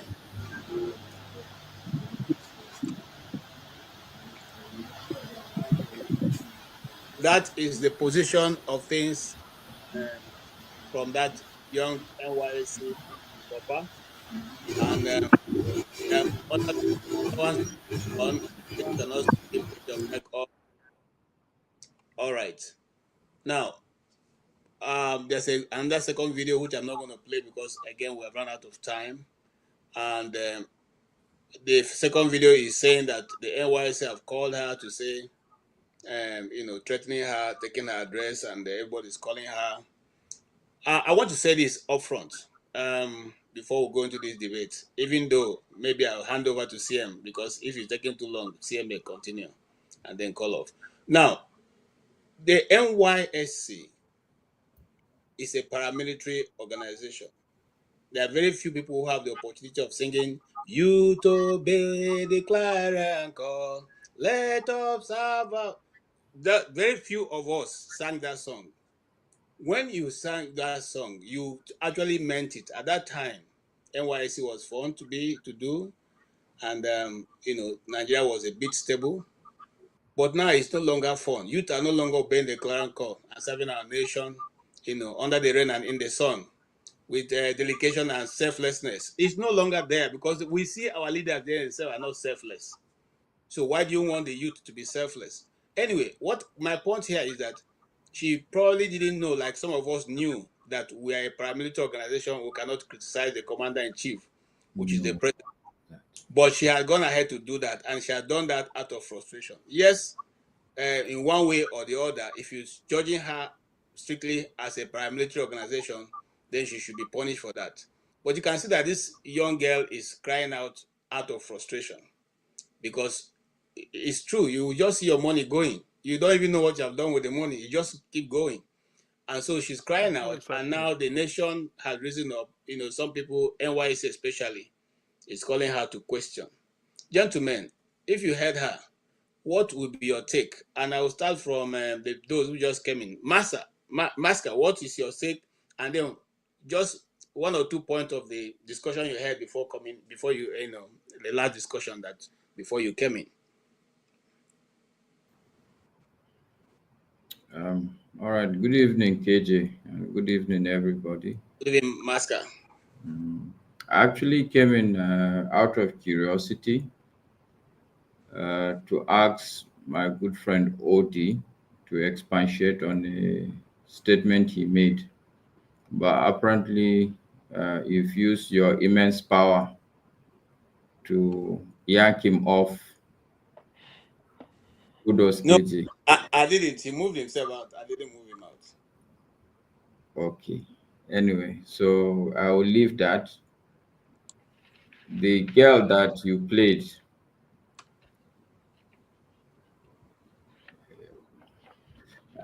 I'm fully in support of her, and there are 3 critical things that she said, and there's no hiding from it. 1, we truly are cowards. I think that's the first starting point. We are cowards. We're a country of cowards. All of us, even on this. I've said it before. I would concede to you, KJ, because I remember when we were talking, I think, about Showore, you did acknowledge that, look, you give it to him, because very few Nigerians are out there in front. So the girl, she's right on the fact that we're a country of cowards. She's right. The inflation here is terrible.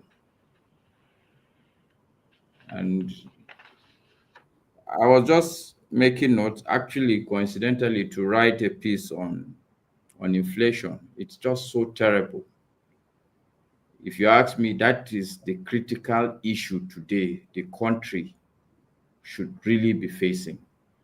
And she made a statement, look, things should stay in one place. I mean, like, you can't deal with it. I really, I can relate to her. I'm old, but I'm finding it difficult. It's really difficult. It's very frustrating.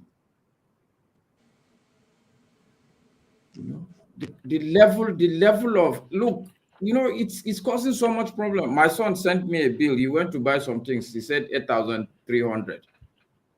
I'm questioning him, stupid questions, asking him, what is it? What did you buy? I have to go and start calculating. You know, it's just a terrible thing. So she's right. Things have to stay in one place. Okay, at my level, I understand the dynamics. I may not blame Tinubu completely for this. Okay? The thing with the economy, there is lag. There's somebody may create problem before you see it. It will 2 years down the road. So the issues we are facing today is not issues that just started today. I may not put everything on his doorstep, but at least what is important, somebody should come out and say, okay, look, this is the major problem, and this is what we are planning to do. And this is what you expect from, look, these things have to be there. I also appreciate the fact that, okay, they are trying to rebase and look at the inflation index, but this is just numbers. The truth is that you go to the market, you need to see some at least some sort of stability.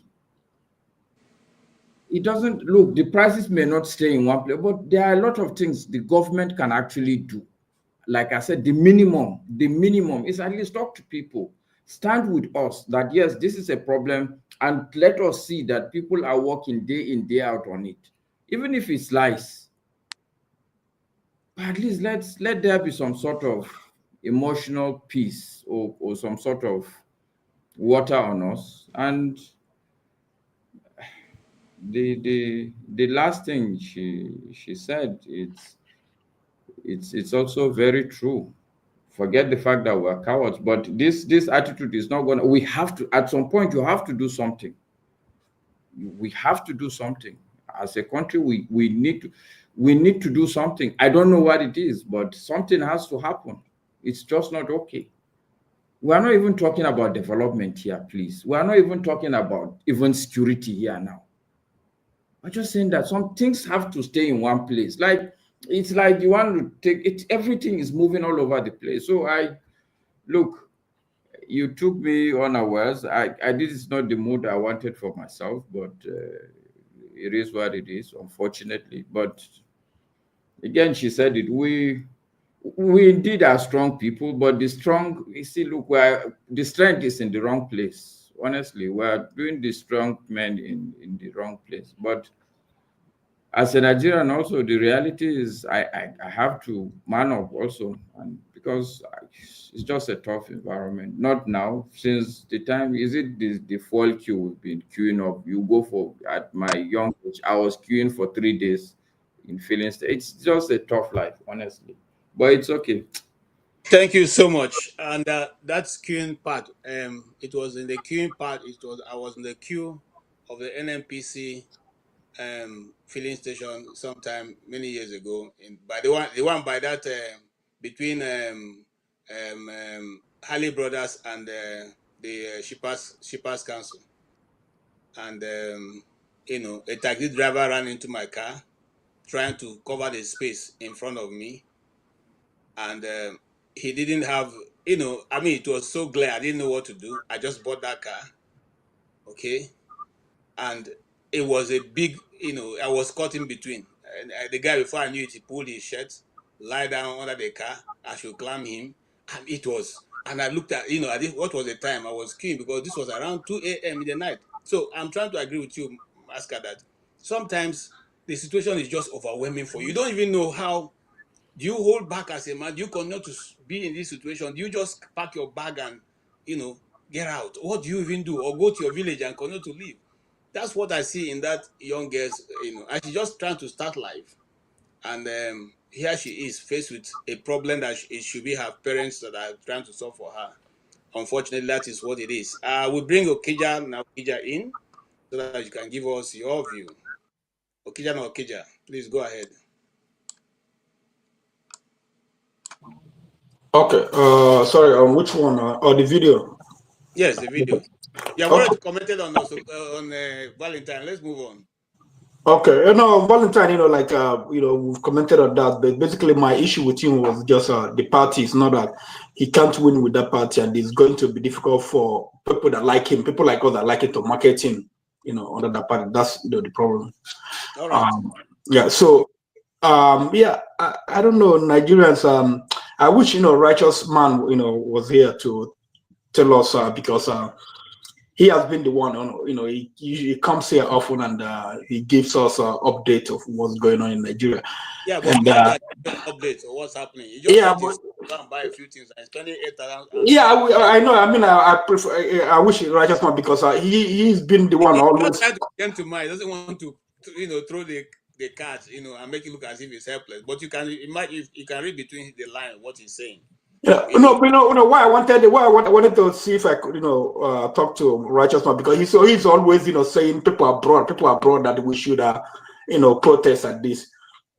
So basically, I feel for the young woman. She, looking at her, she looks good. You could see some people, you see how, see their scrawny face, you see bones all over the place. You see, you see suffering, in their faces. She's I mean, maybe, she has a okay parent that, give her some bit. You see, Nigerians are suffering. I don't know, for some of us, who have friends and relations back there, who are outside Nigeria.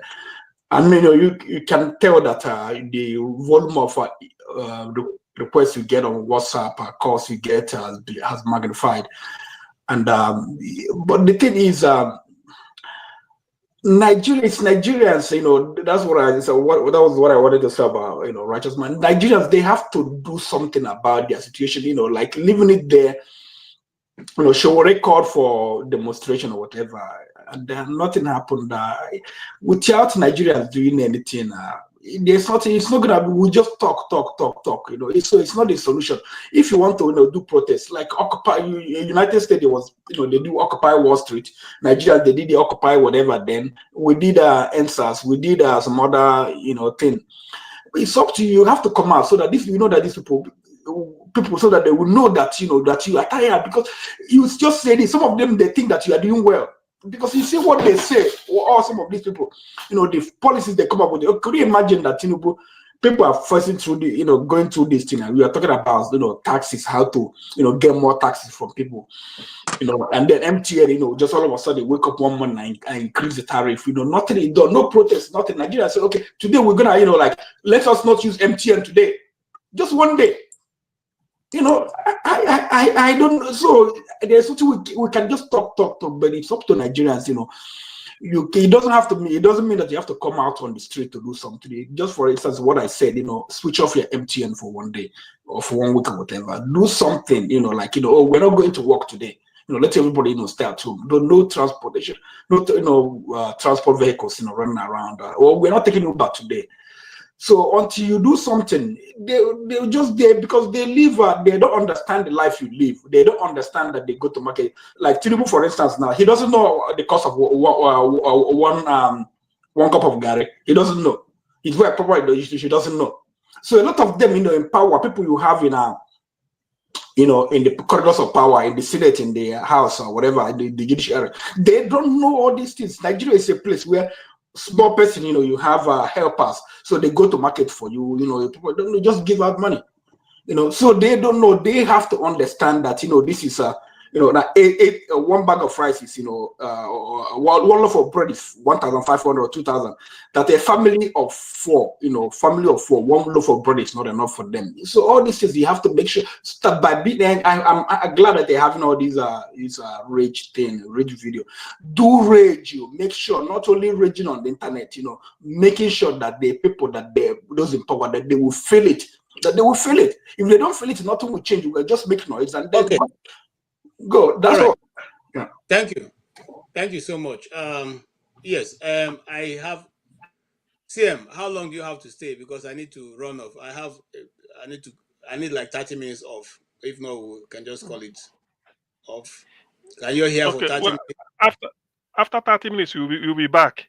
Yes, I need to. I have a rental that I need to return to the airport. Okay. The airport is just like 17 minutes from me, 17 minutes going, and Okay. 16 minutes back. If that's okay. Okay. I will All right. hold on for you for 30 minutes. You'll be back. That's okay. Yes. Yes. Okay. All right. That's Thank all you. right. You Please, can fire run. on. Okay. Thank Okay. I don't know who. In that case, now my hands are tied. I can't even give. But what I want to say, just a minute, is this lady that came Sorry, and show made this. is behind, so you can actually ask show to help you if you need to move anybody or to bring people in. Okay. Sure, is in this thing. Okay. Sure, if Yes. there's anybody waiting, just bring people in because I do not have the license. The thing is, regarding what this lady that made the video said, my contribution will be first, I need to find out from her if she voted APC in the last election because Nigeria, Nigerians like to come on this thing and then ask for sympathy. Whether she voted APC is important to me so that we I know. think this is also a major problem. Yeah, you don't be gentleman, no. You don't be gentleman again when I know. Even if she votes for APC, that does not excuse the fact that she should come out and complain. She may have voted for. No, it's not that. We will still help her. It's just like asking somebody, what is your name? Then you start to help. But we want to know her political, who you vote for. Because not that you present her with the same opportunity again. You go and vote APC again. That thing is not good. Anyway, let me leave it at that. So let me go. Please, let me go this way. The point I'm making is that irrespective of who voted you into power, that does not abstain your responsibility to do the correct thing. No, I know, I agree. No, I agree. I said, no, I'm not against. I said, the fact that some people have the wisdom to know that you are not going to perform does not take away that responsibility on us to call you to order and on you to actually be held accountable. I think that's just it. We shouldn't go the route because somebody voted for APC, then he cannot criticize APC. No, not that I can't criticize, so that she will know her mistake, so that next time, that mistake. Because if you didn't drum into her, say, see now you vote next time, you vote wisely. But She just expressed her mistake. She just expressed her feelings to you, whether APC member or no APC member. You saw it. She was crying. There are even Nigerians that are not of voting age, and they will still suffer. So let's leave that matter. I beg, please. Omoru, P2B taught me that when somebody is drunk in a beer parlor, you don't go and start settling the bill. You have to bring the person out of the beer parlor first before you start to settle the bill. Because if it's the continuous drinking, but that is by the way. So, please, in case this thing disturbs me, my internet, let's go in this way. Okija, you have spoken. The next person will be Akwachi, Patrick Okafor, Ike, Omoruyi. Then we end with Tony. So let me go to Akwachi. If your this thing can allow you. I think Maska, you've spoken. What? Yeah. Maska has spoken. Maska has spoken. So let's hear Akwachi now. First and foremost, I wanted to tell KJ. There was something KJ said, which to me, it's kind of like, I don't understand KJ these days. Is it that KJ is just flip-flopping up and down? Okay, when he says NYSC is a paramilitary, whatever it is, and as such, you cannot criticize the government or whatever it is, you are serving your country, for Christ's sake. And the word the girl used is terrible. It's terrible an insult. You can say somebody is terrific. You can say somebody is terrible or terrible government. It's not an insult. Brother, it's kind of like telling the position of things, the way things are. And Maska, if you tell me, oh, you cannot blame Tinubu for everything, first and foremost, when Tinubu grabbed the power, the first thing he did was to sail off to France. That time he used in going to France, if he has used it to set up a team that will advise him, that will look at things critically, they will know where they are. You understand? They will know where they are. You can be on. They will know where they are, and all these things will not be happening. But no, he grabbed the power. He's in power, and look at the things going on. And even common MBS, the Nigerian Bureau of Statistics, look at what they're throwing around, the numbers they're throwing around. You cannot lie yourself to success. Let's say the truth for once. You cannot lie yourself to success. If you, as some people who work with data, when you have an estimated data or you have an accurate data, you can be able to do things better. But when you lie yourself and keep giving false data, it's never gonna work. Economics is not voodoo, because it's only voodoo that you go to a shrine and you tell the Amadioha to appear, and probably it will appear to you if it will not strike you. Apache is like your. You can't hear me? Oh, no. You can't hear me? Then that's your network. Okay. Yeah, okay, continue. Sorry. Ask every other person, they were hearing me fine. Okay. So like I said, all these things, it goes a long way.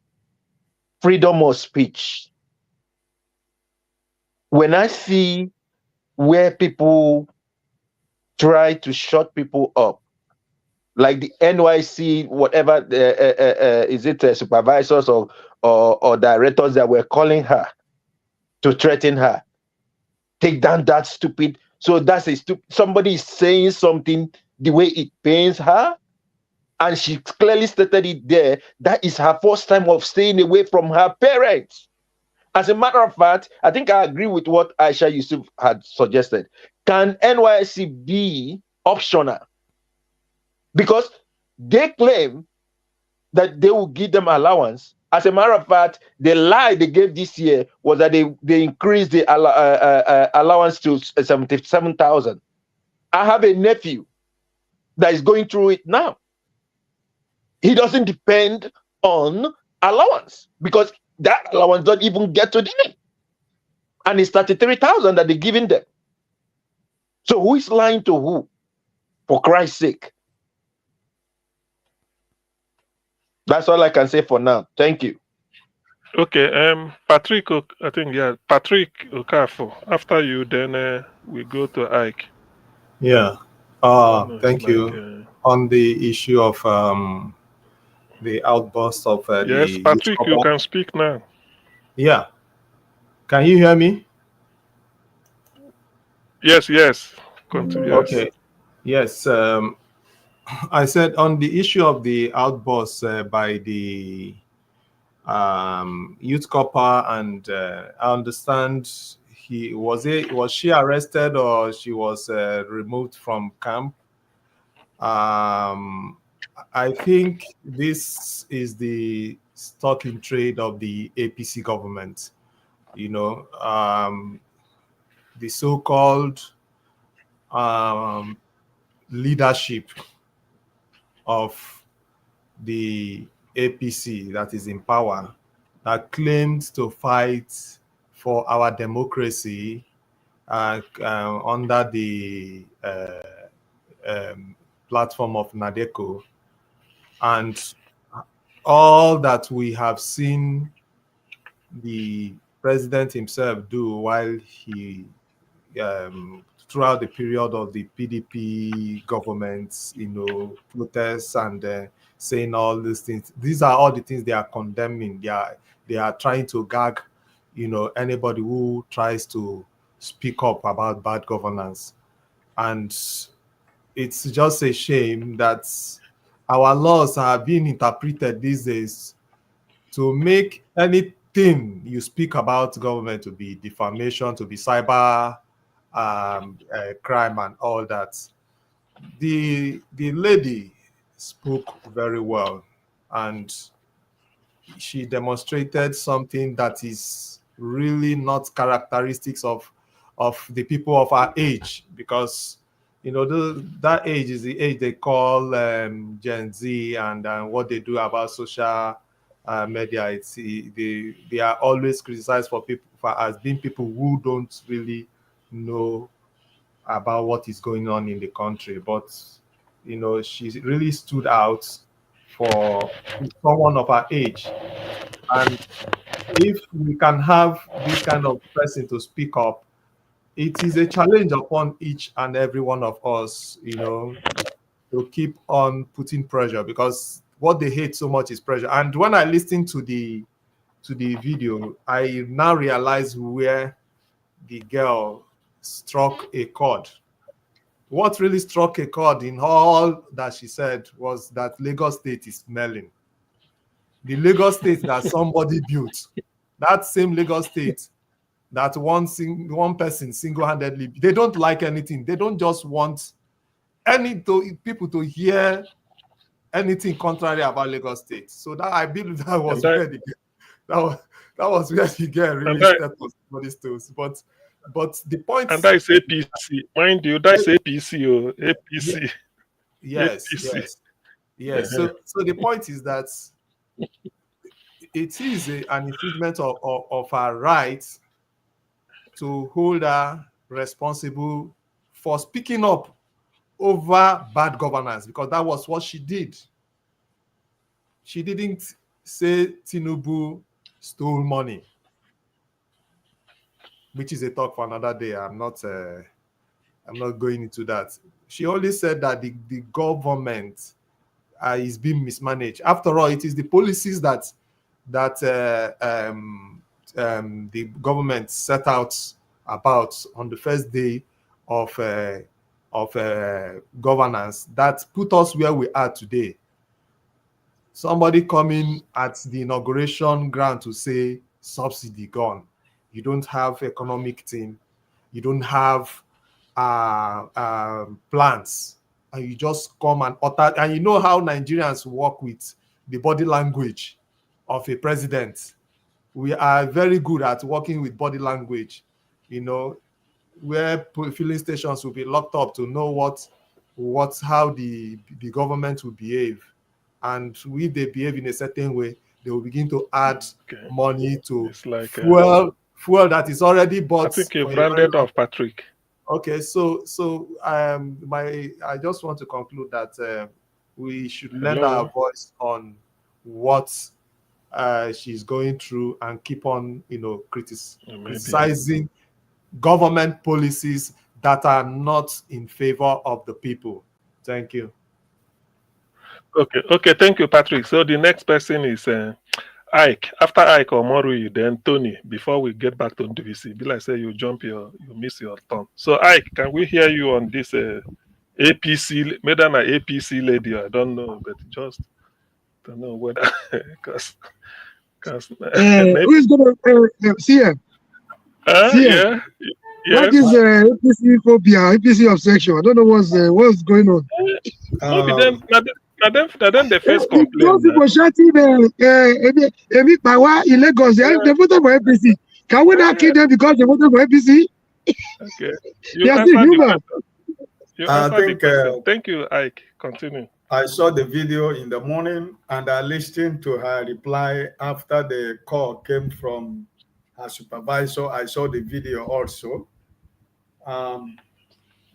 This is part of what we're talking about. This is the same party your brother Val Ozigbo want to go and stay and contest governorship of Anambra State, right? If we are living in a decent country, that supervisor woman by today is supposed to have been fired because she was threatening the life of the woman, the young girl, telling her to put down the video. Calling, so when the girl asked her, "Are you threatening me?" He said, "Shut up, I want you to put down the video." So that was the time the girl said, how did she got her number? And she ended up remembering that in their form, they have to fill their home address and what their telephone number.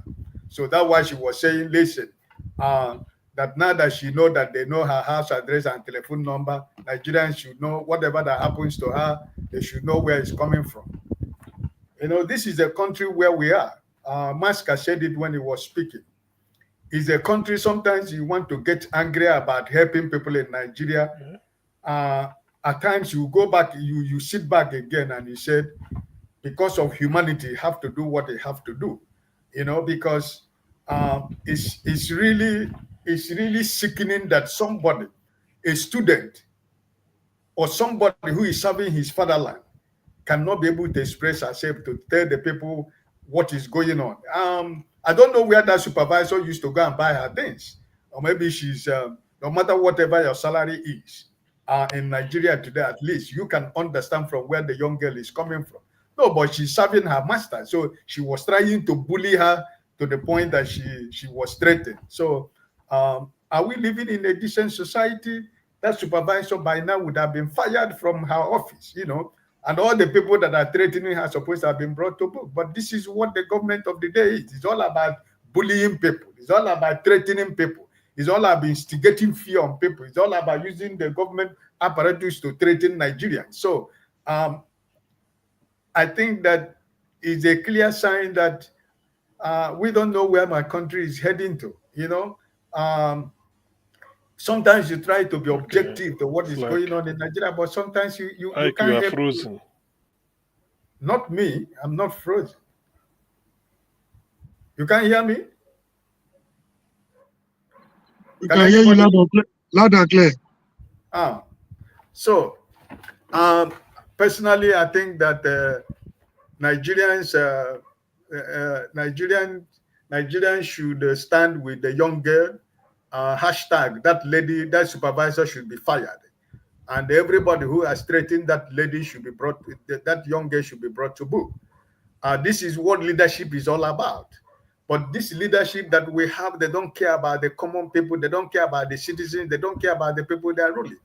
Because I think that I have to be honest with you. This is when you see the differences of leadership, and I should believe that if it were, you know, if it were somebody like what Mr. Peter Obi is the president of this country, he wouldn't. By today, that girl would have been in Asoro. Because that's what leadership is all about. You got to listen to the people that gave you vote to become president. You cannot bully people to submit to submission that they cannot speak their mind. Look at what Maska was saying. He sent his son to go and buy something, and after he bought, a man of his age and his time with his son, he began to calculate like a woman, like somebody who sent his housemaid to go and buy something, thinking maybe the housemaid is, you know, save some money. But this is his son.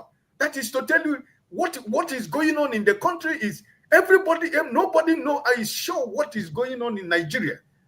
Because you wake up this morning is something completely different from what you saw today.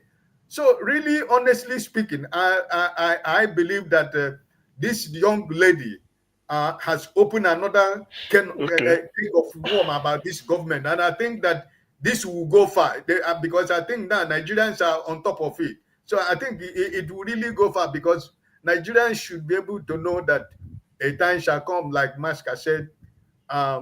If you cannot react, maybe the world will react for you, because I don't really know where we are going, because this is everyday news story, you know. So I just pray that the girl is safe, and I just pray that her family is safe. You know, that's my wish for now. Okay. Thank you. Omoruyi, let's hear you. Then Tony. I have nothing more to say. Omoruyi. People are hungry. Let them die. You are muted though. I'm not muted. Somebody's playing a video on the background. Yeah, I'm supporting Tinubu 100%. You're supporting Tinubu. 100%. Not me. To deal with Nigerians. Okay. Somebody's people like you. Yeah, he's talking like you. He's repeating what you said. I will now see whether when people bring money, you will vote for them, or you will do your conscience.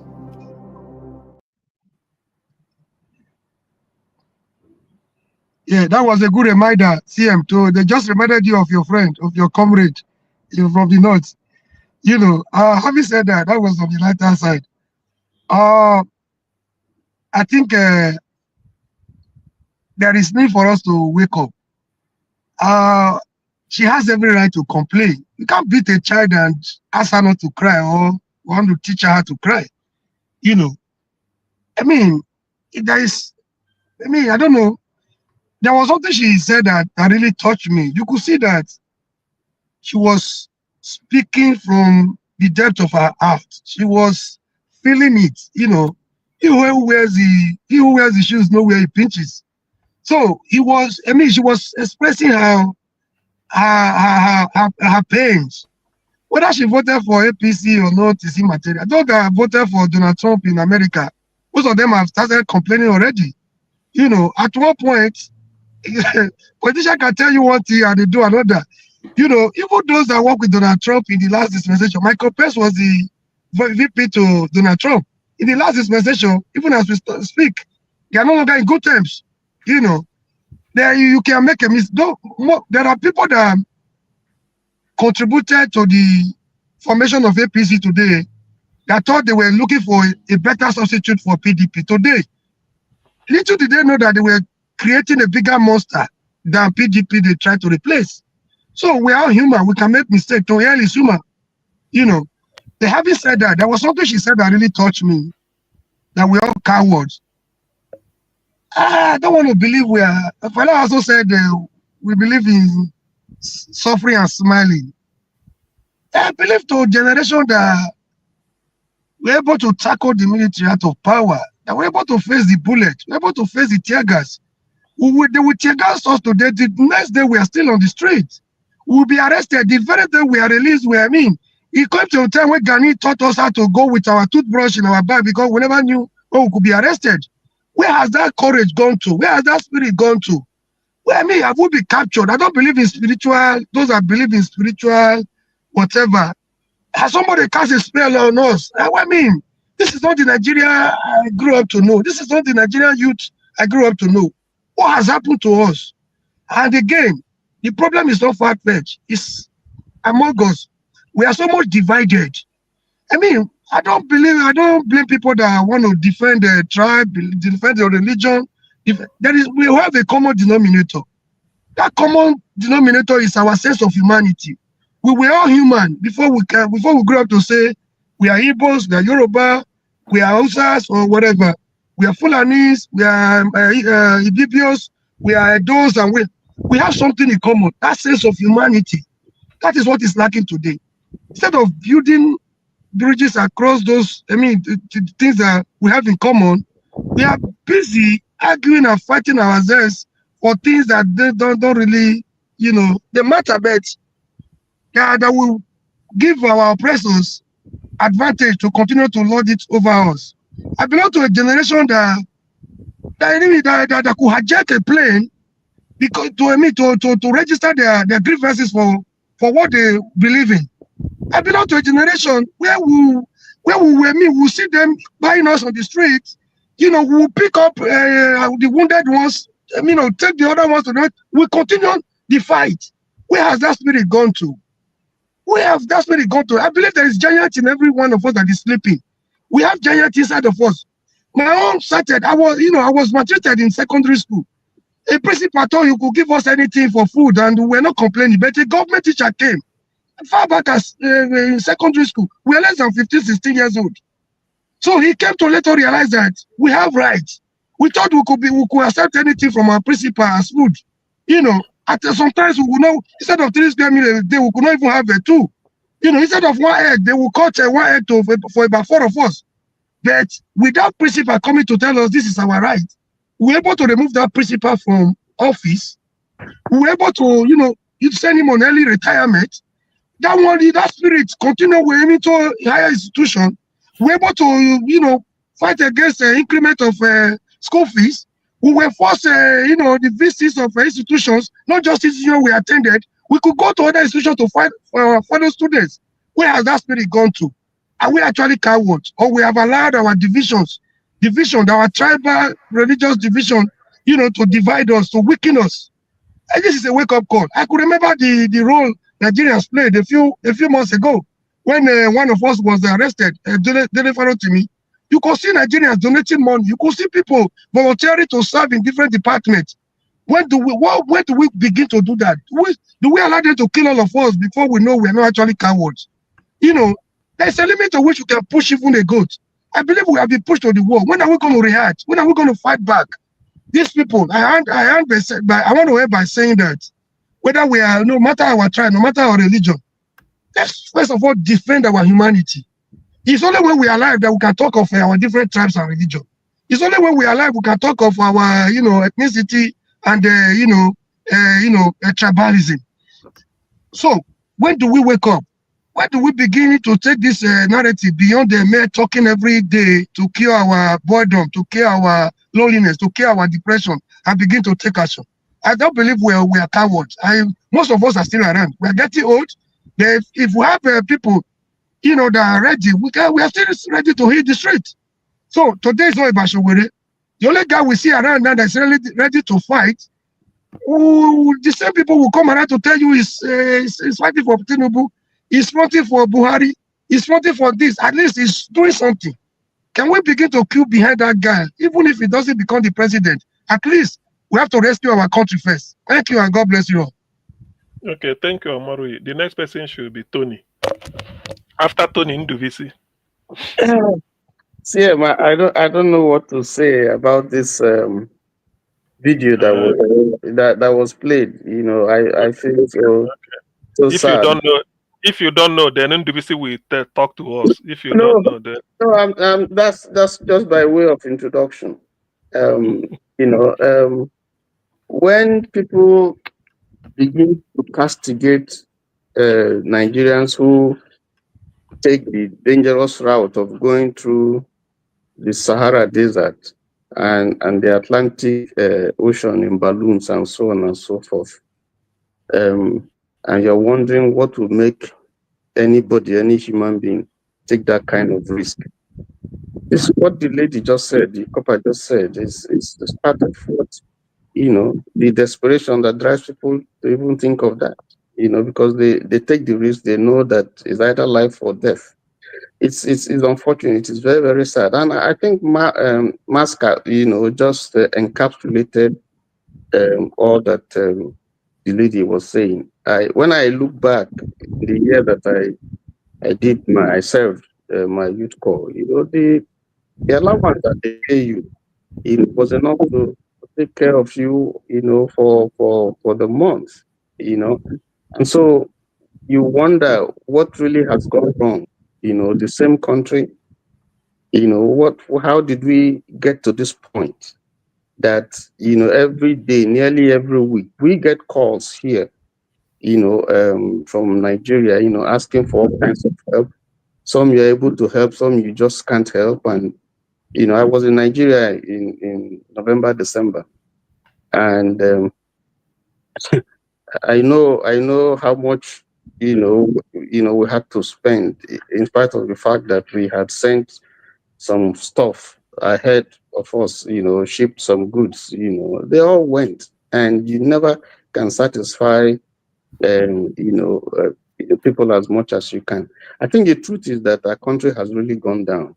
It's things have gone very, very, very bad, and unfortunately, that's not what the people at the top and our legislators are doing.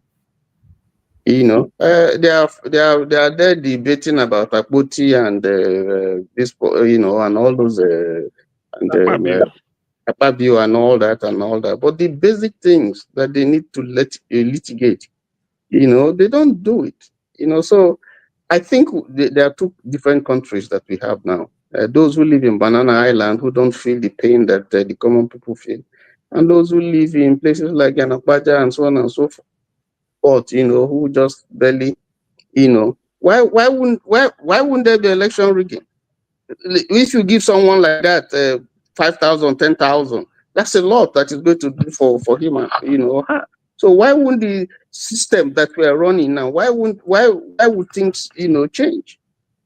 So that's the tragedy of our country. And these things that we debate here and we say here is making some impact, because we got to talk about it. We must continue to interrogate these issues. Some people are helping. We try to sensitize people who are home and here. It's not easy with us, but we're trying to do what we can do. But I think the basic problem is that we have come, that lady, whoever her supervisors are, I think this is a cry by a youth couple sent away from her parents to a place where maybe she has never been before. And she's crying that the little allowance you are giving to me, can't help me. And he's a lady, for Christ's sake, not a man. So what I expect is that, they will take her in and talk to her and see how they can help her or, address her, not to try to intimidate her and so on and so forth. What does that mean? And I think these are issues that should be taken up on social media, because this is all hogwash. Things are really bad, very, very bad. So does anybody know how much? Because I know minimum wage is that's 70,000. How much is youth corps members paid now monthly? It's still about 30,000. What they promised them, they are not paying them. They promised them a minimum wage. They are not implementing it. Even if you pay them 70,000, what is it going to do? Transport back to and fro home. So in some places, the places where you serve don't give you accommodation. You got to feed yourself. So how much would that do? 70,000. How much is that going to do for a lady, for instance? A man, he can struggle. How much is that going to do? Tony, just so that we remain on track, what the lady is talking about is not even whether the money you have can sustain you. No, that what you have today, tomorrow when you go to buy things, it will change. It's all tied to that. It has doubled from what it was yesterday. So even if they increase your salary. Okay, so Tony, I believe, yes, it's true. The inflation is spiraling out of control. That is what I think. That is what she's saying, that you may buy bread today, hoping that when you finish next tomorrow, you go and buy another one. When you come, the price has doubled. Well, APC. Okay. Let's hear Nduvisi now. Thank you. Okay, CM, thank you so much. Thank you, my fellow panelists. Well, that young lady has just reminded us of our situation in the country. So what she is experiencing or going through is what virtually every Nigerian is going through, except those who are stealing the money of the country. But my only concern is that it has further showed how our country has gone low. When a citizen is complaining about hardship, the only thing the NYC thought to do is to look for a way to shut her down. A supervisor calls her and tells her to pull down the video she made. You see, the government has so made everybody to become so scared and as if we are now slaves in our own country. That should be a call for the NYC to even hold an emergency board meeting and see ways to implement that pay rise they want to do for coppers and look for other ways to ensure that the coppers don't go through so much pain like the other people, because they are virtually not regular workers. They don't get benefits. Instead, they are trying to shut her down. So, and the government, they are not doing themselves any good, even though they feel that nobody can touch them. People will only say, and it will end there. But going ahead to try to intimidate the lady is something very uncalled for. It's not good. We are effectively under an authoritarian regime where nobody speaks, where is the president was, and that's his word is law. And those who are working under him are trying to be too. They want to be they want to be overzealous. It's sad. I will urge that lady to get lawyers ready in case if they want to intimidate her by probably extending her stay or suspending her or whatever they want to do, maybe because the idea now will not be to shut her down so that other coppers will learn a lesson, or they will say, oh, maybe this is a plot. They have her colleagues have told her to talk. Do we really have legal aid in Nigeria, like legal aid council? In Nigeria. There's a legal aid council. I don't know if they function very well now. Give her free. I think Ndubisi, you've raised a very valid point, but I think what should be done It's not to say that she should get a lawyer, because when somebody is complaining about the price of egg, and for you to say the person should go get a lawyer, I think what we need to do, if we are serious people, is to look for these people who are activists, lawyers, and connect the two. Say, okay, this girl is facing this problem. She deserves a free legal service, Yes, legal aid. I'm not even saying that she should get a lawyer that she's going to pay. No, I know that some lawyers, many of them are there. They'll take it up. I'm sure they are going to take it up in case if she gets intimidated by the government. Any one of you knows a lawyer that is here in Nigeria, that is an activist lawyer. This is the thing we can do. Get the contact of this lady. Get the contact of that lawyer. Please talk to this lady, because this is potentially going to go dark through the route of intimidation. If you can do anything for her, do it. I don't know. I read that they will extend her period of service by 1 month. I don't know how true is that. I've read it somewhere. So it's still punishment. She doesn't No, deserve no, it. not She has freedom of speech. And she also has expressed about her freedom of Nigeria speech. is that this NYSC is a very critical thing, because if anything you get, people will cycle back to NYSC. I filled a form where they were asking me like whether have you ever had an extension of service by NYSC. So it's almost like a criminal record, and she really needs a lawyer to stand by her. This is a very serious Yeah, issue. and one more thing, the lady in question is very courageous. When they were trying to, sorry, Omo is going to have said something already that Inibe F. Young and some other lawyers have already come out to take up her matter. So Yes. she's in good hands. yeah, and again, she's very courageous. She's a very courageous lady. They were trying to That's a way bully her. forward. So, we see round up. Let us have up Chisco. Huh? Okay.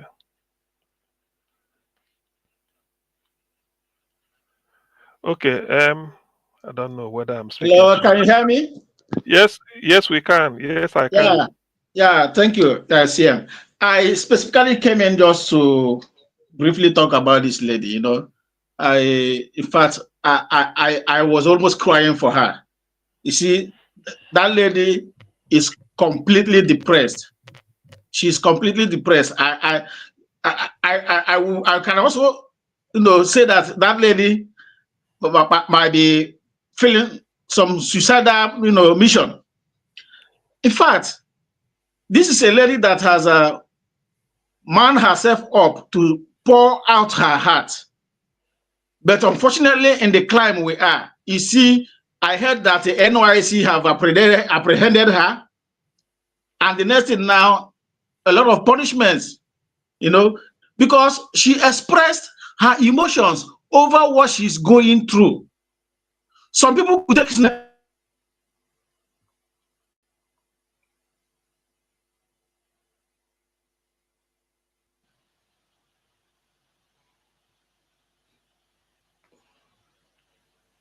I think he's frozen. I think we lost him. Bob Chisco, it's like we've lost you before KJ comes back. Okay, he's back. Hello, can you hear me? Yes, we can. Yes. Sorry, yes. I don't know what happened. In fact, this lady said this is the first time leaving her family to go for NYIC, and this is the experience she's getting. This is the same NYIC I served from when I was earning 7,500 naira way back in 2004. This is a typical. I earned 1.4 in 1990. You can imagine. You see what inflation. What inflation has brought to Nigeria, and you will now see some people trying to berate this gear. So we say, why are you embarrassing the president? Is Tinubu not the architect of what is happening today? He says he's going to continue from where Buhari stopped. Buhari handed you over 500 or 600. Today it is 1.6. And when people cry out, they try to shut people down. Yeah? Look at MTN. Last December was in Nigeria. What she said is completely true. We are solving it here because we pay.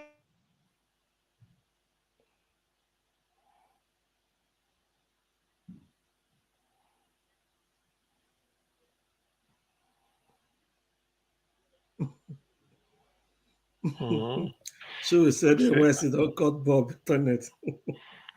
Bob, why did you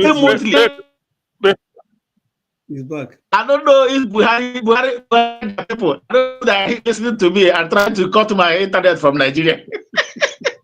You said Nigeria jaga jaga. Oh So my that goodness. Is that anybody alone. hearing me? We can hear you. Yes. Yes, we are. Just round up so that I don't Round take, up before your internet goes off again. See? Just, Go and remove jaga jaga. Nigeria jaga jaga. That is the cause. round off before your internet goes off again. In fact, let me use 1 minute to complete it. I see Buhari and his people, they don't want me to talk. Maybe they're watching this and they want to shut me down. You see, let me make this final. Let me make this not Buhari. Tinubu, yeah. You see, Nigeria would have been up in flames if we are to be certain countries in Africa. Example, Kenya. Because what is going on in Nigeria today, not so many countries in Africa will stomach it, because we are stuck. This Stockholm syndrome is killing us. Everybody's afraid. Nobody wants to come out. I wish there will be many Nigerians that will have the heart of Showore. I have started to see that zeal in Showore. Every Nigerian.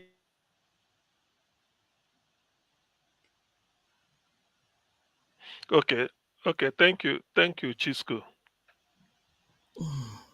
Thank you, Chisco. We know where you are. The government has made it a policy to drown the voice of opposition. They don't want to see anything opposition from a little child or an adult.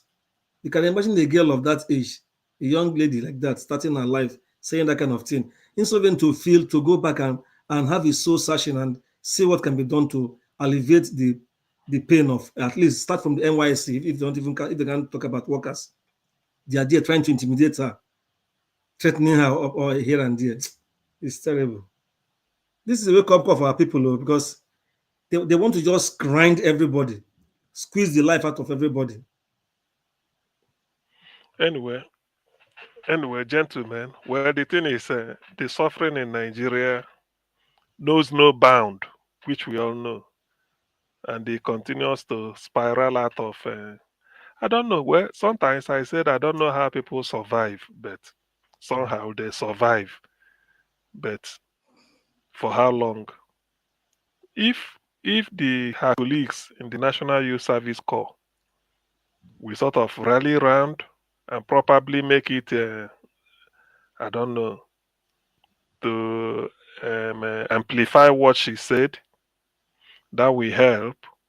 And then the lawyers that have taken up the case, I commend them, because it should be on a pro bono basis. I commend them. Yes, they should also look into it. I think what they should be demanding is they not charge the supervisor threatening her. By the way, is it because she said things are difficult? Is that why it shouldn't? Is there anything in NYC code of conduct that you should not criticize government? They were telling her the president is not her mate. They were trying to bully her. They're trying to shut her down, just to shut her up, not to express her feelings. No. The supervisor that called from NYC was busy saying, you're not talking to your mate, as if he has nothing to do with, as if they were in the village square. I wonder. It's so appalling. It's disheartening and disappointing, man. Is it about age? And I listened to a group of Nigerians last night. I was so disappointed. They were fellow Nigerians were beginning to, they were busy calling her names, all sorts of names. She's this, she's that. She wants to live above herself. Somebody that could not even afford a crate of egg. She was trying to live above her means. She's an Olosho. There's no unpretendable name they didn't call her. Fellow Nigerians. I mean, we have a long way to go in Nigeria, man. They have made us lose our sense of dignity, that anything they do to us, we feel is normal. Eh? The abnormal is now normal. That some of our people who are equally facing the same struggle are berating this young lady. So don't. They were calling her a cloud chaser. She was chasing cloud. She's doing this. She wants to get a followers. I'm like, what? Are you guys crazy? We're all tribal bygones. They gathered in their coven. They were just, dehumanizing this lady for no reason. They are failed because people are coming out to support her. It is terrible. That means we don't have freedom of speech again in the country. And I bet you what the lady complained of. Core members, thousands of them are complaining of the same thing, but silently. Yes, some are even facing worse situation than a her. worse situation silently, but Yes. they don't have, they They don't have the couldn't courage to talk. Yeah. muster the courage to come out and then do it like a video. No, no, no, My no. my my what pained me is the supervisor trying to add insult to injury. What sort of nonsense is that? Oh, no, that's bad. You don't criticize. Hmm? You should have called her and then say, cool, we need to talk. I mean, that should be an opportunity for NYC to say, look, let us increase the amount of Yes. money we pay these people. Hold the meeting and see how they And can improve the welfare of these people. how they will do it. Or even if they have called her to say, listen, we heard your complaints, they come her down and Yes, see. yes. There are Yes, things to assure her that they are going to look into it. Yeah, not. But I'm sure with this outcry now, I think they have a rethink because I think that's where social media should actually do its work because that's the only thing that is working here. When people begin to shout and begin to articulate, somehow it gets to them, and federal government should be able to pay them at least the 70,000 minimum wage. Then the state you are redeployed to serve might give you 20 on top every month. Maybe the local government, maybe 10. I mean, there should be a way because you are serving. So the state should be, the federal should pay you their federal allocation. Minimum, let's say minimum wage 70. The state you are deployed, maybe you are teaching in one school or you are working in one secretariat or whatever, you are within the state. You should be able to get something from the state because it's a 1-year affair. After that That's 1 year, then you go. That's why it's supposed to be. They are completely disconnected from the people. They have created another. There was another point the lady made. In Lagos being a smelling place, which is a fact. I got to Nigeria sometime. I was tired of staying in the hotel. Somebody came to pick me. If you see where this person lived, the whole neighborhood was. You can't spend 5 hours there without going to the hospital. I'm like, it's poor sanitation now. They have created one Lagos for themselves. They have left the other Lagos for the commoners, like this lady that was complaining. So they are completely disconnected for the people. They don't know what the people are going through. They are insensitive and completely disconnected. This thing you said now reminded me of one incident that happened. Under bridge in Lagos, supposed to be free, but people are living under the bridge. And they're even living in a container packed under the bridge. So it happens that there was a sort of a fire outbreak. When people were coming out there, they said Lagos State government was collecting rent. I mean, some people were collecting rent from them under bridge. Yeah. No, under the bridge. Yeah. Now you ask yourself, what about the toiletries for people living under the bridge? Yeah, see what they say. Don't you see them sometimes? They will go to the bridge and be defecating on the bridge into the lagoon. What I'm trying to say is that I'm trying to describe the ecosystem. Why the lady said everywhere is smelling. So you can imagine the situation. That is the issue. I mean, what the lady said is in order. I don't see why people should shut her up. Even if she misspoke, an angry man is a hungry man is so she's speaking out of frustration. She's speaking out of the challenges that she's having. And I think these are the little things. These are the little feelers that they're supposed to be sending messages to the government, how people feel, about, policies and, things that are happening, so that, So does it mean somebody graduates from university now and you send the person to go and serve Nigeria? Say you move from University of Port Harcourt, you are heading towards Katsina. When you go there, you'll be taking 30,000, or you studied in Katsina and you are heading towards Anambra. When you get there, or Anambra or Imo or Ogun State, you'll be taking 33,000. I heard.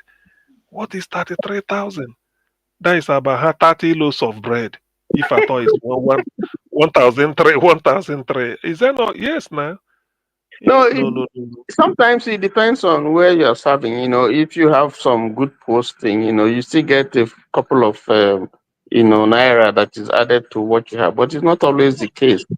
No, that one is what I'm saying is flat. That is because federal government pays equal That is what I'm saying. Hey, you can serve in NNPC or one bank, and they place you up very well. That is different. You are lucky, or maybe your course of study. What if you have to go and teach in secondary school? Inside one remote village like that. Inside the world, because you read the education, or maybe they lack physics teacher and they push you or mathematics, because those people they always like them to teach. So go and teach mathematics in one secondary school, and you go there 33,000. That's all you get. She also said they take Uber, who cost them like 20 to 25,000 just to take an Uber drop. It all boils down to the same thing we're all talking about every day on the platform. Things have gone so bad that and if we are blind to it and we're still pandering to ethnicity and religion and all that and don't want to address the issues honestly, the way it should, it will continue to suffer. So sometimes what makes me laugh is not really because of the what we are talking is not serious, but the interjection, or what I say contribution, people on the chat will say. Somebody said the lady complained that Lagos is smelling like this. Say, what is the solution? To clean it up now, which that one you require contract. It's somewhere they smell. So what do you do? They are not aware. The Lagos they belong to does not smell. They have built another Lagos for themselves, for the rich, for the elites. The Lagos mainland, if you go to Alimosho area, when I was complaining to this guy, like, oh, why are you living here? How are you coping?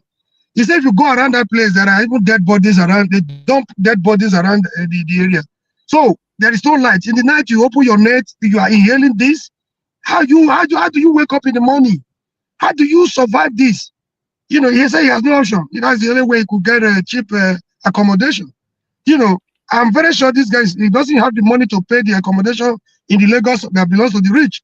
He probably be living on the mainland. They are so disconnected. Let me cast our mind back. Some of you may remember, maybe you don't. I remember one time during Fashola last time, they said Fashola is telling people, come and take 3,000 naira and pay transport and leave Lagos. I don't know whether how effective that formula was, just to entice people.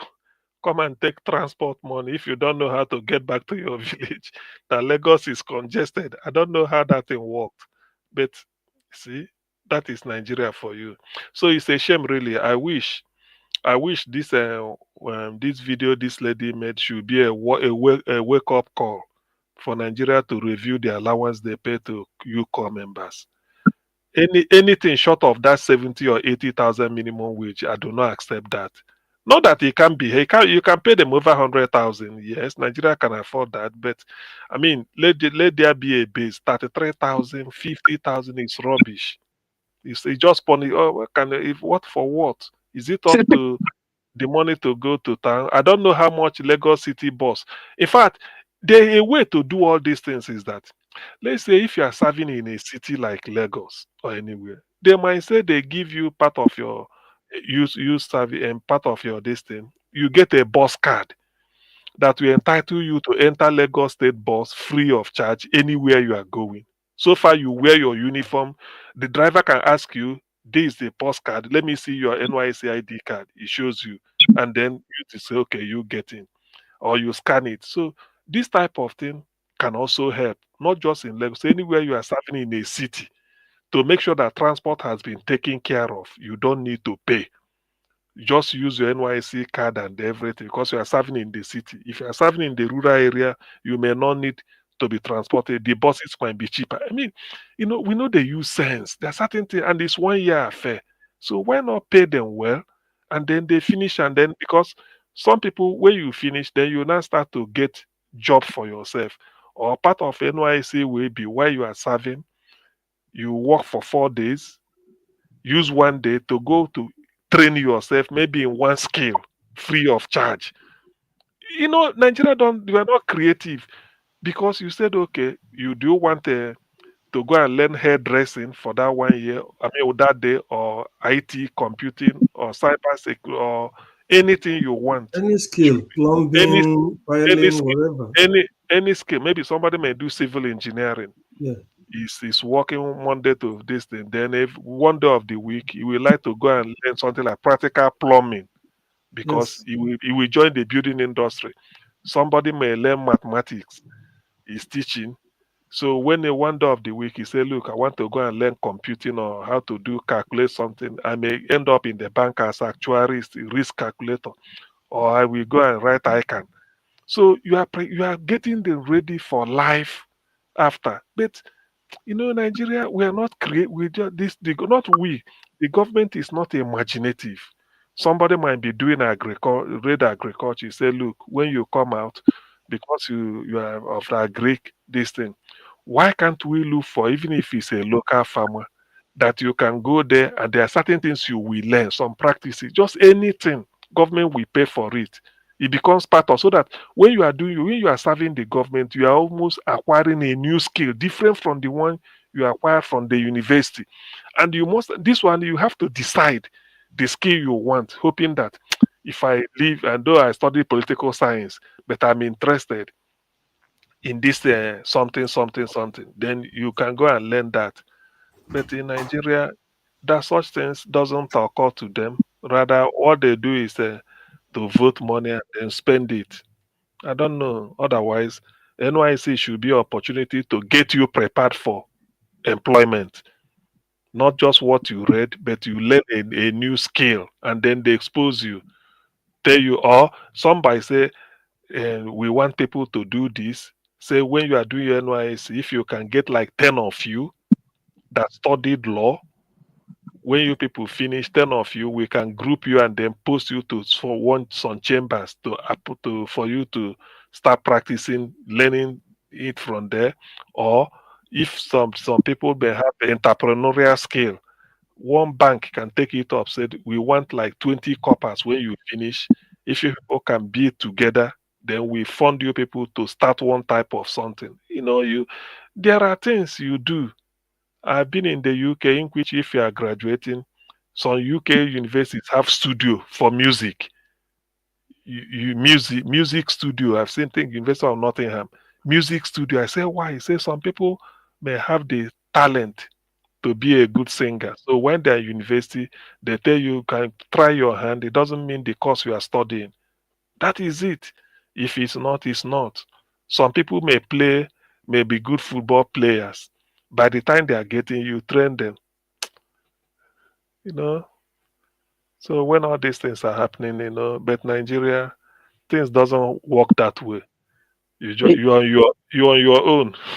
It's the entire system, because if you leave the coppers and you're looking at the military, the police, and the civil servant, after working for 36 years or so, and he retired, and he's not sure of his pension, what he earned his gratuity cannot do anything for him. It's like he wasted all his years, whereas our legislators earn that in maybe one day. What he earns, what is going to end in 35 years or 36 years. But do you know, if Nigeria, I've argued here this thing somewhere else, our NYC passing out parade should be a veritable recruiting ground for our armed forces. Some people may like to go into the army, into the navy, into the air force. They're all graduates. You enlist them. Maybe out of 500 passing out, maybe 2,000, 3,000 may indicate interest. You screen them from every year. You are getting elite people joining the army, no longer secondary school. They are joining the army. They've read engineering, they've read economics, they've read political science, sociology, mathematics, any course. They are now want to join the army. At that level, the educated, they know what they want. And when you imagine 10 years of this type of recruitment, you have a very good disciplined army, because they are now entering it as a profession, not because of they repented. As a Boko Haram, you repent, they drag you in. So you see, but Nigeria, things don't work like that. There are a lot of things that are not really panning out, and it's painful. Every day we keep recycling, doing the same thing, hoping that it will change. It's not gonna change. NYC passing out should be the veritable ground to recruit people into the armed forces because they know exactly what they want. They've studied, had their first degree. They are now going into the armed forces to go and serve and make a career out of it. So,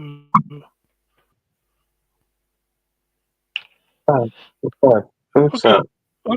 Okay, oh sure. I don't see you. I hear say I've been a lie. They say part of the state where they want to create now. Say they want to create one state. You Sure, mean don't out they of the laugh? 37? Out of the 37 states. Say they want to create one state for Southwest for people like Sure. I think I don't know the name, but should know the name. Say that of Ogun State. No, they want Say they, they want they want to create. create They they want want to create create one state Ijebu with State. capital go there somewhere towards the eastern side, of Ogun State.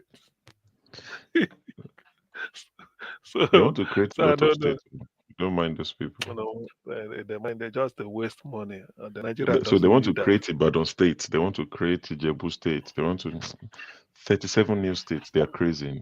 They're crazy. Anyway, good evening, gentlemen. Since KJ said they go for half an hour, drop off. KJ will come next week and blame Tinubu. Say no keep promise. I'm waiting for him. Drop off. 15 minutes. Come back. 17 minutes. Can they 32 go do minutes. business? I think that business in go do, sha. No, he go hustle. When they come back, we go tell him. It's true. I've been backstage since he said he was going to come back in half an hour, but I'm not sure if he would come back in time because this in the UK, this is Dr. Osiem, you can confirm. It's 20 to midnight. So people in America. Sorry, sure. I want to leave you guys. Well, I've come to close shop. Let's close together. Let's share the grace. Let's close together.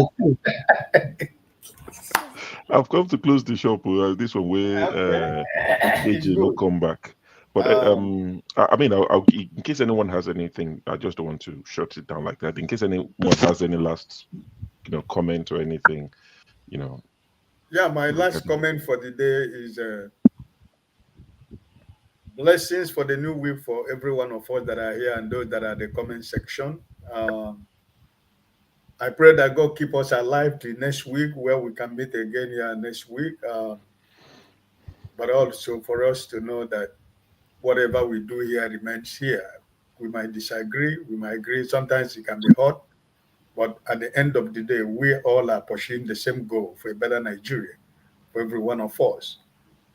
Like I've always said here, I can, at my age, I have nothing to lose in Nigeria. I don't have anything to lose in Nigeria. I have nothing over there. What I have is family, But the only thing I think I miss is when the kids, they say they don't want to go to Nigeria. That's the only thing I miss. But it's still my country, right? And for everything we want to do is to see Nigeria work for everybody, for those that are there. But it's tough for all of us that are here. But I just pray that we continue to understand that our purpose of coming here together is to make sure that we have a better country.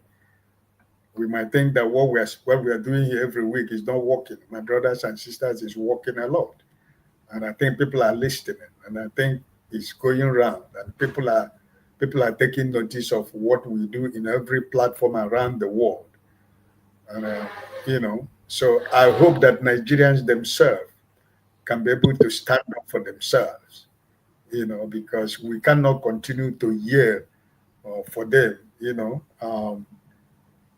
for how long? Sometimes you said you cannot support people in back Nigeria anymore because they don't want to help themselves.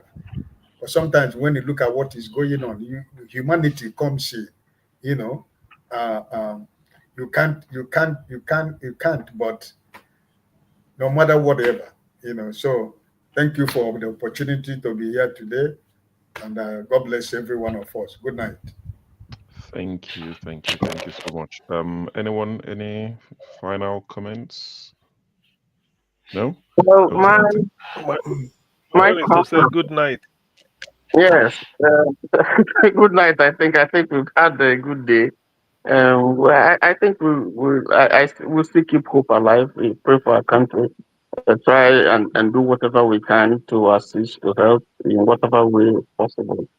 And then trust that, leaders will do the right thing. Otherwise, it's going to be difficult. All right. Thank you.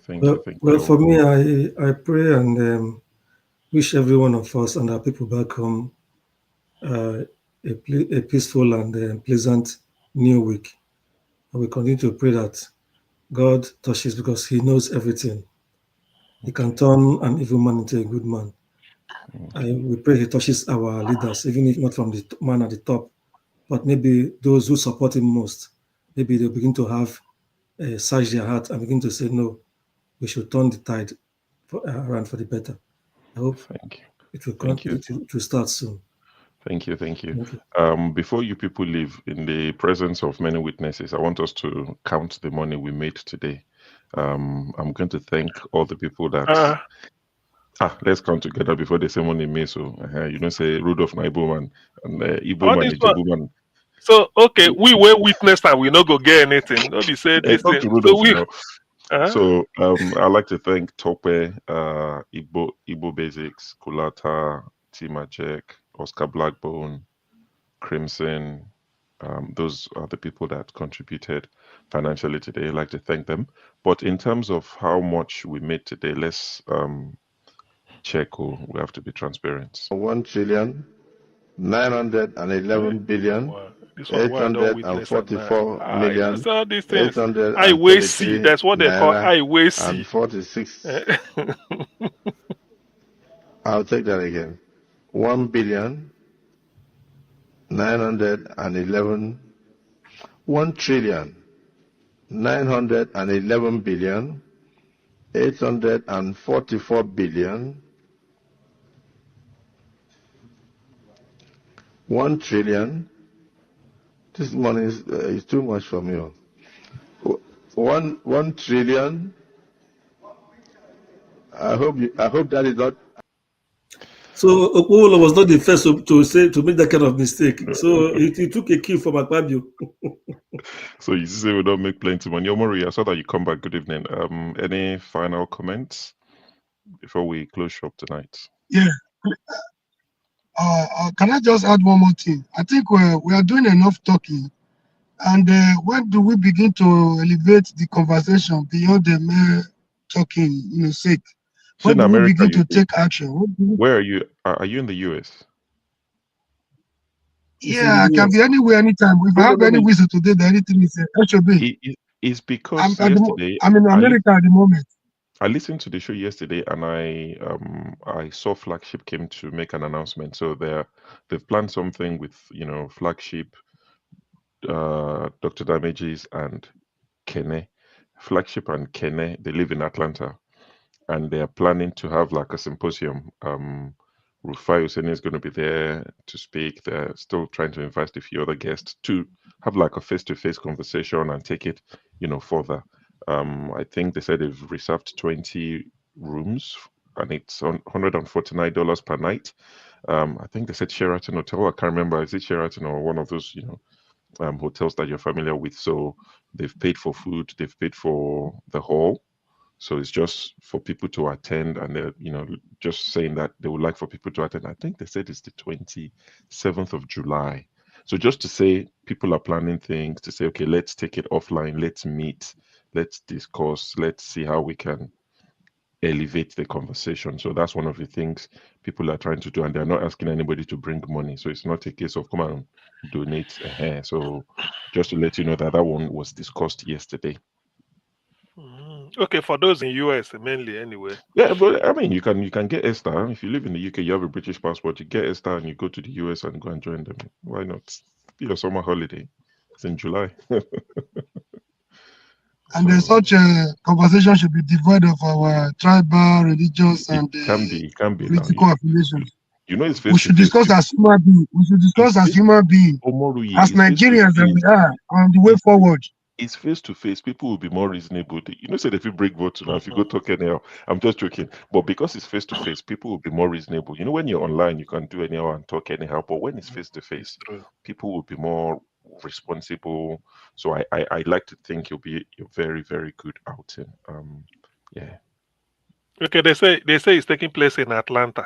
Atlanta, yes. And if he lives in Atlanta as well, so I'm sure she would be there as well.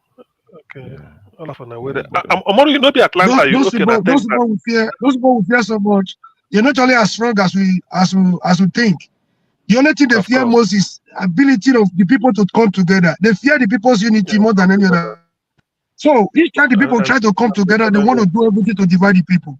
So by the time we were able to overcome this, they are defeated already. Yep, I agree completely. I agree. But gentlemen, I would like to thank everyone that's been a part of the show. Our guest today, Mr. Val Ozigbo, I believe, for joining us. I didn't watch any of it. I'll just go back and watch it. But thanks to him, Valentine Ozigbo. Yeah, like to appreciate him for joining us, and also everyone who's contributed. People that commented, shared the video, liked the video. If you haven't, please like the video. It doesn't cost you anything. Like, subscribe, share with your people. Let them, see what we're talking about. It doesn't cost you any extra data. So. Please like and share, subscribe to Dr. Damages, also to Roku Post TV. Those are the places you'll find us on Saturdays and Sundays. On Saturdays, we broadcast at 5 p.m. Nigerian time. 6 p.m. Nigerian time. And on Sundays, we broadcast at 6:30 p.m. Nigerian time. So we look forward to see you next week. Gentlemen, it's been a pleasure. And KJ, the next time you say somebody didn't keep promise, it'll be all of us and you. Okay, KJ. No. Next time KJ will give account of the day where it go close. This one where it is we know. They here. Go do deal for Maryland. Can you imagine? He tell us when they come back. Well, until next week on when we come your way, let me play my favorite jam. Thank you.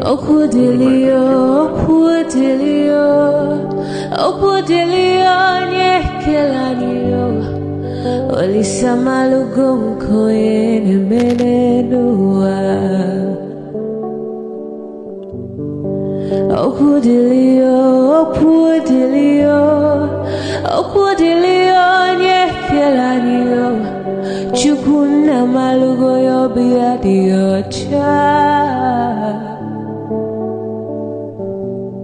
Agaranya chogo kowe bili Agaranya chogo kowe rienio Owe chuku bezie chuku Nuche chukwa busigi fege meo Nuche chukwa busia ifege meo Nifo solo ne asi alibazie Oboye bebe agaranya muliba Oboye wuru agaranya mebibe solia Mano agaranya uwa Oboye afyozie nipakwa Agaranya chogo kowe bili Agaranya chogo kowe rienio Oboye chikubezio lisa Kodili bemo Kodili wakema Kodili wanima Naino kwane we peluo